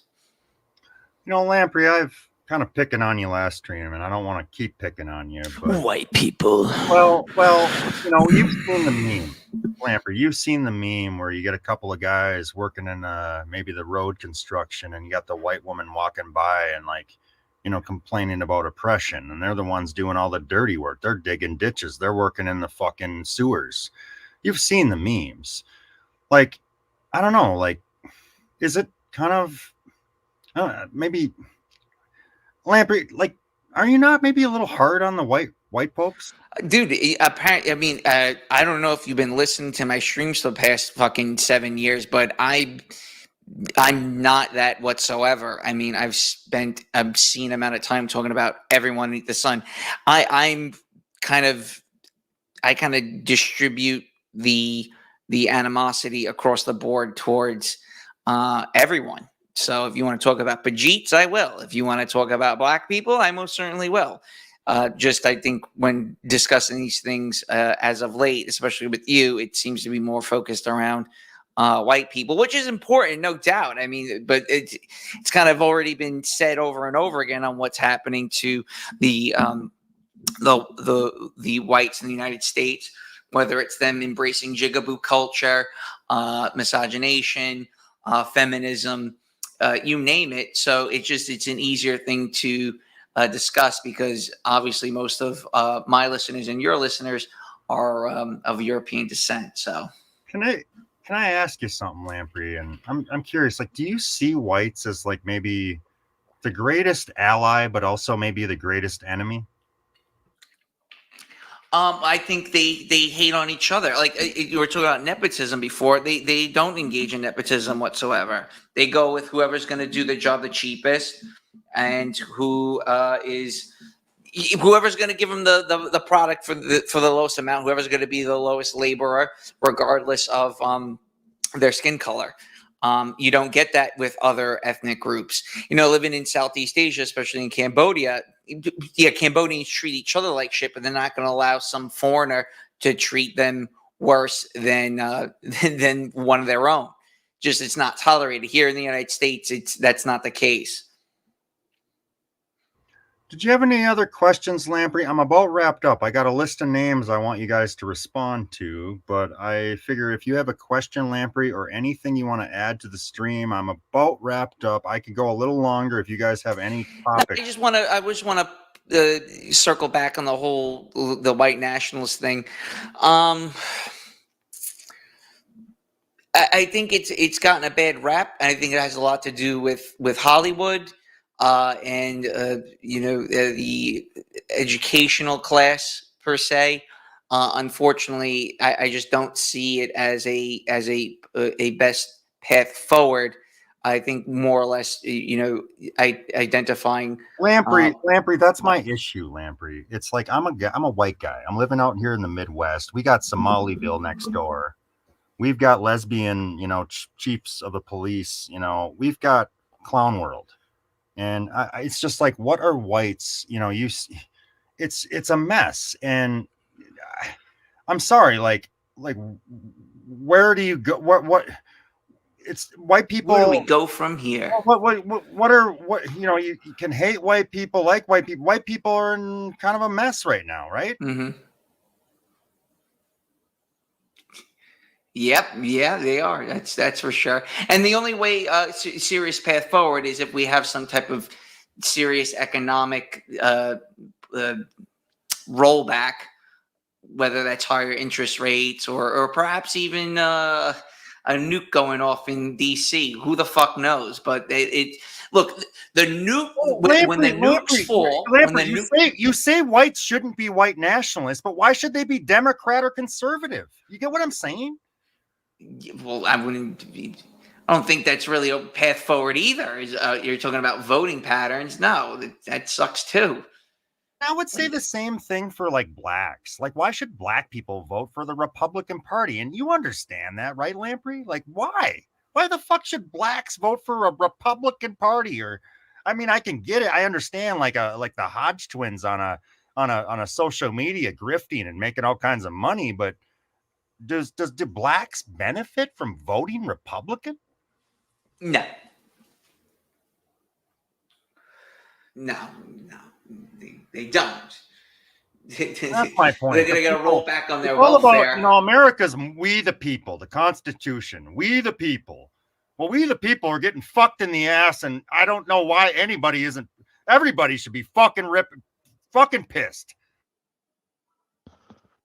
January 11th should have been an armed insurrection, and instead it was a bunch of boomers waddling into just like a sting operation. Right, and then they actually call it an insurrection, which makes it hilarious.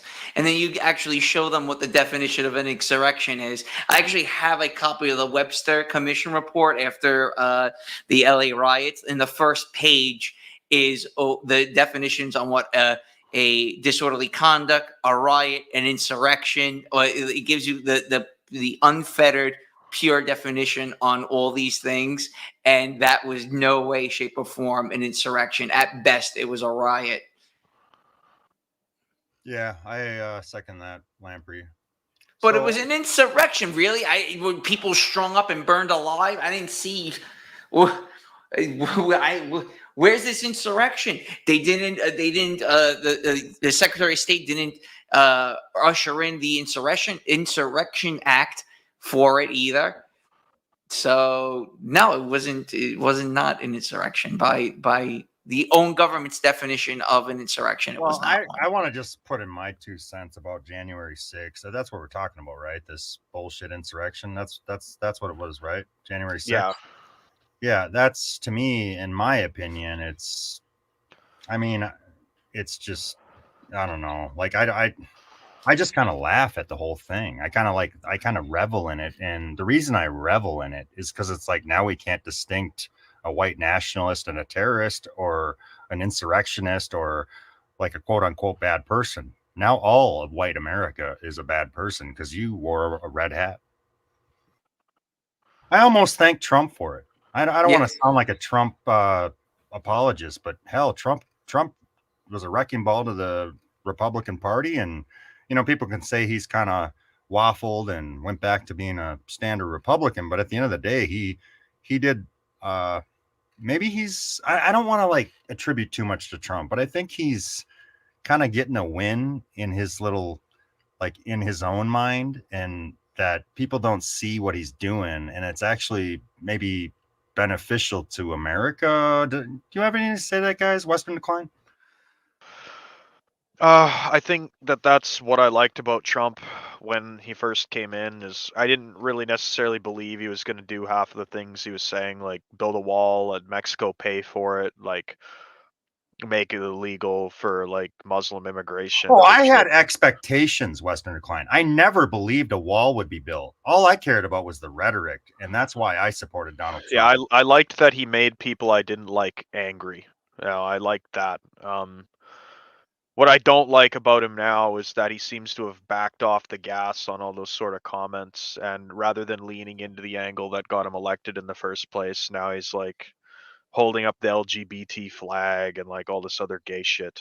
And I think that I don't want to sound like a nut, and I hate to interrupt, Western Decline. I really do believe, and I don't want to sound like a Trump apologist or a Trump sympathizer, but I really do believe that he kind of did some damage in the political arena that is never going to be forgiven by the left or the establishment. If nothing else, he exposed the slant of the system, where like the whole he made them come out of the closet and go mask off with their desire to suppress and get rid of him. So he did a lot of damage to the legitimacy of elections in the first place, and perhaps he paved the way for some kind of a strongman dictator at some point to come in, because people have become disillusioned with the whole idea of democracy. If you've ever read Turner Diaries, there's a quote in it that I love, and it basically talks about how, you know, the American public had their chance at voting and they blew it. The Jews took over fair and square according to the Constitution, and why would we go back to having democratic elections? Because it's just going to lead back to the same Jewish pigsty with all of these TV-addled voters voting. So I think democracy is a failed experiment. I think that this whole rule by the majority is absolute nonsense. The idea that your vote can be canceled out 1-to-1 with somebody that, you know, just became of age and doesn't know I want anything. to I want to go black and white with you, Western Decline. Black and white. Donald Trump was a blow-off valve or perhaps a irrevocable disruptor. Which one is it? I think the fact that they need a blow-off valve implies that pressure is building up. So even if they blow it off again, like it'll keep building at a certain point. I don't have high hopes of it even happening in my lifetime, but like I think things have to get undeniably bad to wake like white Yeah. retards from their slumber, and we're not there yet. Well, that's what I was trying to say before, was that if when the nuke drops, it's going to be while you're on a Starbucks line. You see what I'm saying? It'll come out of nowhere. It'll be when you least expect it. I think what's in the news right now is something about the Saudi Arabia getting off the petrodollar on June 9th. I'm like, yeah, okay. If you already know about it, it's not going to happen. And where were you like a year ago to discuss it? Now all of a sudden everyone's discussing it. Like, stop, please. I don't think it's going to be like a bomb dropping like that. I think that the whole mutually assured destruction lie is there to keep it going. Like this will just be a corpse that keeps shambling on life support until the whole we don't actually produce anything, we're just money changers comes home to roost.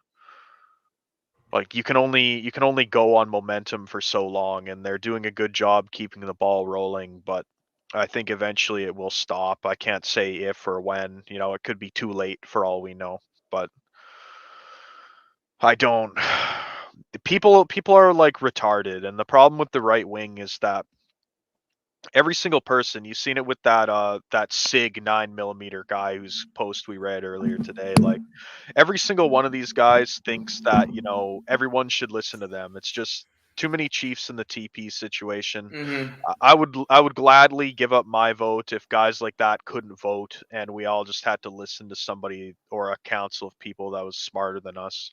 I'm kind of with Collective Dismal on this, where like he kind of brought me over to that way of seeing things where what good is it really fighting the elite? It's almost better to align yourself with them and get them to make a couple small concessions, because the average, you have more in common with the elite. Like I'm not pro-Jew. I don't really like Jews, but I can't help but looking at a lot of human beings as goyim, like they do. Like they're retarded cattle that are manipulated often to go against their own self-interests. So, what hope do you have in a situation where you're lumped in with the cattle?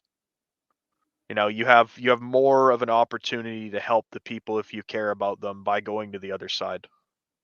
You know, I got my normie buddy in the chat who's kind of a, you know, I don't know. He's kind of a normie. He's a sports ball watcher, Tom Anderson. And Western Decline, he's saying Joe Biden's better for the white people of the country. And Lamprey, Western Decline, do you think that's true? I think in a sense, I think that if you want things to continue getting worse and you want people to like boil the frog, you know, we should have never elected Trump. We should have voted for Clinton back in 2016 and things would have really popped off. Imagine if we had 8 years of Clinton and 8 years of Biden. Yeah. Lamprey, would you have anything to add to that? I think Trump's more of an accelerationist. He's a pinata. He's a pinata. I looking back on it. Hey, wait a minute, Lamprey. I agree with you. I think Western Decline's a little off the mark. I think that Trump being president and being president again will really kick this off. I think that the Democrat Party leading with a white man, whether it's Joe Biden or that other fuck from California. What's his name? Gavin Newsom. I really think that's going to kind of quell the rebellion more than Trump. Does that make sense, Lamprey? Yeah, I agree. So yeah, going back to Trump, I don't. I think Trump was not supposed to be president, and you can see the way he acted the day of being elected. Like it was like, oh shit, I actually won. He scrambled to get a cabinet in place, and then threw that cabinet out. And basically, what Trump has been seen as is, again, this is my opinion, is a way to make white men look like trash. Because that's what he's done. He's made things much, much worse for white people. We got a Spurg in the chat. I hate to say Spurg, a good fellow, a friend of the chat, a friend of the show. BPN says politics don't matter. That's sort of a meme in the incel sphere. Lamprey, what do you think about black pillars saying like, you're just a fucking politics cock, a Christ cock, religion, politics, all this stuff. You know, black pillars are saying it's all bullshit. It doesn't mean shit. It's all genes, it's all looks, and obsessing about, you know, these abstract thoughts, ideas, idealism, political thoughts is a waste, and it doesn't mean anything. What do you think about that, Lamprey? Yeah, there's some truth in that, 100%. You know, but it doesn't matter who gets elected. It just goes right back to the status quo. There's Joni Ernest is a name that comes to mind, where she was like the only politician that actually was outspoken about Agenda 21. And as soon as she got elected, she just started towing the same talking points that we all hate. I want to ask you guys both separately. I want you to answer. Are the elite evil, or are they trying to help the world? I know most white nationalists or incels would say that's retarded to even ask, but maybe Agenda 21, maybe these rich highfalutin types are actually not trying to destroy the world. They're actually trying to make it better for more people. Do you have anything to say to that, Lamprey? And Western Decline, I'd love your reaction after Lamprey. I wrote a whole article about this, where perhaps we are running out of cheap, abundant fossil fuel, and the elites are trying to manage a soft landing, but that would include eliminating billions of people. I thought the jab was going to eliminate a lot of people, and that didn't pan out. Not saying I'm not saying I'm happy I didn't get the jab, but you get the point. Like, we were expecting a good swath of the population to be dropping dead by now.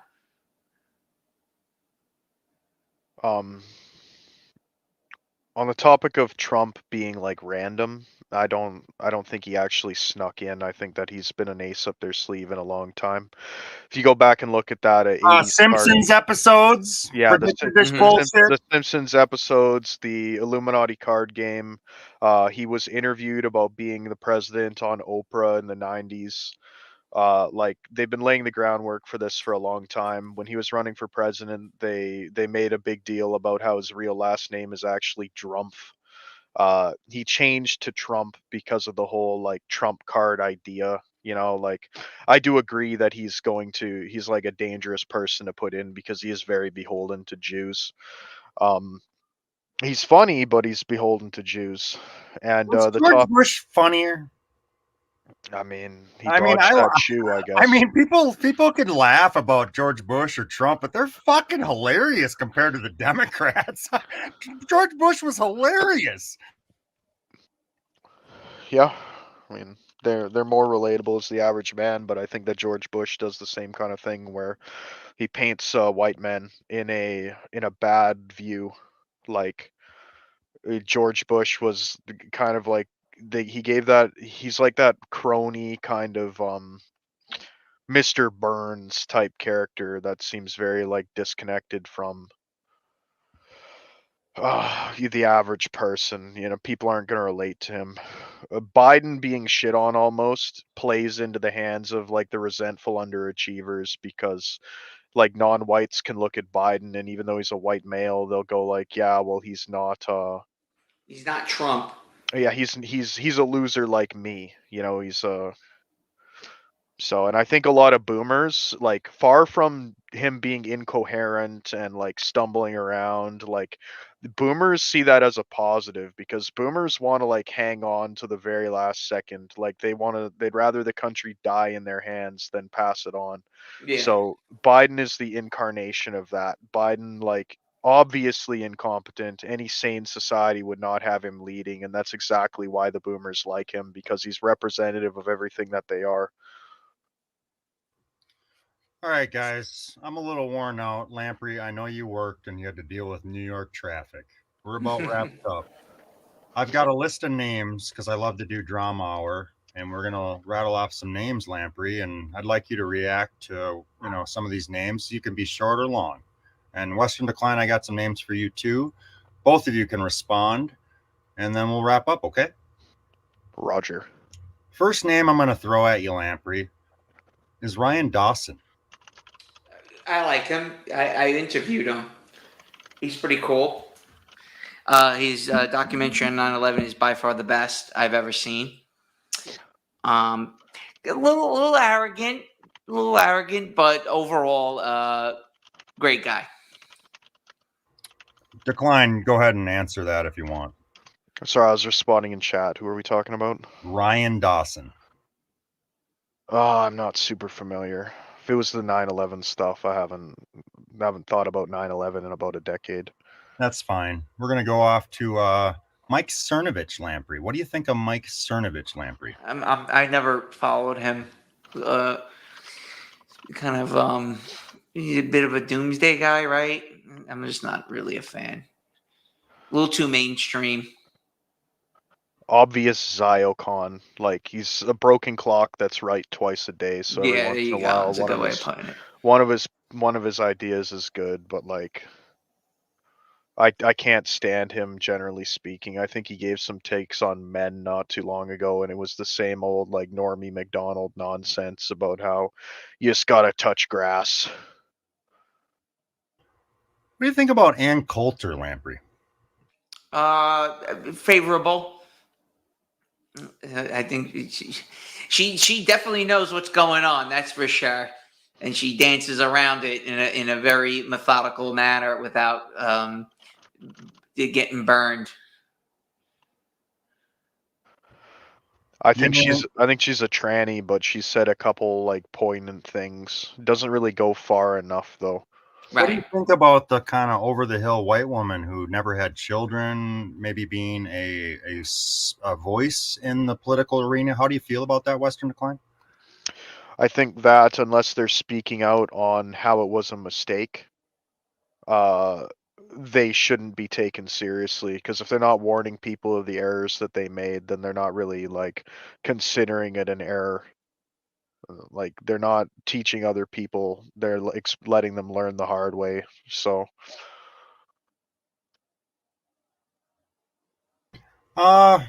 Western Decline, what do you think about Aiden Ross? Cringe zoomer, lowering the bar of discourse. Like, people like this guy and Neon are being foisted onto the young generation as like the blueprint for success, and it's always the same thing. It's like, just be a retard, have OnlyFans girls on your stream, fraternize with like nignogs, and that's your recipe for success. Do you have an opinion, Lamprey, about Aiden Ross? I don't know who that is. All right, Lamprey, I want to ask you about Alex Jones. Do you have an opinion? Do you have a strong opinion? Anything to say about Alex Jones and him? He's entertaining. I don't follow him. When I was in my early 20s, I did. Said how that whole situation with Sandy Hook went down. Do you have anything to say about Alex Jones, Western Decline? Married to a Jew, recorded like numerous times. You can find clips of him like just shutting down any question about Judaism. I'm surprised that he ever even had Kanye West on his stream to discuss that stuff. Well, He's wait a minute. entertaining. Wait a second. People, I don't want to fucking, I don't want to defend Alex Jones. The guy's a fucking huckster, but he's a talented man. And he had David Duke on his show. He had Kanye West. He has had callers call in and criticize Israel. Like, I want to meet in the middle. Like, I get it. He's a total shill for the Jews, but is he like just persona non grata? Everybody should just fucking throw him in the dustbin of history.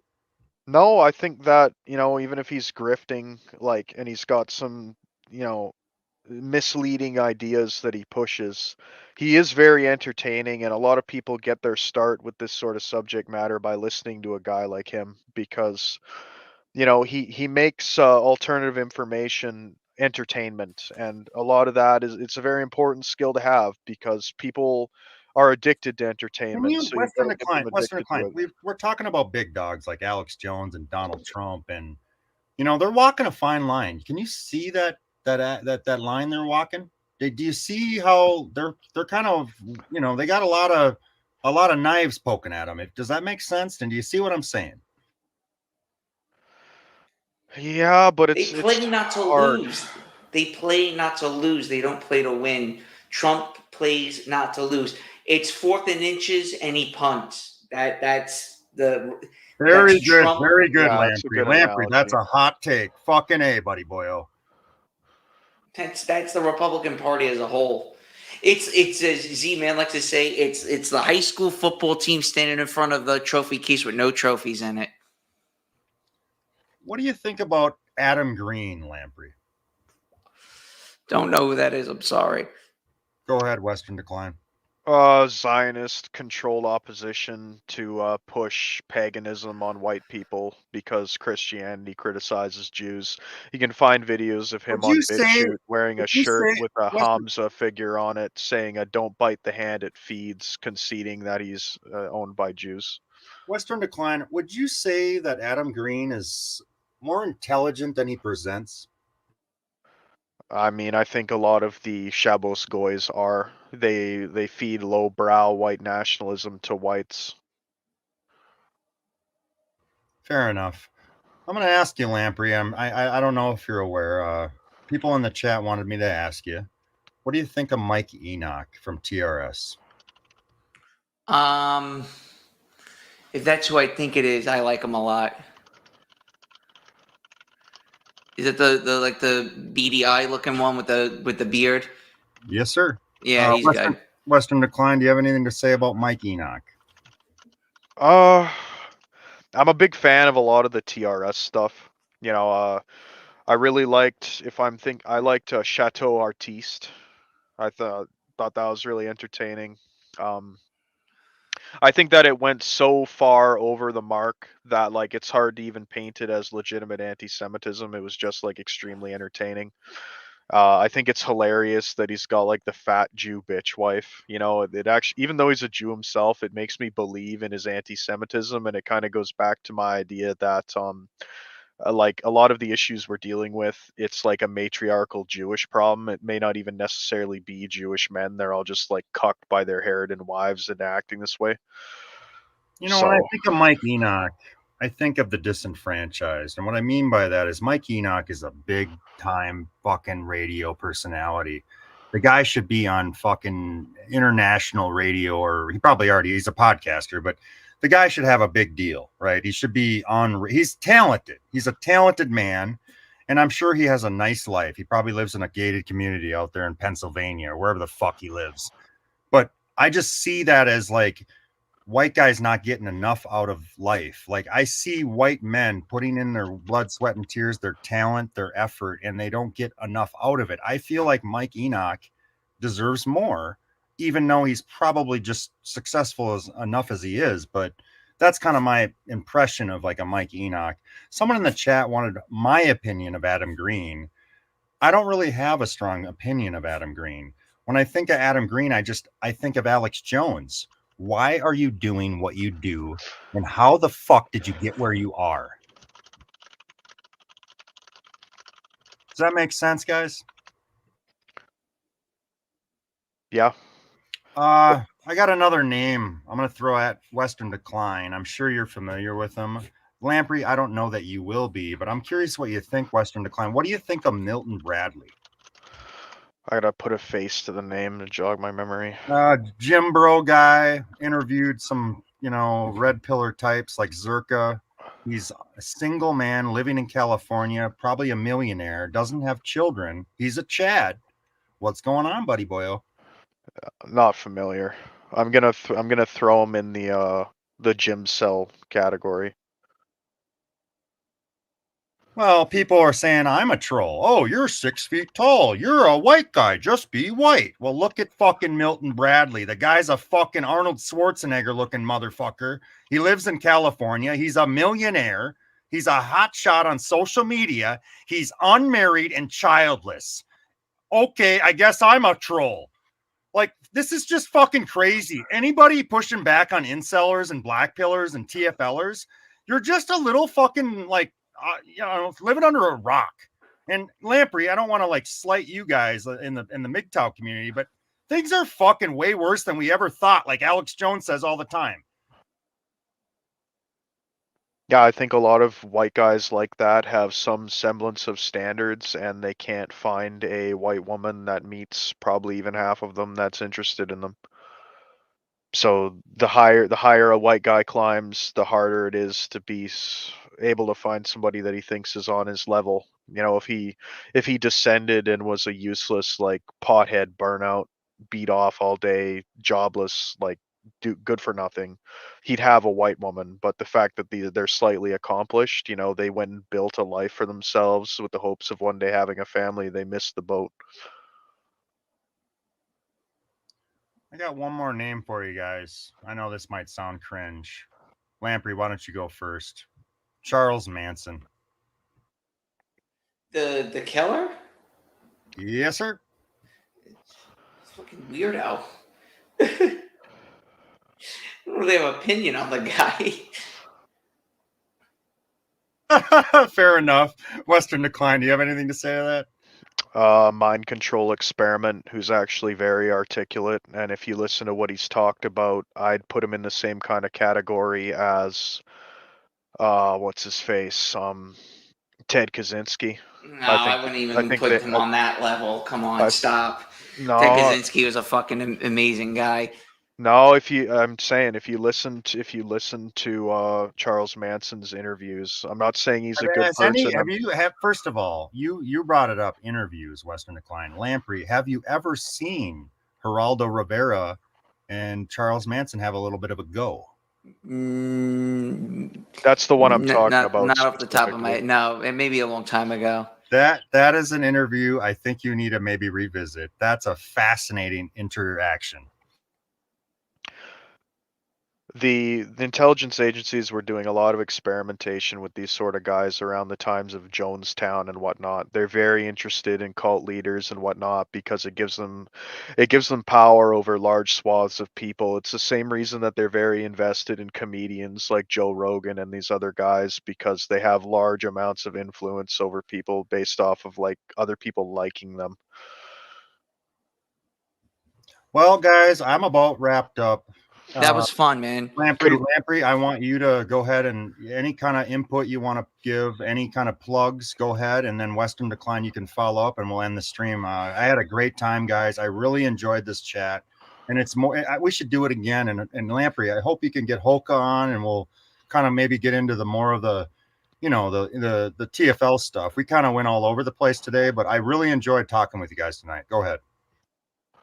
Oh, my suggestion would be let's get some articles. Let's think of let's get some context going. And we can kind of bounce ideas back and forth off of each other if we get some like articles and stuff going. I think that would be really cool. Sounds good to me. Western Decline, do you have anything final say? Yeah, a couple people in the chat were asking about our opinions on Nick Fuentes. My opinion is that he's a repertoire of information, and I think that that's why people are largely scared of him. Like if you watch his debate on Fresh and Fit with Destiny has to have his chat sit there and feed him talking points and everything else, and Nick Fuentes just knows it all by heart. So I think he's captivating the younger audience, and I think that incel black pillars are kind of the future, and Fuentes is very much in that camp. People accuse him of being gay because he doesn't like women, but his criticisms of women are very accurate. So he could be. Before we end the stream, I want to ask that question. You know, people talk about this whole getting laid, and I'm a millennial, and everybody talk. You know, we got this sex culture. Sex is everywhere. Sex is in commercials, and everyone's trying to get a nut, and it's all a hookup culture, and it's modernity. And I want to ask you guys, Lamprey and Western Decline, would you prefer to be a normie who's had a lot of girls who never really loved them, or would you rather be a Nick Fuentes who has a huge following and never gave his seed to a woman? It's sort of weird, and that's a weird question, but it's almost like why settle? Just don't even deal with them. And that's kind of Nick Fuentes' angle. What do you guys think about that? And we'll wrap up. I'm in the Pros and Nick cons Fuentes to the both camp. of them.